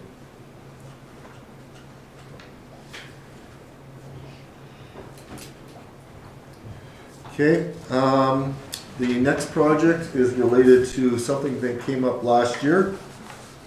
And I see it's marked as ISIP, but it shouldn't be. It's actually through contingency reserves. There's a retaining wall that runs sort of on the back side of the tennis court from where the parking meter is up into the roadway.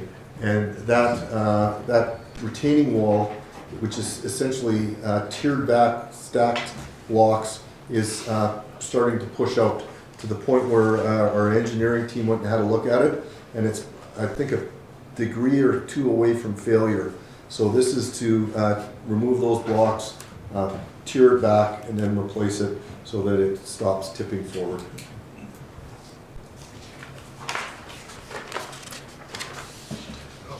Stacy, Yes, sir.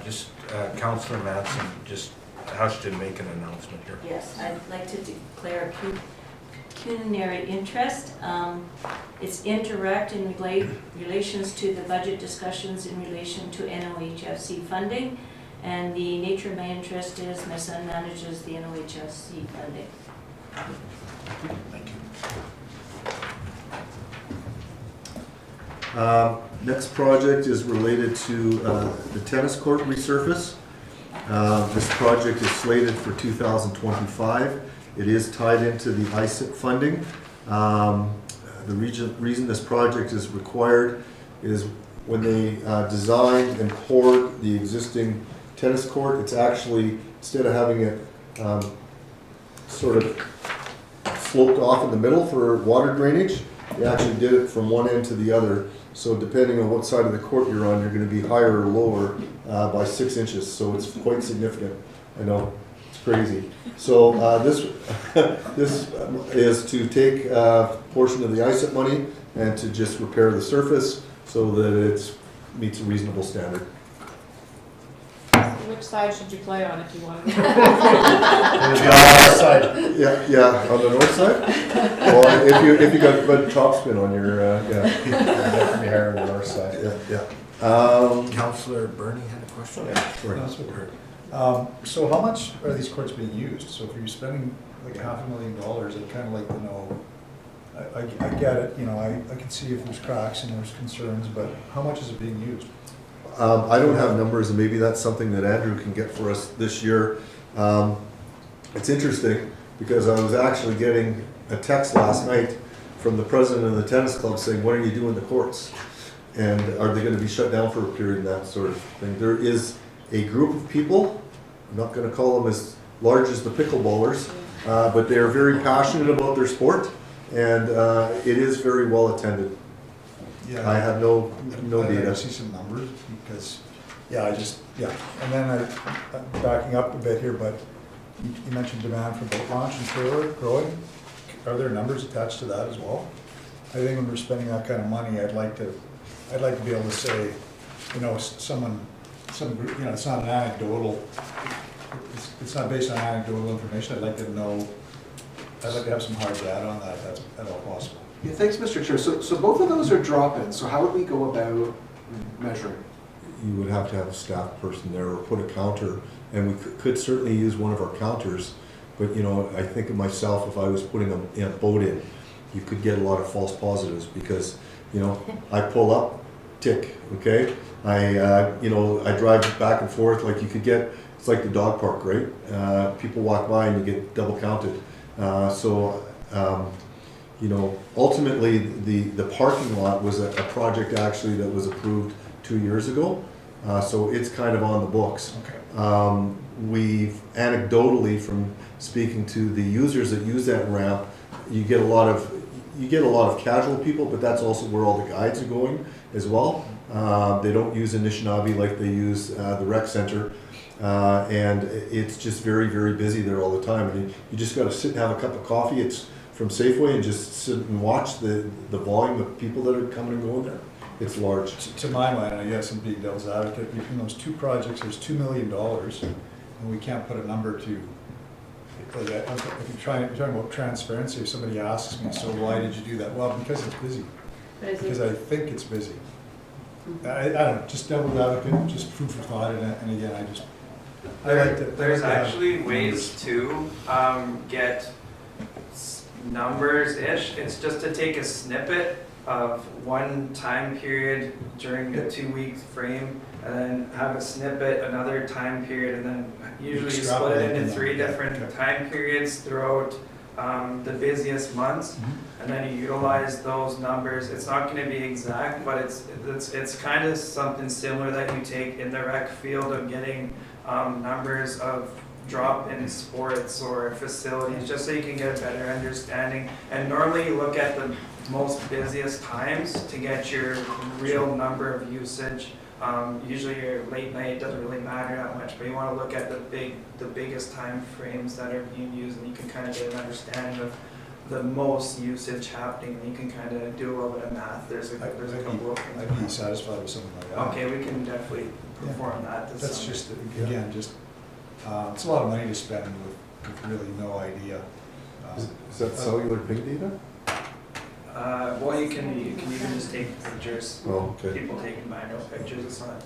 You can get ping data too from the cell towers. Mhm. Oh, Yeah, where you can actually just snap and you can get, and so we did that when we were looking at Harbourfront and Parks of Time, and you could actually get heat map to see where people are congregating at certain periods of time. That's a really good idea. I don't come from a place with that high tech, so. Standing there checking out when you come in. Usually you just take a picture and you count on the pictures. Are you okay then? yeah, I just don't want to fall into that. I mean, I use the example of like when people say they've got a herd of deer on their property, and it's 2 deer making a bunch of tracks. So I don't want, you know what I'm saying? So just sort of, I would just like to have some ammunition to say we're spending $500,000. This is the reason. Three time periods throughout a day of the highest usage, and then you That's kind of perfect, thanks. see that. I think it's a really good question, Councillor Bernie, but we have made some commitments from a grant agreement perspective, Stace. So sorry, I just thought we might want to touch on that. But I think it's a really good point. I don't want to lose sight of it, but we have committed to some of this work, I understand, based off of Yeah, previous these are council. all legal agreements. Okay. Yeah, there's no, And that can be but moving forward. yeah, but it does raise a good point, and I think that it actually helps strengthen business cases when we have that data. So, understood for sure. Councillor Randall. Those two things are right. Okay, Councillor Moncrief? No, it was answered. But I would recommend that we just don't do any counting in the winter. Except for the bypass, when they close the bypass and all Yeah. that reroute traffic. Thanks. Next project, and this is going to be one of those money available because we're talking about lots of expenditures related to this ISIP project. The fire lanes along the rec center are in very rough shape. They hold water, they don't shed water, and the asphalt is all broken up. So this would be to get that fire lane done.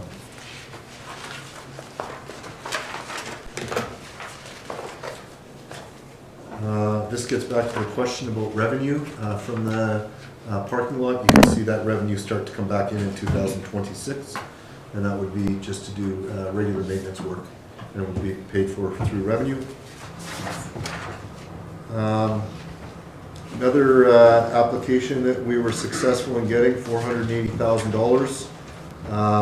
We took some projects that we had identified over a 2-year period, like I had said before, and levered those to get some monies to support a number of different projects at the Kuwait Memorial Arena.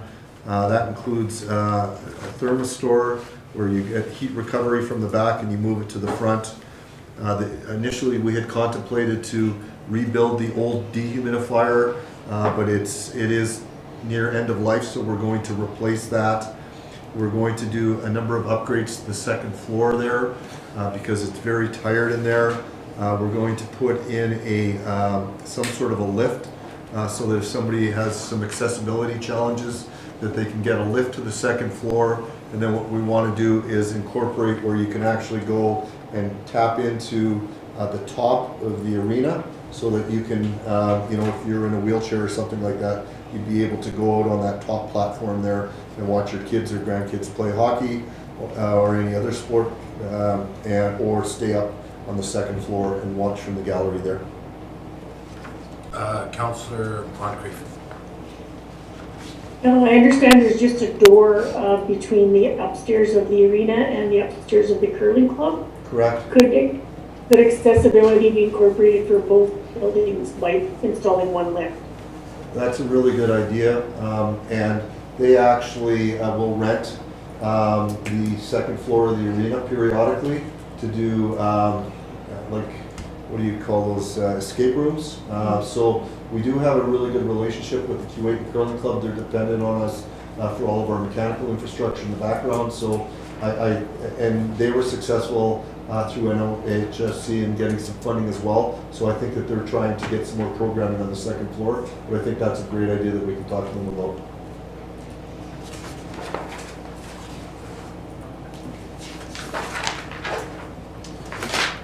The next project is a 2023 project. It's going to be funded through the Recreation Reserve. When the lights were installed at the Sportsplex, it turns out that they were faulty, and we were able to get some of them replaced, but now they're starting to go out. And part of the problem is kids will kick a soccer ball and hit the light, and then the light fixture becomes damaged. So this is to replace some of the lights that have failed. So if you go in there right now, you'll see there'll be like an LED will go different. It'll dim a little bit, and you know it's not as illuminated. So the light bulb needs to be replaced.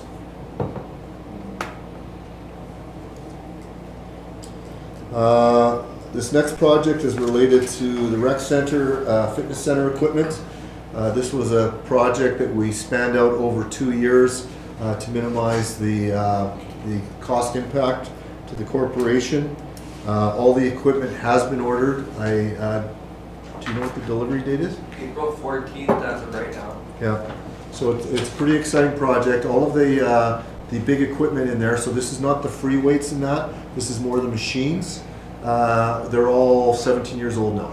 So this is to replace that equipment, and then as part of that deal, we're batching all the old equipment, and it will be sold back. You already answered it. Councillor Koch and then Councillor Moncrief, please.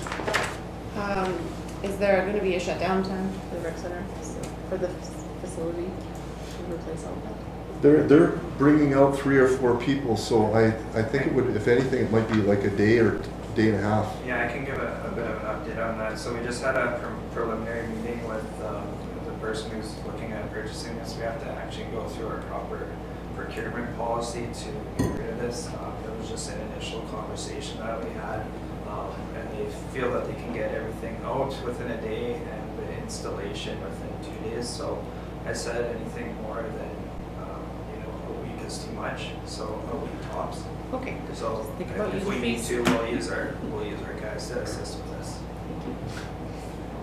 Councillor Moncrief? So the recreation center in Pecuniary, is that a reserve fund? And so what are we looking at here? Are we looking at just the 2023 expenditure of $60,000? Well, the impact of the 2023 budget was the 60,000. Again, this total 250 would have been part of our contribution towards the 1.3 for the ISIP application. And we did allocate 190 last year, and we sort of did the purchase order in around November or December, recognizing that we would just put a deposit and then have to pay the full amount after installation. So it wasn't budgeted for last year then? Yes, it was, but last year, so the 190 was in 2022, and the 60 was always in 2023. Okay. So for everybody, when you see carry, that was money that was approved in the 2022 budget that went unspent for whatever reason. So the project wasn't completed, or so just, or maybe there was a supply chain disruption or a delay. Just so if you see carry, that's a previously approved amount being brought forward. Thank you. Councillor Moncrief, we're getting lots of good information now. Keep them coming. Okay, the next project is for the library. So this would be for the downtown library. It's split out over 2 years, 2023 and 2026. And it's to replace old windows. And we're breaking it up because with the library reserve, it's a reserve that doesn't have a lot of money in it. So council will contribute through the budgeting process $37,500 per year towards some of our buildings. This is one of them, and we try to always keep a little bit of a slush fund there, so if things come up, we've got adequate budget to pay for it, so we will stretch it out over multi-years just to make sure that we're not incurring debt or something like that, that we're using reserves to pay for this. Councillor Moncrief. Sorry, it's me again. The library board's budgets are separate from the municipal budgets, are they not? And do they have reserves of their own, or are they incorporated fully, and how does that work? Yeah, so we, they do their operating budget, but then they have an operating request to council for cost share. So when Marge and Crystal would have presented the budget, they would have had a very specific ask to council at that time. There are reserves, I think there's one or two, and they are sort of managed by our finance team.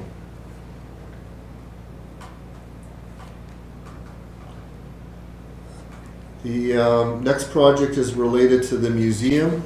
So the museum also has its own reserves. They, on an annual basis, working with our facilities department, will look to prioritize projects that need to take place in that building. When we looked at 2 years worth of sort of identified capital projects, we rolled those together and we went to NOHFC and we requested an additional $400,000 to do to redo the roof. As it turns out, when we looked at that roof and the cost of that roof based on some estimates that we got, we realized that we had more money than what we needed. So we went back to NOHFC in the fall of this year and we got an amendment done to that original application because we were changing the spirit of what we were applying for, and what we've asked is to put in a solar array up there. So we're actually going to be able to have a solar solution on one of our broad buildings, which fulfills one of our strategic plan focus areas that have been identified, and we'll be able to start to calculate what our return on our investment is on a solar solution for a city building. And this is the museum building, Yeah. the new, yeah, not the old museum building. Yeah, not the annex, the museum building. Okay, thanks. Yeah. Yeah, it'll face the lake, so we'll put the solar array up on the south side, so it'll be facing the lake. Councillor. Thank you. We're just looking for someone else with a question. The next project is related to the Arts Center. When we did the Arts Center project, we worked hand in hand with the neighbor next door at Service Ontario building.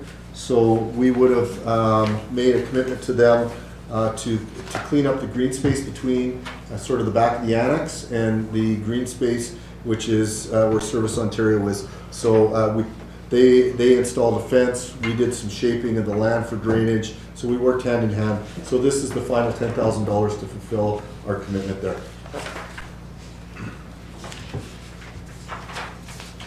The next project is a 2024 project. It's related to the annex, and it's to install some proper insulation up there. And yeah, it's a $10,000 project. It's not a very large project.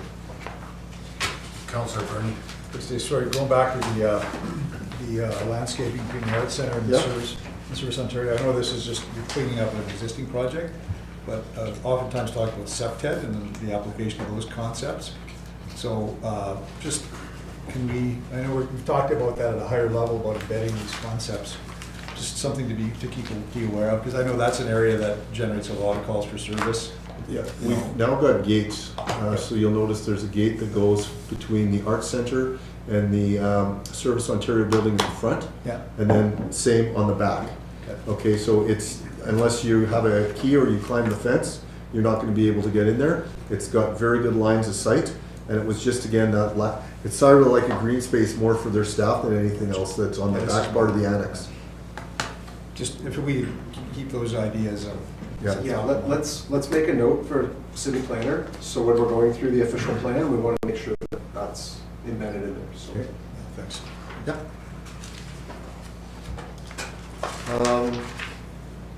Who, do you want to speak to this one?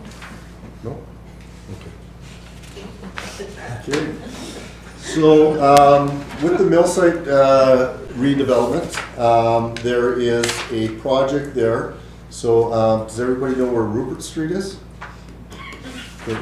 Rupert Street is, if you look at where the roadway is shaped coming off the mill site, it kind of points to Rupert Street. So it is, there's a Moncrief building right on the corner there. It used to be the offices.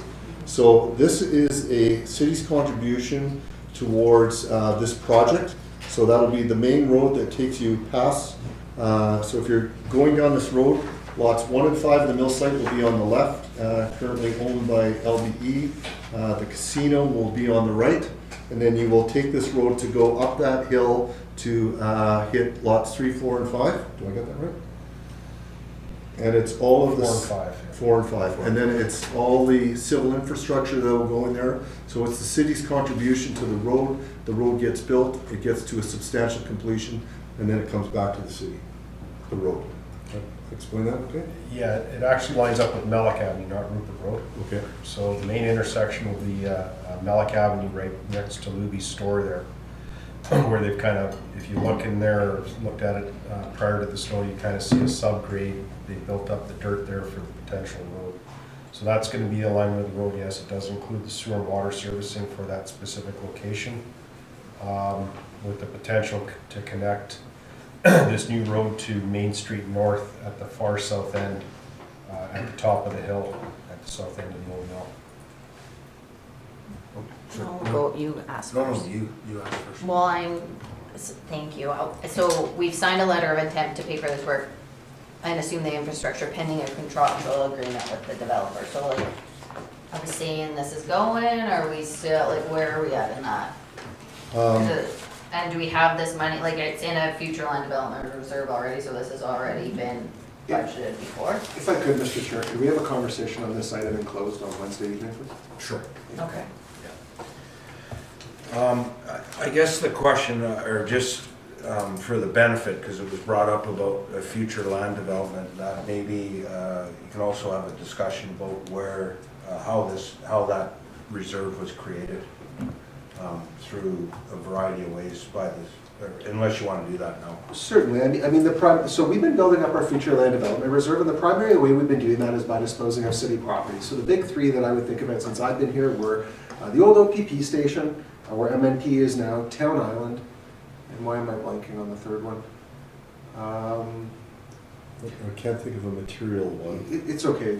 We've gotten rid of a number, and that was the intent, to sort of build this future land reserve to be able to support development and housing when these types of opportunities came up. So the developer is going to do their thing on the development side, and we're going to support with municipal infrastructure that makes sure that it's to spec, it's the standard that we want, it's properly serviced, and we have the expertise in that area. The reason that I want to have the conversation in closed is just more around the contractual elements of that arrangement, which I think are not appropriate for in open session. But I can answer if there's any more questions specifically on.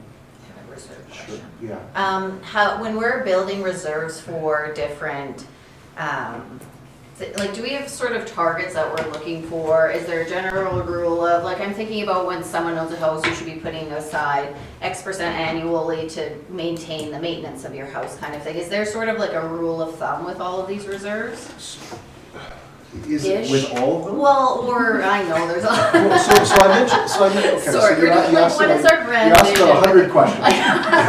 Okay, so we have a lot of reserves. So we have a lot of reserves. Okay. And they all have a little bit of a different flavor to them. So we literally have, I think it's exhausted now, but we literally had a Husky the Muskie reserve that we got in US dollars that had to be spent on Husky the Muskie because somebody donated it to us.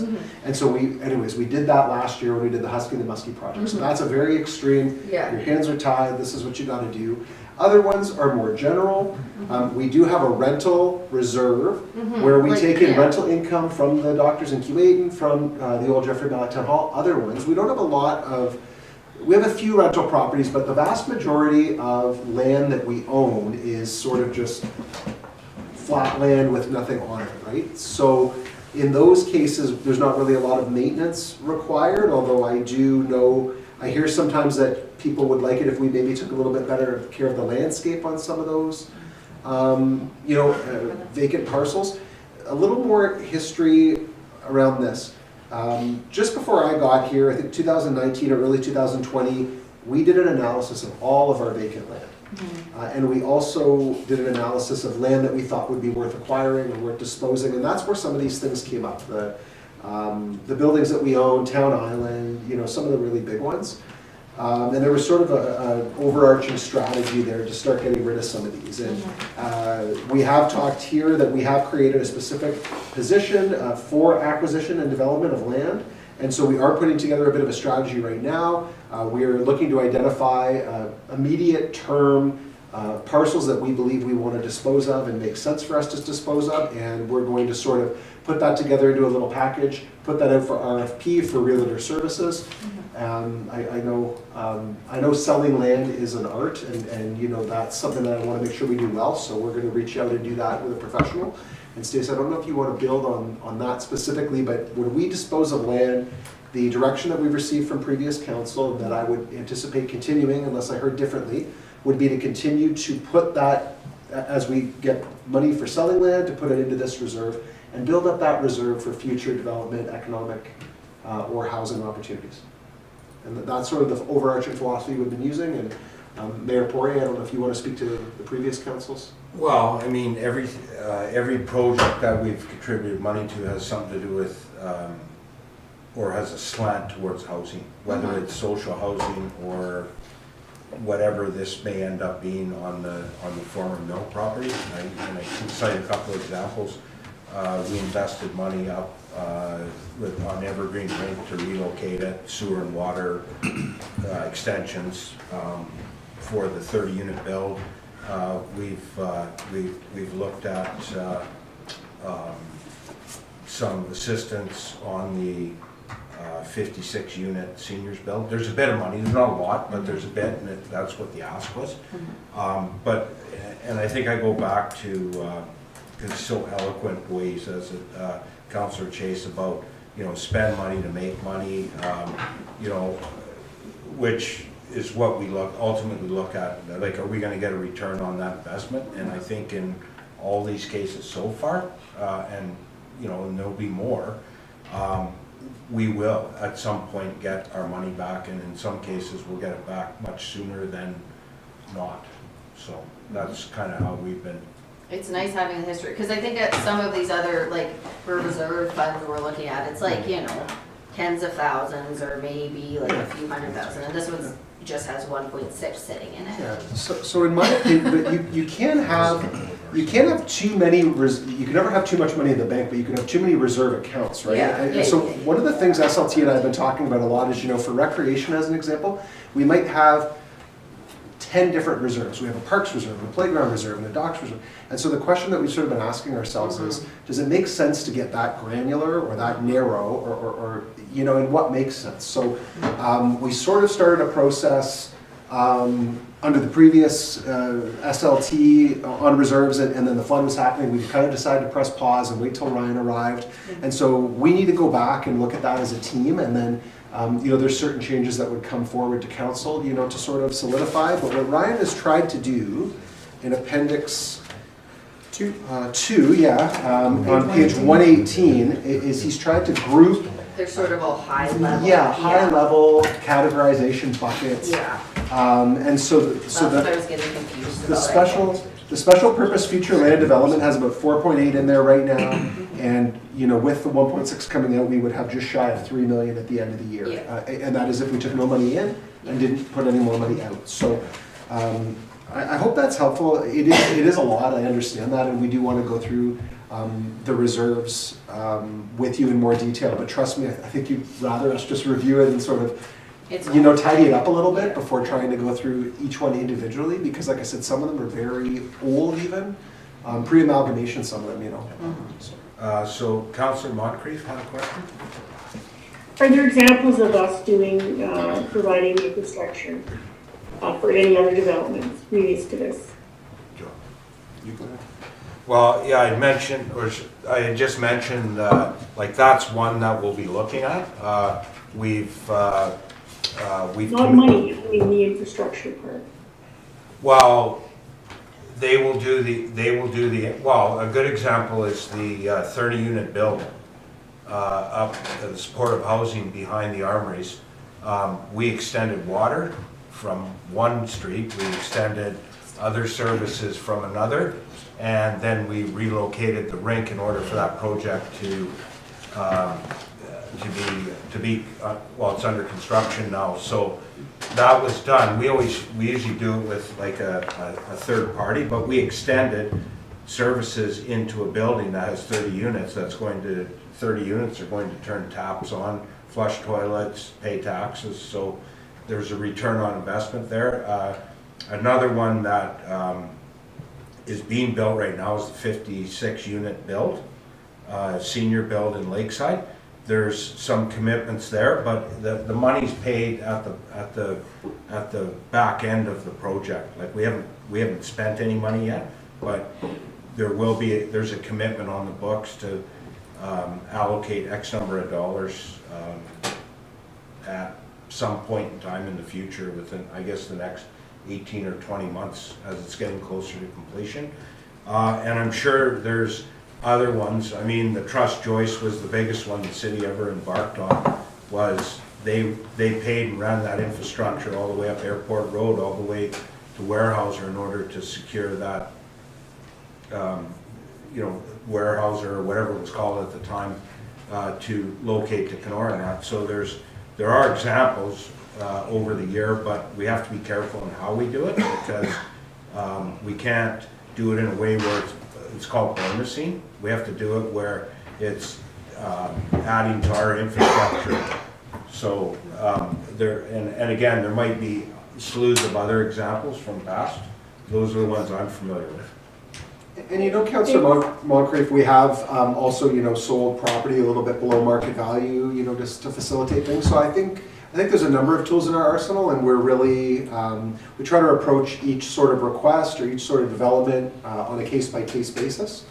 And I think we have had, we hear from people that housing and economic development is important, and the city needs to show up in support of those things. And so I think we've done our best to live up in the spirit of that, certainly over the past, since beginning of 2018, I would say, with the last council. I can't speak as much before that because I don't benefit from the corporate memory from that far back. But I think Mayor Poirier provided a good summary.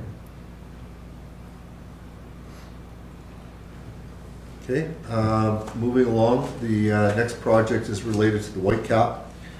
You'll note that it's spread out over a number of years. With the high water that took place this year, and where the water table was at relative to the Whitecap, we actually had some erosion from underneath, so we need to repair those tripping hazards in 2023.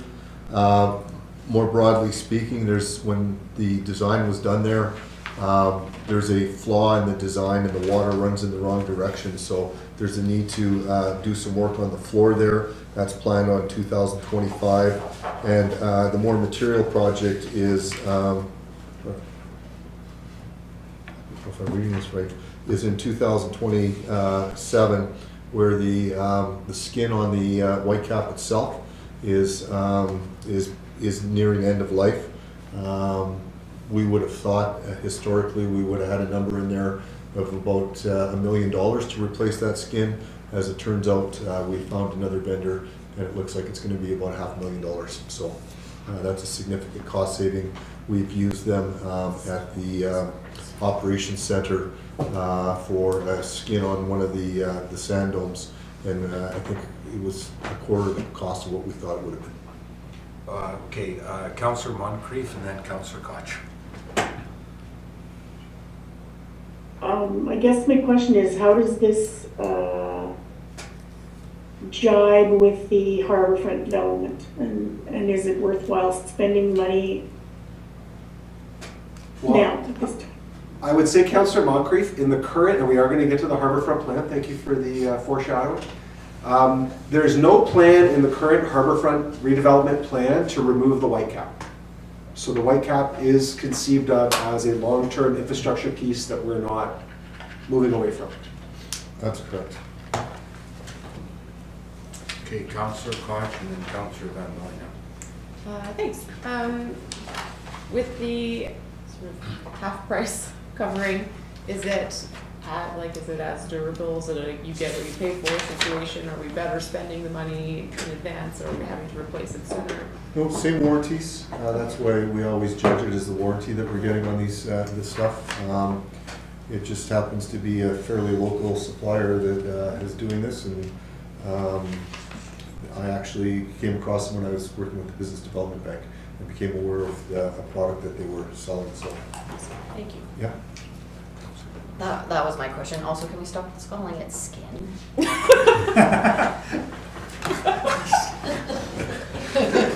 Sure. We can do a final replace on everywhere it says skin. Canvas. Membrane. Don't use membrane on it. Okay, anyways, let's get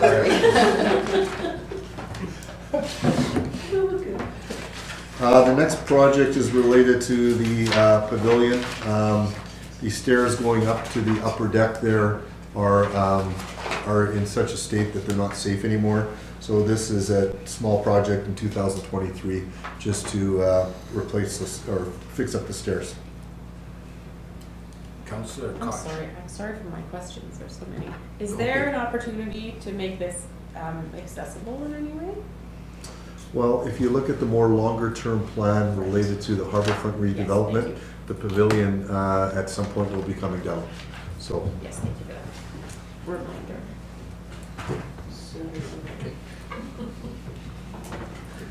next project is related to a carry-forward project from 2022. This is what we call the Pocket Park, which is going to be across the street from the Winhack building and on the corner of Chipman and First, going up the laneway. And that is to put in a self-cleaning washroom and a functional green space there. There's been a lot of community engagement on that project, and we have been had some delays due to COVID in terms of shipping the washroom itself. Actually, I believe it's supposed to be here like first week of February. Like, it should be pretty soon. Not sure if it got delayed until later in the year because there's still sewer and water servicing that needs to be brought up to the surface. So Yeah. I'd have to work through Dave and Sean on. Yeah, so it's with engineering now, it's getting ready to be shipped. When they ship it, of course, they're gonna want their money, but we also have to test it, so we gotta charge everything. So we're looking at the best way to charge it to make sure that it meets our requirements at this end. It's coming from Quebec. So a question I have, when I initially looked at this, you've got a total and it's a carry forward because it's kind of it's a concept or an idea or a project that's been on the books for a couple of years. Is it actually happening in 2023? Yeah, it'll be completed in 2023. Sorry? It will be completed in 2023. Oh, okay, but, okay, because I was just, 2023 was blank, so we're just using the carryovers? Yes, yeah. Yeah, there's, that was a project where when we did, when we originally got our MAP revenue, we did a planning session and we allocated some monies from that reserve for the self-cleaning washroom over a period of 2 years. Then we went to Kenora District Services Board, told them about the project. They made a contribution to the project, and then there's just green space enhancement there. Okay.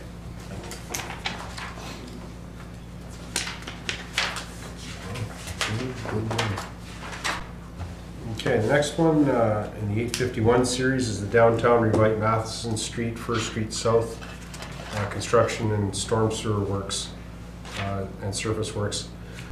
Primarily in the past, downtown revitalization projects have taken a threefold approach in terms of its funding. One has been typically the surface works and the storm sewer works, which this 851 series in infrastructure handles, and the sewer and water renewals for those projects have their specific budgets within the sewer and water budget realm. So there's basically three forms of funding that occur for these types of projects. This specific project was on and off again over the last few years. We were trying to I guess, line up what may be happening in terms of larger projects in the downtown core, both from a funding perspective and also a coordination perspective, and that being the Harborfront Development project. So we've been trying to fit this last kind of phase for the downtown core in, which would basically renew Matheson Street from 2nd Street, pretty much all the way up to the bridge at the Detox, and then 1st Street from Restaurante down to Donnie B's. So that's kind of the last leg of the puzzle here to get the downtown core done. From there, downtown Revites would kind of fan out from that location. So probably the next priority would be Main Street South, kind of in front of Boston Pizza, 3rd Street behind Shoppers Drug Mart, Matheson Street from 2nd Street, kind of going down towards the Matheson Street Wharf, around the corner maybe to Safeway on 1st Avenue. So those are future programs and downtown Revites that will be coming in sometime in the future. So this is kind of the last legs, I would say, of the original downtown revitalization that we've been kind of considering on a detailed basis. So the design for this specific section has been sitting on, waiting on the shelf here to kind of get funding ready and an opportune time to kind of slate that in based on other projects that may be happening, whether it's the Harborfront Development, the large bridge, or other kind of impacts, I guess, to the funding that are required, seeing these are large projects. I guess the other factor for this also is external funding, NOHFC, FedNor, and so on. So depending on what's happening at any given time, it's been a bit of a chore to gain, I guess, the attention of some of those groups in regards to downtown Revite projects and how they are improving the economic development portion of the town and so on. So that's been another kind of hurdle for these types of projects where they're heavily infrastructure, and we're trying to gain funding from a economic development perspective. So unless there's a lot of other pushing and pulling of funds, we talk about gas tax, we talk about OSIF funding and so on, that we kind of want to use for other core infrastructures downtown or outside of the town in terms of paving and bridge projects and sewer and water projects. These ones here are a little bit more difficult to try and fit into a niche of certain funding that may be available at any given time. So that is proposed for 2025 construction. We do have a little allotment of money in 2024 to get the tender back up to current speed. So the tenders and the design and the drawings have been sitting in the wings for quite some time. Originally, the consultant that was hired to do this last bit of downtown revitalization, I believe, was hired in 2012 is my guess, or maybe 2011, and we're asked to do 3 phases of the downtown revite. So 2 have been done since that time under this specific design set and drawings, which was 2nd Street South in 2014, Chipman Street and the new 1st Street through the old mall parking lot in 2019, and this was the 3rd phase that was designed and was basically ready to go almost a decade ago, or 8-9 years ago now. So we want to put some final touches on it, give it another review, bring it up to current standards. A few things have changed in terms of design standards and stuff. So that's what we'd be looking at in 2024 to kind of make sure we get a last look at it before it goes out to tender for 2025. And again, there'll be supplementary funding for this project. You'll see when we get into the sewer and water budgets directly under the water and the sewer to supplement those other underground works on top of this.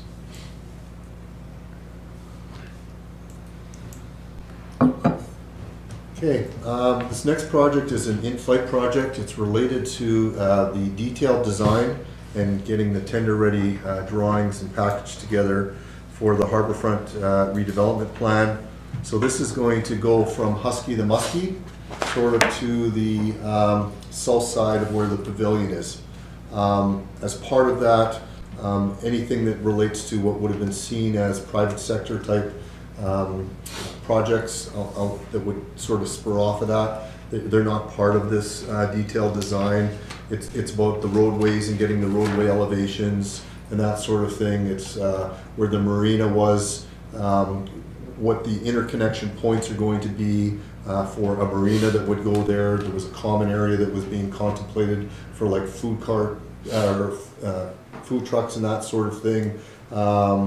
Sort of just by where the subway comes out and where the marina would be, that would be part of the detailed drawings. And then there's the whole meandering walkway along the green belt that was going to have a number of different indigenous elements brought into that walkway. So this is to complete that. The money has to be spent by the end of 2023, and then as as funding envelopes become available in the future, we would look to apply for those and have those sort of tender packages on the shelf so we could pick off portions of projects and then take them to tender and apply for them, and also apply for funding. Just a question on McLeod Park. Yeah. So across the street where work's currently being done, I guess just because it's seasonal, Yeah. it's stopped. Where are we at with finishing that piece of the project? Is that part of this? No, this is specifically drawings and design and tender-ready packages. So that other construction project, I believe the funding expires March 31st is the deadline for that. Does that sound right? I have to check the date, but I did speak to the contractor just this weekend, and they were waiting for something to be delivered. It had something to do with electrical upgrades that were required there, and it is weather dependent because they've got to do some landscaping elements and all that. But there was no concerns expressed from a timeline standpoint. So just the pergola, I think that was the issue. We had to back some items out of the project. Yeah. And then you were looking for additional funding opportunities to do the pergola, I guess it was called. Yeah, and we got turned down on that one application for the pergola. So right now there is, we're ready to install a pergola. All the design elements to sort of place it are there, but the pergola itself we still don't have. But I guess what I'm asking though is, you're driving into town and you got concrete abutments like sticking out like footings. Yeah. And I don't know what, I can't recall on that, and correct me if I'm wrong, but it was 180,000 or 160,000 to actually finish the project. Are we going to do that? Or are we gonna hold out until we can try and squeeze some money out of another level of government? Like I'm asking the question because it's the thing you see coming in, and to me it looks unfinished. Yeah. So from my understanding, where the pergola is going to go is a mortar and what am I looking for? It's basically an insert. Okay, so the timbers would slide into those inserts, and that's the way the pergola would be sat. So there's nothing sticking up from the ground. We would take that square, call it 10 by 10, and we would put gravel in there or something like that so that it wasn't a trip hazard. So it wouldn't be really noticeable that the pergola wasn't there, other than the fact that we've got these little square things and you'd have to get up close. Everything else is set to be completed from everything that I understand. But to your question, there is, like we just found out just before Christmas that we were turned down on that funding, so we do not have budget right now for that pergola. In 2023? In 2023, that's correct. Well, I'm gonna voice my concern that I think we need to find the money somewhere, and we can't say that we don't have it. We need to start finishing off these projects. Leaving them half done and then going back in a year or two, we know where the price is going, it's going up. And to me, we're trying to sell as for summer residents, tourism and that, and I had a real problem not just finding the money when the tender came in to do it and finish it. We got to get off this. We need government, other levels of government all the time. We need to spend some money too, and I think I would like to see this reviewed going into the season. I think it's important that we finish that piece off, but that's my opinion. Well, luckily, we got a budget meeting, we got the whole council around the table. Councilor What do you think? I wonder, is there an opportunity to lump that in with the sort of building naming thing that we're doing? Can it be somebody's business name, Pergola? Never thought about that one, because it was always called McLeod Park. I wonder what the significance is of the McLeod Park. I don't know if we'd be breaking any rules by changing that name. I don't think she's talking about the park, I think she's talking about. No, just the pergola itself, not the building. I don't know what it costs, the pergola, but. Well, I think the pergola initially came in at 120, and I think it went down to 90. Oh, okay. Yeah, so it was around $100,000. So would council like to see us add $25,000 into the budget to complete that feature that was left out as a result of escalating costs in the 2022? Do we need to vote hands up or? We don't need to do it formally, I'd like to hear the voices around the table so I know whether or not we need to make that change. I'd like to think about it. It's the first time I've ever even thought of it, so. I'm just bringing it up That's a good again. point. That's a because, very good point. I'd like to finish it. Yeah, it depends on where the money's coming from. If we're gonna now say, let's go out and raise more taxes to pay for it, then I'm not for it, because I don't think we need to do that for $90,000. And that, I mean, we've got I don't know, with capital now, what are we up to, 50, 60 million or whatever from that? I just find that 90,000 or 100,000, I don't think is difficult to do. And not having to raise the tax levy for it. So anyways, that's just my take on the project. So yeah, Councillor Moncrief. I'm with Bob, I'd like to think about it as well, and in doing so, I'd like to know what the materials are that it's supposed to be made of. So here's the two things that we're going to do. We're going to take a look at potential funding sources, and we're going to get a re-quote on that, and we're going to see what that would cost to deliver on. Yeah, and I think it would be helpful to circulate the rendition so that you can actually see what it looks like. Yeah. I'd appreciate it. Yeah, and I think. And the materials as well. Yeah. If it's wood and it's going to be carved up in 6 months with people's names, I don't want any part of that. Could be a couple. Why don't you campaign carve your name on it? I was gonna put your name in there first. Any other comments on the permit? Okay. So just moving, so this is really important, okay? So you guys have all read the Harborfront redevelopment plan, correct? It was provided to you, it's pretty ambitious.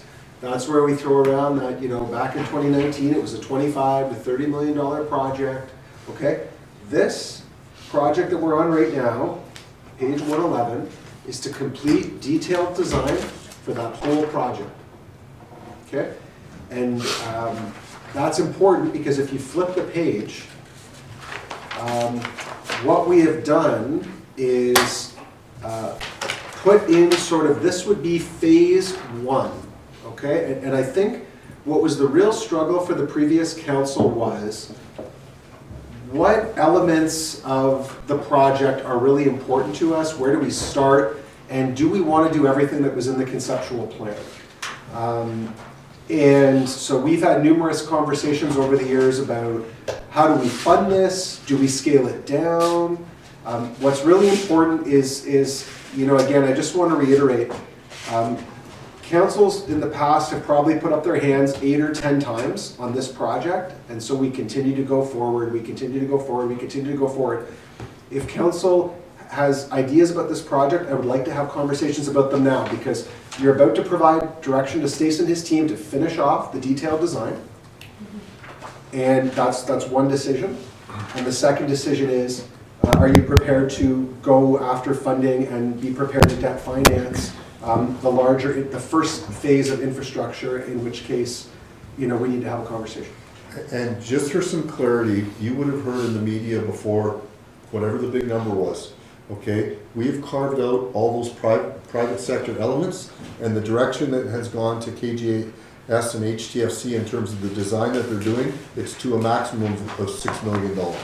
Okay, so, you know, like certain elements, like there was a pier that was in there, not part of the scope. There was a hotel, not part of the scope. A restaurant, not part of the scope, and then there was a water sort of building that, where the tourism offices and that were gonna go. That's gonna be a $15–20 million building in today's construction. So we've eliminated that. So the $6 million is for all of the walkways, all of the road grades, all of the street improvements that would need to be done, get rid of the drainage problem that takes place on the back side of these businesses that front onto Bernier Drive, those sorts of things. What is council's vision for that project? Actually, I think Councillor Chase had a question. Well, not really a question, thank you, Your Worship. I'll just throw it out there. I mean, having seen the master plan come together, looking at these budget implications, I personally have quite a bit of concern about spending this kind of money right now as a priority for myself. I mean, I think when I look at our other priorities and what these budget implications are, I'm a bit nervous about giving the direction to go ahead and have a $6 million thing on the hook in a couple of years when we have so many other problems and so many other areas that we could use that capital for. So I just wanted to voice that concern. Thank you. Councillor Manson and then Councillor Moncrief. So we've basically seen the full capital budget. How does that relate percentage-wise to the taxpayers? Sorry, I don't understand the question. What would be the effect on the tax rate? Yeah, what percentage 2023? would the taxpayers have to pay? I still don't understand the question. Okay. What I'm gonna do, let's go to page 17, okay? That's a high-level summary of the whole budget's in there, okay? So what we've done for you, okay, and this is not what so typically what happens is we shoot for, and maybe not what you want to hear, bit of an arbitrary number.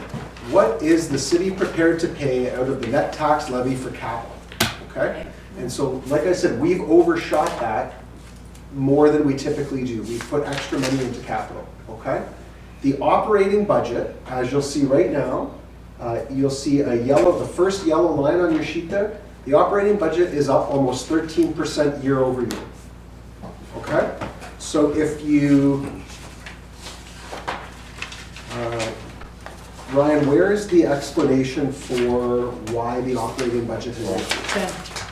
Thank you. So if you go to page 10, at the bottom here, it explains to you why is the operating budget increased by 13%. And the big reason is transfer to capital, 1.3 million. Increase to salaries and benefits, that's 1.28 million, and that includes everything. Your economic increase of 1.5% is in there currently, can come out, but it's in there right now. Your grid bumps, there's been changes to the OMERS pension. There's some positions that were loaded in halfway last year that are now loaded in fully. The next amount is transfer to reserves. We took a holiday on reserves last year because it was really important to council to minimize the impact of the tax increase to residents. So we actually took a holiday from putting money into those reserves last year. We're suggesting that that comes back in. You'll see inflationary items around fuel, utilities. Our audit fees have gone up, and that's a result of some changes around obligations for our audit. Travel and conference, we nearly zeroed that out during COVID, and so you're seeing that come back. General maintenance, city funding, cleaning, inflation, miscellaneous. Basically, that's how you get to this number of the operating budget going up 13%. Okay? Now what we've done, again, back to page 17, is what we've done is we've provided you with 3 scenarios. And the reason that we've done this is because we want to show you if you want to do more work, this is what it would cost. If you want to do less work, this is what it would cost. So we've provided you with options at 4%, 6%, and 8%.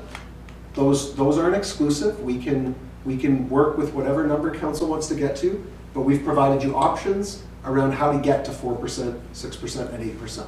And again, it comes back to those trade-offs that I talked about earlier. Do we want to take a little bit more money out of the bank this year because we've, saved a little bit for a rainy day, and we have really held the line during COVID? Do we want to take on a little bit more debt? Do we want to use more of the infrastructure funding we've gotten from the province, or do we want to use less? So we can get to any number. To answer your question directly, Councillor Manson, we can get to any number you want, but we need to make decisions around what's coming out what's coming in, how we want to spend things. So we, again, have shown you we have an option there for you that gets things as low as 4%. What I would tell you is a lot of our peers, particularly in Northwestern Ontario, are in that 5 to 7.5% range right now. And I have seen some things down south over 10%. Inflation is real. The impact of things coming out of COVID is very real. And we are just dealing with some challenges of the economic times, but we're in a good situation where we can make things work because of the good financial situation that we're in, and we have gotten some help from the government with some additional infrastructure funding. So let's open up the conversation from there. Well, Councillor Moncrief has, are you okay with? I'm good. Yeah. Councillor Moncrief? So I guess to follow up Graham's question, how much have we invested in the Harbourfront project already? What did the study, what did the plan cost? What are we into in order to have to live with someone else's plan? I'd have to take that away, but I would say that the city is in at least a couple $100,000 so far. Maybe 3 something. Maybe a little more. Somewhere between 350 and 500,000 would be my guess. Okay, so let's say it's $500,000 and it's someone else's idea and plan. My next question was, with the people that have experience with these budgets, we're looking at the capital budget now. Then we're going to move on to the operating budget. It seems to me that the capital budget is going to be the budget where we're going to find some room to maneuver and not so much operating. Is that a fair statement? And in your experience, if we're going to move things, are we going to move them now in this section? Yeah, absolutely, Councillor Moncrief, and I think it's a great point. Yeah, we have the capital, we tend to have more choice over capital than we do over operating, right? So if you look at some of the options we've given you to balance, we can reduce the municipal paving program. We did get that initial infrastructure funding. We can use it all, or we can not. We can save some of it for a future year. The one time, we have some reserves that we can tap into. So, like, if there's things in the capital budget right now that you don't want to proceed with, then let's have a conversation about that. That's the best place No, to I'm start. talking about the overall total budget. If we have to reduce or move, and we're not interested in spending more out of reserves, then is it likely that the movement's going to be found in the capital budget rather than the operating budget? It is, yep, that's correct. That's what I wanted to know. Okay, are you okay? For now, I'm not ready to agree to anything. No, is that, no, with your question, or do you have a Yes, thought? yeah, Okay. both of them are. Councillor Van Dillingham, please. So going back to this Harbourfront business development plan and the 800,000 for doing the plans and the signs, what happens to the FedNor and NOHFC funding that is sitting there for that if we decide to not go ahead with this? So this is important. So typically we don't want to do this. We've done this for a couple projects. That money is not secure. So we haven't even applied for it. That money's not real. So we've had very good luck with those funding sources in the past. So that's not necessarily something from a best practice standpoint that I would want to be doing across the budget, just taking money for granted that's not locked in. But that's what we've done, and based on our preliminary conversations with those agencies, they've even sort of counseled, like, we funded a few things in this vein around the Harbourfront. Like, if you're going to put in another application, make sure it captures what you want, because we don't know, how much longer we can fund this project, right? So we're not, I just was worried that it was money that was It's going to not. disappear if we don't. No, it's an important question. Sorry, were you talking about in the context of the $800,000 detailed design Yeah. or the bigger The project? detailed Okay. design. Okay, I No, apologize. sorry, yeah. We were on the, okay, I apologize. Going back to. We have that money. So we Okay. have the money for 111, Yeah. not for 112. And so if we decide to not go ahead with this, I'm assuming we're not going ahead with making a detailed plan and design, so then what does happen to that? We- Over $500,000. Well, we would have to have a conversation with FedNor and NOHFC. We have funding agreements with them that would indicate that we would complete this work, and if we weren't, I don't know what happens when you don't complete the project like you said you would. They're probably going to want the money back, would be my guess. Okay. And if I could just pick up on that, there's also been some work that's been incurred on this. So the city would have to settle up the tab with the people that have been doing the work, and assuming that FedNor and NOHSC left the table, then we would have our, you know, our amount of money to, which was partially debt and partially that tax to settle up the bill. I don't know where that's sitting.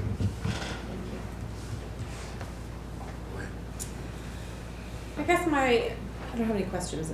I just, if we're kind of feeling out what we're talking about here, I'm not without concern.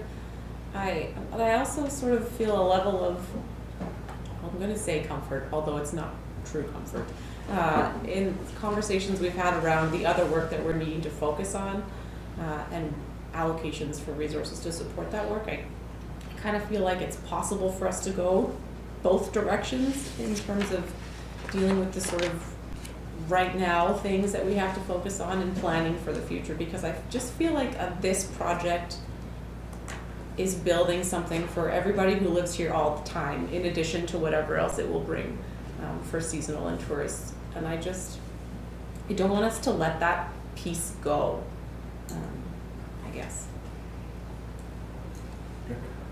Councillor Bernie. I think we should go ahead with it. I mean, nothing ventured, nothing gained.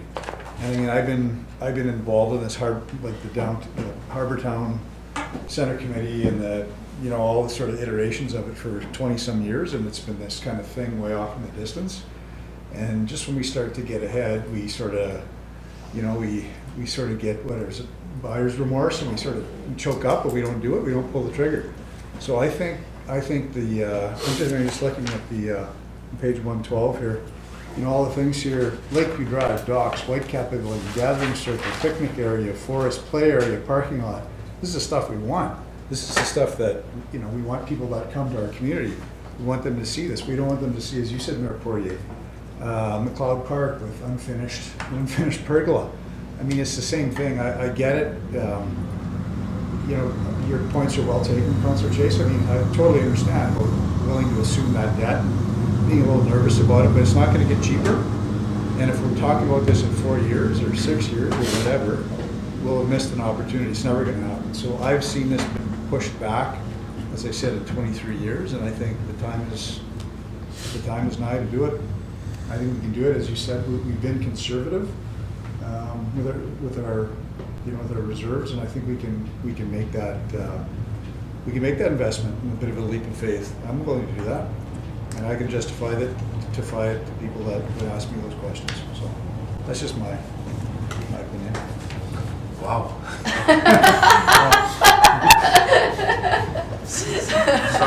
Anyways, nice to hear it. That's not what I was expecting, but just a couple of things, because I'm kind of with Councillor Chase, and that might have been one of the councillors in the previous council that, I'm for it, but moving along cautiously, like the original plan.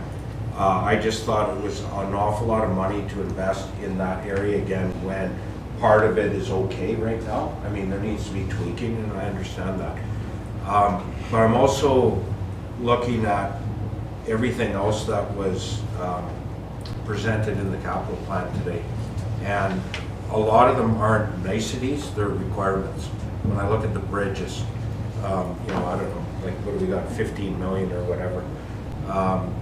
We've got commitments based on a report to not north of the bypass, but the rural roads, like it's a study of all. And I'm not sure where that's going to land yet. So there's a few things out there that are really kind of making me nervous.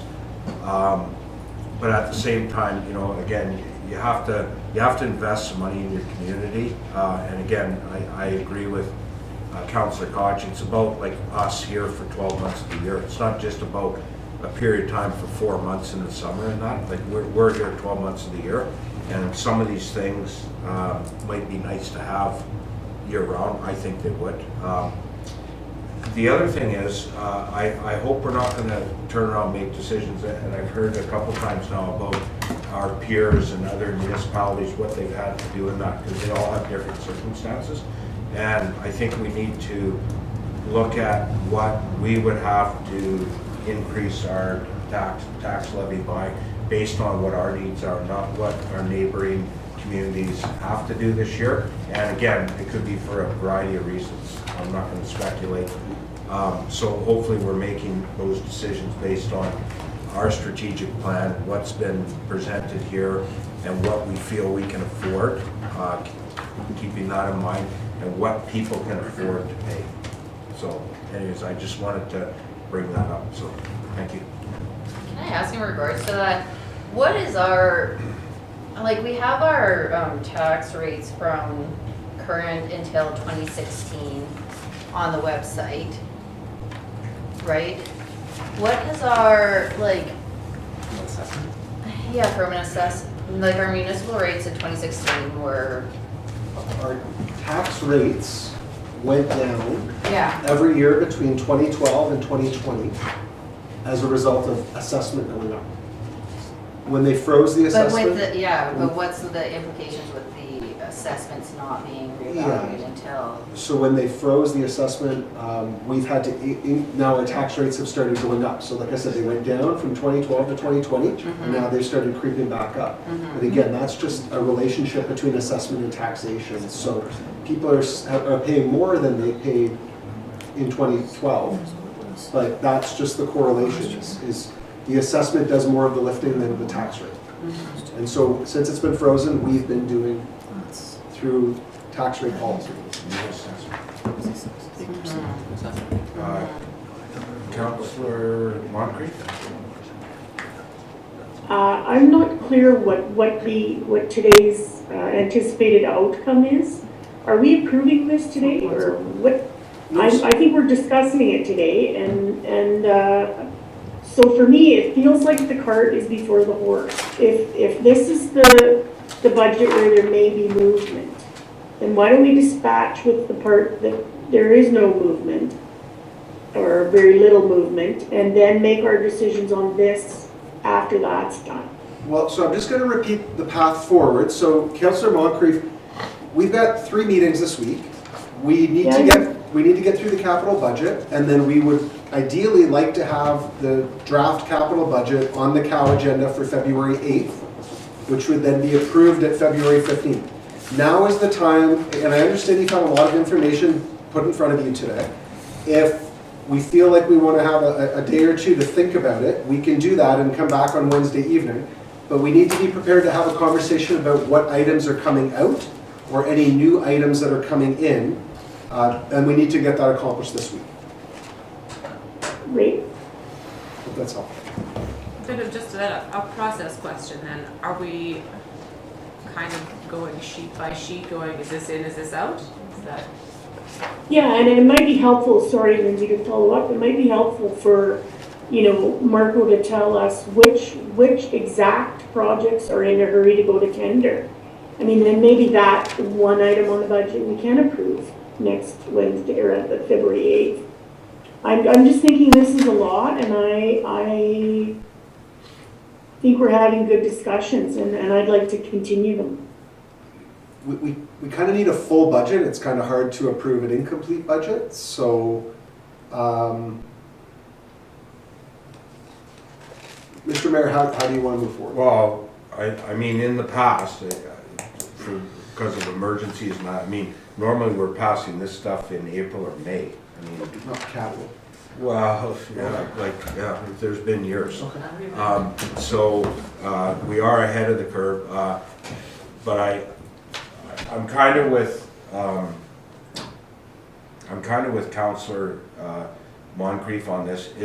Is there any way, and I think procedurally we would have to look in to see if we can do this, but if there are a couple of and we probably, which projects, I'm thinking Railway Street and whatever, is there a way that we can approve those if we're not ready to pass the capital budget in February? Is there any way at those meetings we could push forward with, these 2 or 3 projects, because we want to get them out for tender? Because don't forget, bear in mind, you got a whole kind of council and that. I mean, I've been through this before. Graham's been through it once or twice now, but other people haven't. And I can I can see where they're coming from. There's a lot of information explained, and I'll pass it. There's implications to this, and it's the implications on the political side, which are tax increases. So they want to be very careful and cautious about what they do, and I'm with them on that. So is there any way to do that, like kind of going through where you can approve those without approving an actual budget? I don't know. Personally, from my area, anything that would have been spoken for that is linked to ISIP or NOHFC has to be spent, other than the ISIP, by the end of 2023. For the dry pad project, is part of the ISIP. We got to line that up so when the ice goes out in April, they're breaking the concrete. So anything in that space has to go. Let me put it this way, more than half of this would need to come. So, like, that's the challenge. Like, we were talking about big road projects, we were talking about more than half of this we would kind of need a go, no-go decision on. Yeah, tendering's the big thing here, and I guess the quicker you can get a budget, the quicker we can get tenders out. We kind of alluded to that. The quicker you get your tenders out, the better prices, the more competitiveness, the more opportunity there is to get the projects done, right? So if we are waiting for an April, March type thing, and we're waiting, perhaps we have tenders waiting on the shelf, but still, we've lost our prime time. The sooner you get a tender out, especially for these larger projects, and there's quite a few in the books here, whether it's a few $100,000 worth of attention we're putting to roads north of the bypass, or a $1.3 or $5 million paving project, or yet to come the sewer and water projects. The longer we wait, the less opportunity there is to get those done in a cost-effective manner, because we've lost our competitiveness. Contractors fill up their scorecards, and we'll bid your work, but we're bidding it at a premium. So, in order to rank. And this is just the taxation bit yet, and we still have to go through the sewer, water, and solid waste. So luckily, those are different, pots and reserves of money that aren't net tax levy, but still does affect user fees and other things going forward in some regard if we even get into that discussion. So my worry is timing from a tendering perspective. So basically a lot of the projects, especially for the road systems that we're proposing here, we're actively working on in terms of tenders to get those out the door. We're eagerly awaiting the approved budget to do that. In some cases, in other years, we've put out tenders when we have been waiting for the budget in hopes that the full amount of money is available for that project. So it does put the city in a precarious situation if we're looking for key times to put tenders out. Not have an approved budget, hoping that there are no cuts or there's implications further on after the tenders come in and there's a lack of money to do the full amount of work. So just to give you a sense, the years that I've been here, we've done this process in December, and to your question, Councillor Manson, we couldn't even tell you what the tax rate increase was going to be. So because of the new council, we've actually delayed this process, and we've actually done all the front end work on operating, so we can give you an answer today about what impact that has. In the past, the years that I've been here, like I said, we're doing capital budget in December, completely removed from the operating budget, and we're just sort of shooting for that arbitrary number about what historically we know the tax levy has allowed us to facilitate. So, I think my question, as a follow-up to what Councillor Tosh said, so what is the process then? Are we just flipping through and say yay, nay, yay, nay, yay, nay? Like, well, I think what I'd like to do now is I think what I would say is we go through, and if anybody isn't in favor, they let us know, and maybe we just star, and then I think I'd like to take this away with my team and figure out how to show up on Wednesday. I'm not sure another way to advance. Are you okay with that? yeah, well, yeah, like I don't know what I'm doing. No, do you this have- is our first time doing this, so just a little procedurally, like what are the next steps to make this? Councillor Moncrief? Well, I have a suggestion on that, and that would be to just take out all of the ones that have a net zero that are already either funded through grants or reserves, and anything that's going to affect the levy or is funded through debt financing, then I think those are the ones we have to look at. Yeah, I'd be okay with that. We could look at the net tax levy ones. Yeah. But are we making this? Yeah, except for, but I think we need to identify the projects that we've already committed to, like Railway Street. That has to get done. Like, we can't dick and dilly around with that. We have a lot of money on the hook from the provincial government, and we're behind a year already, so. Right, that'll come out though, won't it? In the discussion. Yeah, I'm just saying, but there are some things that are already started, and I don't, to stop is, Well, that's how we'll know as we go through each. yeah. I know, you know what, actually, could I have 15 minutes with my team? Could we take a break? Yeah, I need Yeah. water. Get coffee break.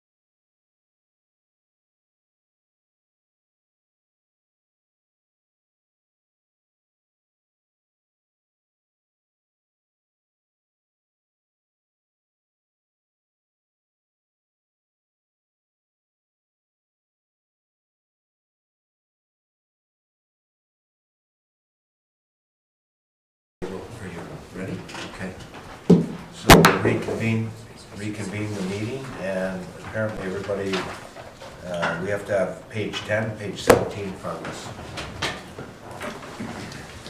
So who am I? Okay. So, trying to figure out what the best path forward is. So I think the most important thing that we want to focus on right now is we're focused on 2023. Okay, we we typically pass a 5-year capital budget here, but it's not set in stone. You know, we're going to revisit 2024. We're going to revisit 2025. So we've talked about some big things today: bridges, DTR, some big infrastructure projects that are in the out years, and I'm not suggesting that those aren't significant. When we're trying to think about what are we trying to achieve, right now we're trying to achieve 2023 capital budget. Okay. So again, it's hard to do that without thinking about the operating. So we're going to return to page 17. You've got that. There's the yellow line, the top yellow line. Increase from prior year's operating budget, 12.96%, okay? And the number above that is 3,699,360. So that's how much the budget is going up year over year. So if you go to the bottom of page 10, what are the reasons that the budget is going up? We've increased the capital budget by 1.361 million. So our rough mental math there is that's about a 4.7% increase to the tax levy, or to the tax rate. So just from infrastructure. So one of the major choices that you have in front of you right now is, do you want to invest in infrastructure? Right? And a significant portion of that also comes, north of the bypass. And we've had some significant conversations with them. They've attended several of our meetings. They've provided, their perspective. We've gone and started on our rural road study, and even though we don't have a completed draft back yet, we have had preliminary discussions with the consultants, which does indicate that we need to invest in that area north of the bypass. So when we're making a choice, if part of what your consideration is what's the tax rate going to be, then one of the decisions you need to make is, are we prepared to invest in capital to the level that we need to do? And as I said at the beginning of the meeting, even with that 1.361, we are not investing in capital to the degree that we need to be keeping up with our obligations. And I'll leave it to Councillor Ben Bellinger. My question is in regards to funding, because you've given us how you've sort of structured it out. We take 1.1 million annually from the Prosperity Trust Fund. We've taken that amount because that's what the dividend that they were paying at the time that it was sold was, in order to cover, I think it's part of operating that it gets covered in, but we have never adjusted this number for inflation. So 1.1 doesn't mean 1.1 anymore. And is there other, we have other ways of financing things, as we know, other than just a 4.7% tax levy. So if I could just continue, things driving the increase. Number 2 is salaries and benefits, okay, 1.28 million. The truth is if you look year over year, that's typically how much our salaries and benefits go up year over year. That's a fairly consistent number, so there's not a ton of control there that we have, just from a cost escalation point. Transfer to reserves, there's something that you could actually control. You could elect not to put $316,000 into reserves if you chose. Everything else there, we don't really have any control over. They're all tied to inflation. So what we've done, coming back to page 17, is we've showed you, if you want to get more work done and set the tax rate at 8%, we can do that. That is basically done in the budget already, and the only changes that would be required would be applying all of the OSIF that we received. So we received 1.224 million extra in OSIF than we were expecting. So we would apply all of that to infrastructure, and we would reduce our reserve allocation by 190,000.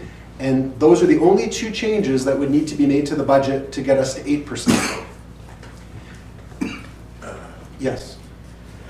Okay, just so when I'm going, and not that I'm,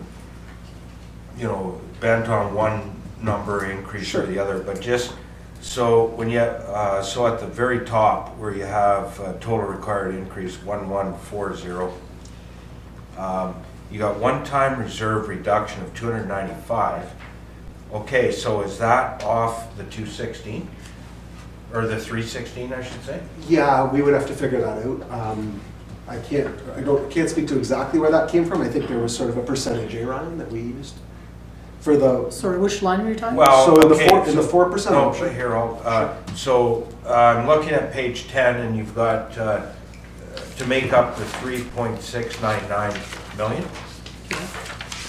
Yep. So the third, transfer to reserves contingency capital facility, 316,000, okay, which gets you to that figure in the box up top, like with the 4 lines, like prior year total additional requirement. Then when you come down where you're looking options to balance, you got a one-time reserve reduction of 295. So is that taking, like, from the original 316 and reducing 295 off that? We could, so when it's open-ended, so it's a one-time, so it's not specific to those reserves. That was explaining the difference, so that was the pre-pandemic, the 316, like contingency was not contributed to, the parking was not, didn't have a contribution, so that's what that explanation, the year over year, but the one-time, it can be, it doesn't have to be, it's not specific, I guess is what I'm trying to say. Okay, so if I'm looking on page 10 and not satisfied with any of these numbers of increases, if you take 316, which are transfers to reserves, just work with me here. Yep. And that brings the increase from 3699, 360 minus 316. Okay? If you did that, okay, so it brings down your total increase or requirement. How does that affect, like, on the or how does that correlate to options to balance on, say, the first one, or, well, it's on all of them, I guess, where it says one-time reserve reduction?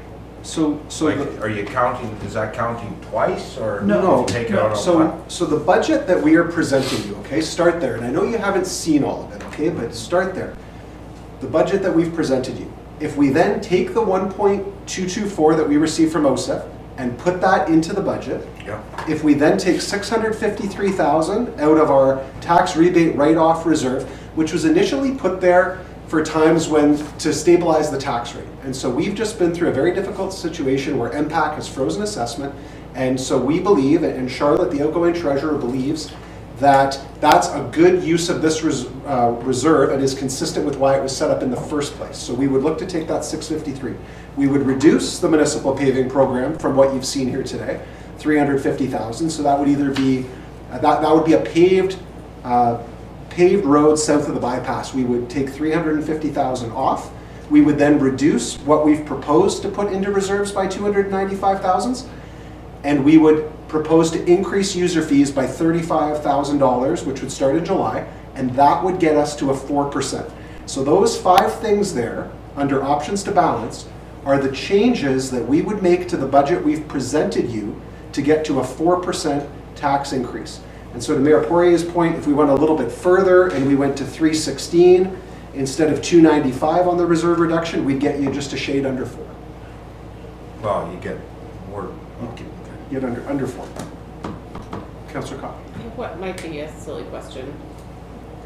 When we're talking about user fees, what does that encompass? Go ahead, Ryan. Well, any types of fees that we charge, so. Please. Tolls, docking, parking, all those Okay, things. all So of that. I just what wanted we to know. propose is Thank a percent increase on that, possibly 2% on what existing. So typically what we've done historically on user fees is we've sort of done a review, we've implemented the change, and then we've sort of set it and forget it. And so a better practice to get into is typically you want to get into something around that 1 to 2% where you're not always going to keep pace with inflation, but you don't have to do those big jumps and then all of a sudden you get a phone call, you raised rates 10% at the pool, right? So we're trying to get away from that set it and forget it on the user fees and just sort of incrementally increase, year over year, which is typically the best practice. I just wasn't sure, like, all the things that people pay to do in the city, what is that For sure. that referring to? Thank you. So just for context, over say the last 4 years, what was the average tax increase? Well, the 2 years that I've been here, Councillor Bernie, we've been 2.93 and I think 2.8-ish in the 2 COVID years. That's where we kind of got to 3, and then, you know, through a couple changes we snuck under. So what I would tell you is it would be very difficult to meet that number this year without really, you know, kind of having to push something off. Fair to say that was an anomaly because of the COVID years? I remember we had some savings that we realized, not by choice, but just because we couldn't, because of COVID. Well, the reason, you know, Mayor Poirier, I made a point and he made a point just around some of the things that our neighbors are going through. The reason that I brought that up is just to give a sense that there are things happening from a comparability standpoint that are beyond our control that everybody are feeling. So, you know, there's some municipalities, they like to be really close to zero. There's other municipalities that like to use the technique that I was describing on the user fees, where you sort of tick up just a little bit every year. And then there's some that'll sort of go to what they think they need, and sometimes that could be higher. It's really not, sometimes circumstances dictate that you need to spend a little bit more money. And so we're in a position where we actually have a little bit more money in the bank to rely on, or we have an option that we've talked about here today about taking a little bit more debt to soften the blow on tax rates. I know what was important to the previous council was that everybody was going through a hard time economically with COVID. Some people, you know, had changes to their, you know, job status. We didn't want to really, even though we were feeling it, even though we were hurting, we didn't want to pass that on to the customer in a disproportionate way. So some of that, you know, it's up for you to decide how much of that still applies. What I would say is, coming out of COVID, we've artificially tried to hold some things low to try and ease that burden, and you can only do that for so long before it, you know, sort of it catches up with you, right? So again, for my own understanding here, so we'd be looking at best case, or these 3 scenarios you've given us, compared to these last 2 years, it was just shy of a 2.7% raise, you said, for 2 years? Yes. It was less than 3. It was less than 3 both years. So we'd be looking at a 1% raise with the first scenario. It would go up a percentage point more to 4. And then the most it would go would be to, well, to the 8% would be the high. But anyway, okay, that's good context. Like, and look, you know, the 8% is not there to scare you. It's not for the media to go say CAO proposes 8% tax increase, although I'm sure that's going to happen. It's to try and show you that if you want to do extra work north of the bypass, if you want to do extra work on infrastructure, if you want to provide more programming in the community, it comes at a cost, right? And so we've been doing the best that we can, again, you know, in spite of the lack of funding that we've been able to tap into to try and just hold the line on infrastructure. And if you take a really good look at that 1.361 that it's sort of increasing, that is predominantly driven by north of the bypass. And that is consistent with what we're hearing anecdotally through our initial interactions with the consultant, and it's what we imagine we're going to see in writing formally from them very soon, that we need to be putting something in that neighborhood in every year north of the bypass to keep up. And so, so that's a challenge. What I will say, and it's not perfect, but I know that's a scary number. If you looked at 2024, right now on operating, we're only forecasting less than 1%. Now that's not perfect.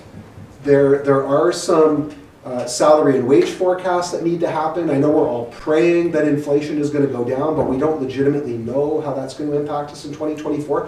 But I think I'd be more concerned if we saw, you know, these big numbers continuing into the future. But we really believe that if this is a bit of a holding pattern. We can use a little bit of the money that we have in the bank to get us through. We can still invest in capital, and we don't have to sort of short shrift anything for a year to get by.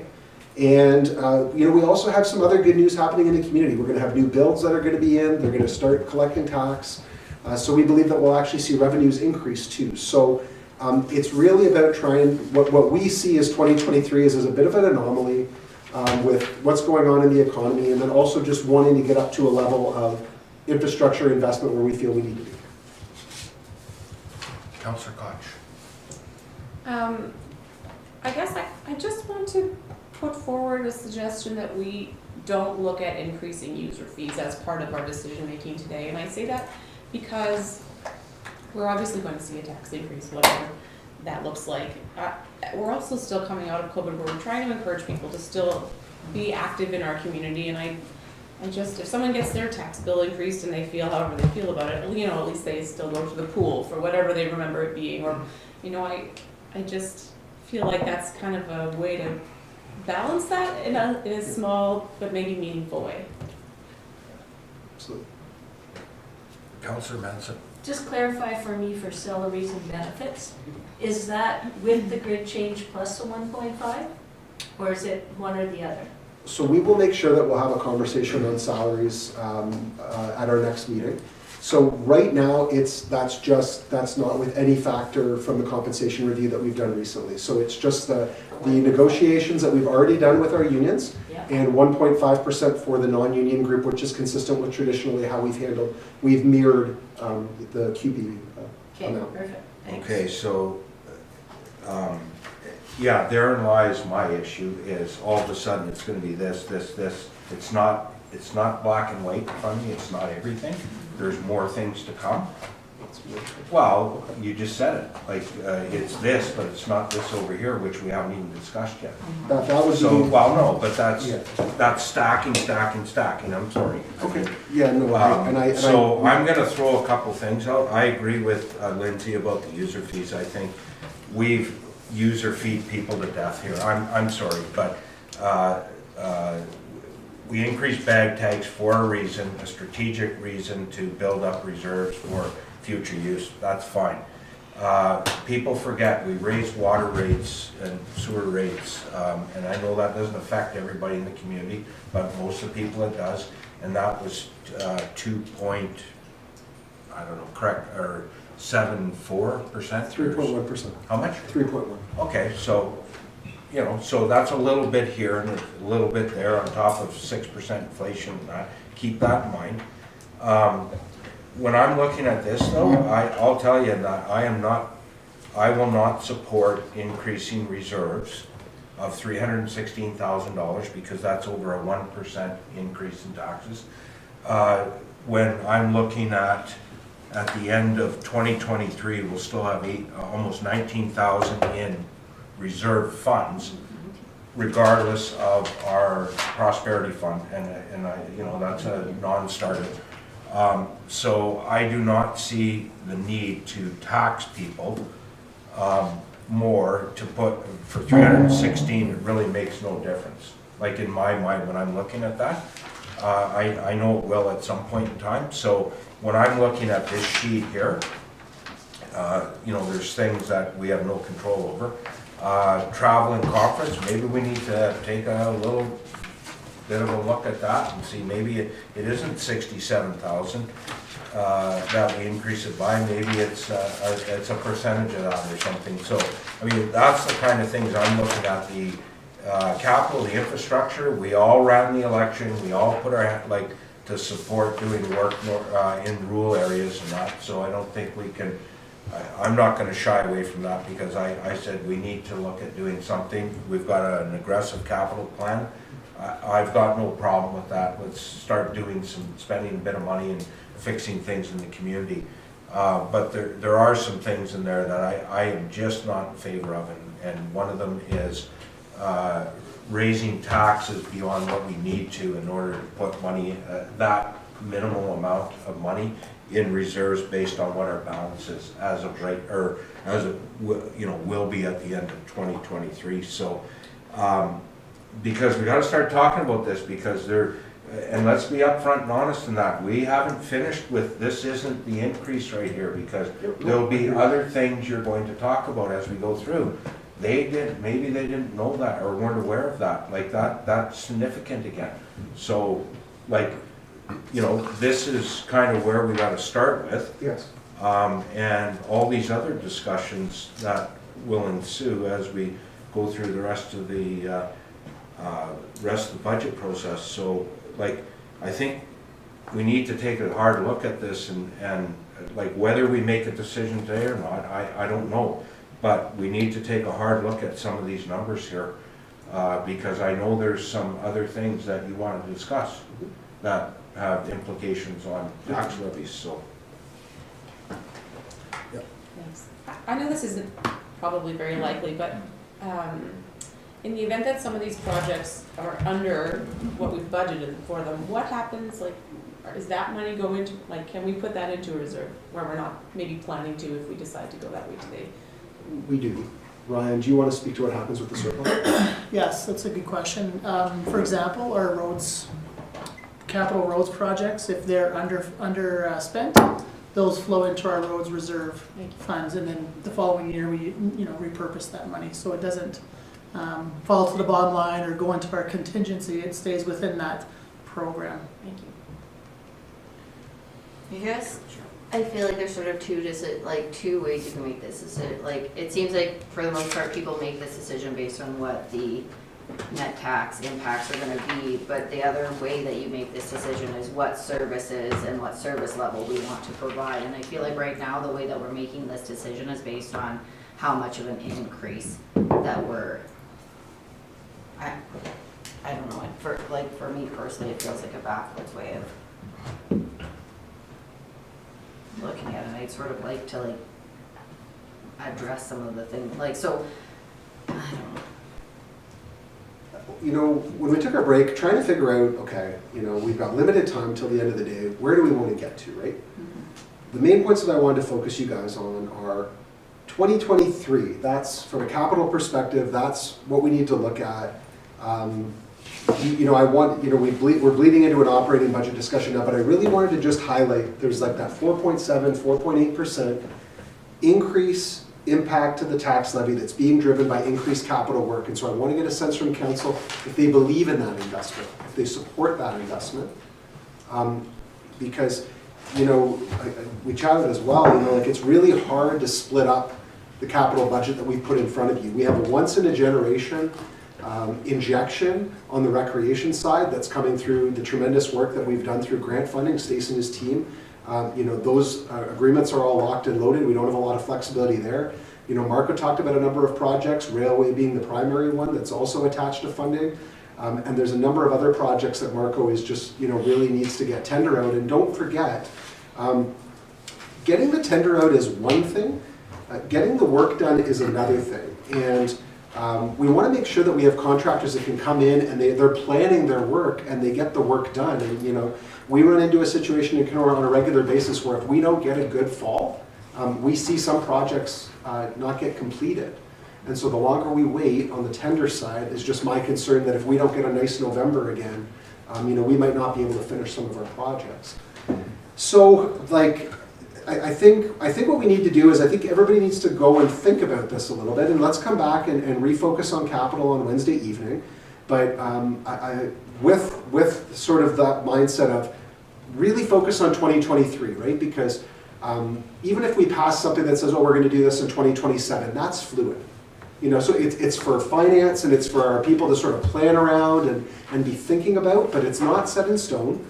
And the second thing is to really look at what's driving the increase to operating and look at those things on page 10. And I take Mayor Poirier's point. There is one or two things that we need to talk about that does have a demonstrative impact on the budget.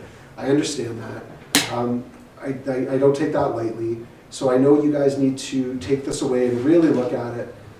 But I wanted to just demonstrate that outside of the capital and the reserves that Mayor Poirier's talked about, we are kind of stuck a little bit with inflation and some of the cost creep that we're seeing there. So we do have money in the bank. We do have debt financing opportunities. So those are the type of things that we could come back on Wednesday and try and work on, moving a few of those things around. But I'm not trying to advance the conversation much further today. I think it's been a long day. Some of you, it's been your first time through the process. It might be good to go home and just review and think about some of the things that we've talked about. And would be happy to take any final questions or hear any final comments, any clarity that we could provide.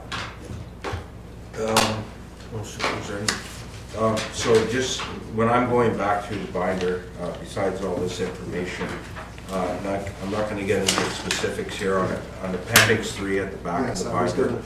I'm not going to, but I'm looking at the 2023 column because that's what we're talking about here for the budget. So there's some items there or whatever. that we were gonna discuss, I guess, in camera. Yes. So, okay. And then capital budget, projects that weren't included in the budget. And I see one there for 2023. Well, it's not, it's cemetery office. So that's the only capital piece that you want to talk about that could either be added into the budget or not, right? Is that just? That'd be correct. Yeah, well, just so they're clear too in that, because they need to see these numbers or know to take a look at some of these numbers in the context when we're talking about increases, because there could be some significant increases there, depending on what happens. That's a good point. I have a revised sheet that kind of has an additional piece in there from one of the presenters that came. So I'll circulate this and you'll see how it's. So you know, like the one on the back there? So what Mayor Poirier is referring to is sometimes page 119, as things come up during the budget process, we sort of throw them in there, and that's, you know, we were kind of hoping to get there today, but I thought it might be good to sort of take a break. But those are projects that you can look at just to get a sense. We haven't figured out either what to do or if it should be a priority or if it can be pushed off. And so it's not a cumbersome page. It's one page, front-sided. So you can look at that, and those are just sort of things that have come up that we just don't want to lose sight of and forget about.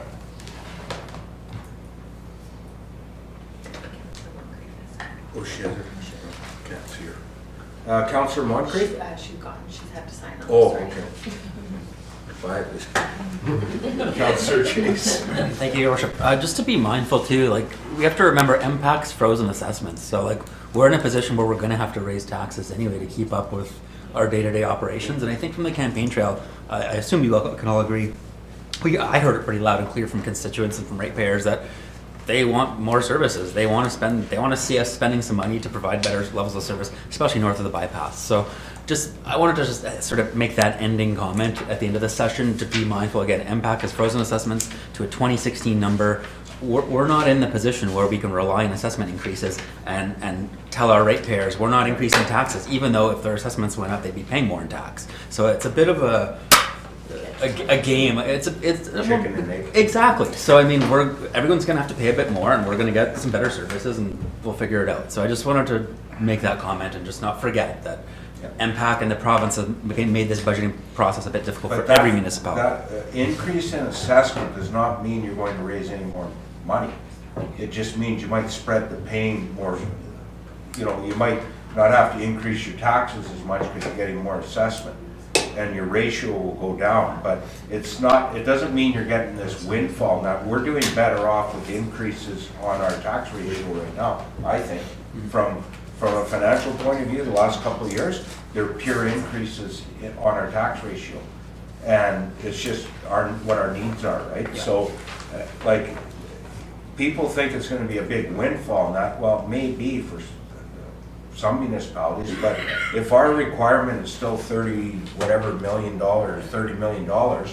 and our assessment goes way up next year, if that's when they implement it, that doesn't mean we're going to add millions of dollars to because if our requirement's only the same, it means tax ratios go down, and conceivably all our taxes should go down because it might be spread more evenly across the board. So I'm not banking on having it's new assessment that's going to help us, not reassessment. I truly believe that. So. Any other thoughts or anything that we can do to support you in advance of Wednesday's meeting?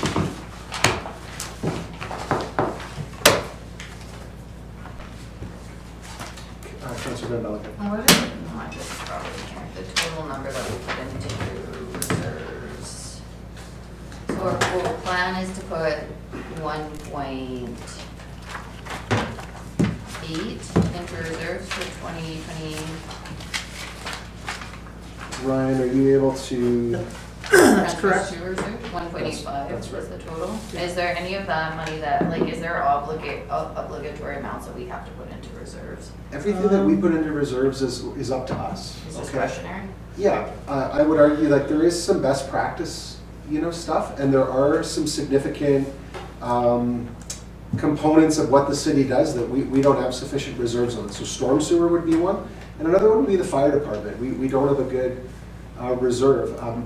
Typically, you don't want to be borrowing money for your fire trucks. You want to be putting money into reserves, and then when a new unit comes up, you have enough money to pay for it. And so, I mean, those are best practice things. I'm not trying to say that we have to do or we don't have to do, but everything that goes into reserves, Councillor Van Bellingham, is discretionary. Some municipalities have policies, and they say, this is what we want to do, or this is the minimum that we would like to see in a particular reserve. And those are policy choices that council can make, but at this point, all discretionary, and our reserve policy is pretty general, so a lot of flexibility there.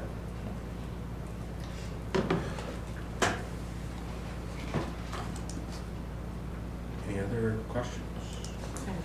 Oh, Councillor Potter? Two things.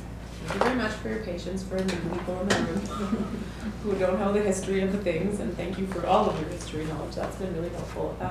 And then secondly, I guess for Wednesday, I guess I'm looking for, what are we walking into? What are we achieving on Wednesday, and how are we getting there? So that we all walk in with the same frame of mind. The challenge, Councillor Koch, is given the way that today is done, I need to regroup. Okay. So if you all have any thoughts about how to proceed on Wednesday or things that you need, then please let me know by email, and I'm going to meet with the team here before we're all done and talk with our team about just how we want to, because the real choice is whether it's going page by page again and really focusing on 2023, or maybe maybe we're just going to jump right into operating. We just got to think a little bit more about that. Thank you. Councillor Van We have Wednesday and Thursday booked, correct? We do. And so maybe a more detailed agenda then, rather than just, so if there's certain outcomes that we're expected to get to at a certain point, then we have a better understanding of what our deliverables are so that we can work towards that. Sure. Ryan and I have kind of inherited a process. We're kind of trying to just, so happily take any feedback that you have on how to make the process stronger. This is how we've traditionally done it, and believe it or not, we've cut about 75% of the paper that you're going through. So it was a win. Today was a win. It looked like this last year. Today was a win, but I know, are we saving this just for Foot rest now? What's that? Is your foot rest? let me think on the agenda piece. But we still have to go in there and defer it, right? We're going to do that, so she's going to defer a motion. Okay, so we're, but, Call for motion. yeah, for motion 2 then. Or That'd be 1A. that's 1A, okay. So if we're okay, then call for recommendation 1A. One? Number 1 first. We need a mover and a seconder. Thank you, Your Worship. Moved by myself, seconded by Councillor Chase. The pursuant to Section 239 of the Municipal Act 2001 as amended, authorization is hereby given for a committee to move into a closed session at 3:51 p.m. to discuss the following items: labor relations, 1 matter, staffing, salaries. Okay, and then Councillor Councillor is going Koch is to 1A. introduce an amendment. Do you have 1A? Or- Yeah. Okay. Well, just, sorry.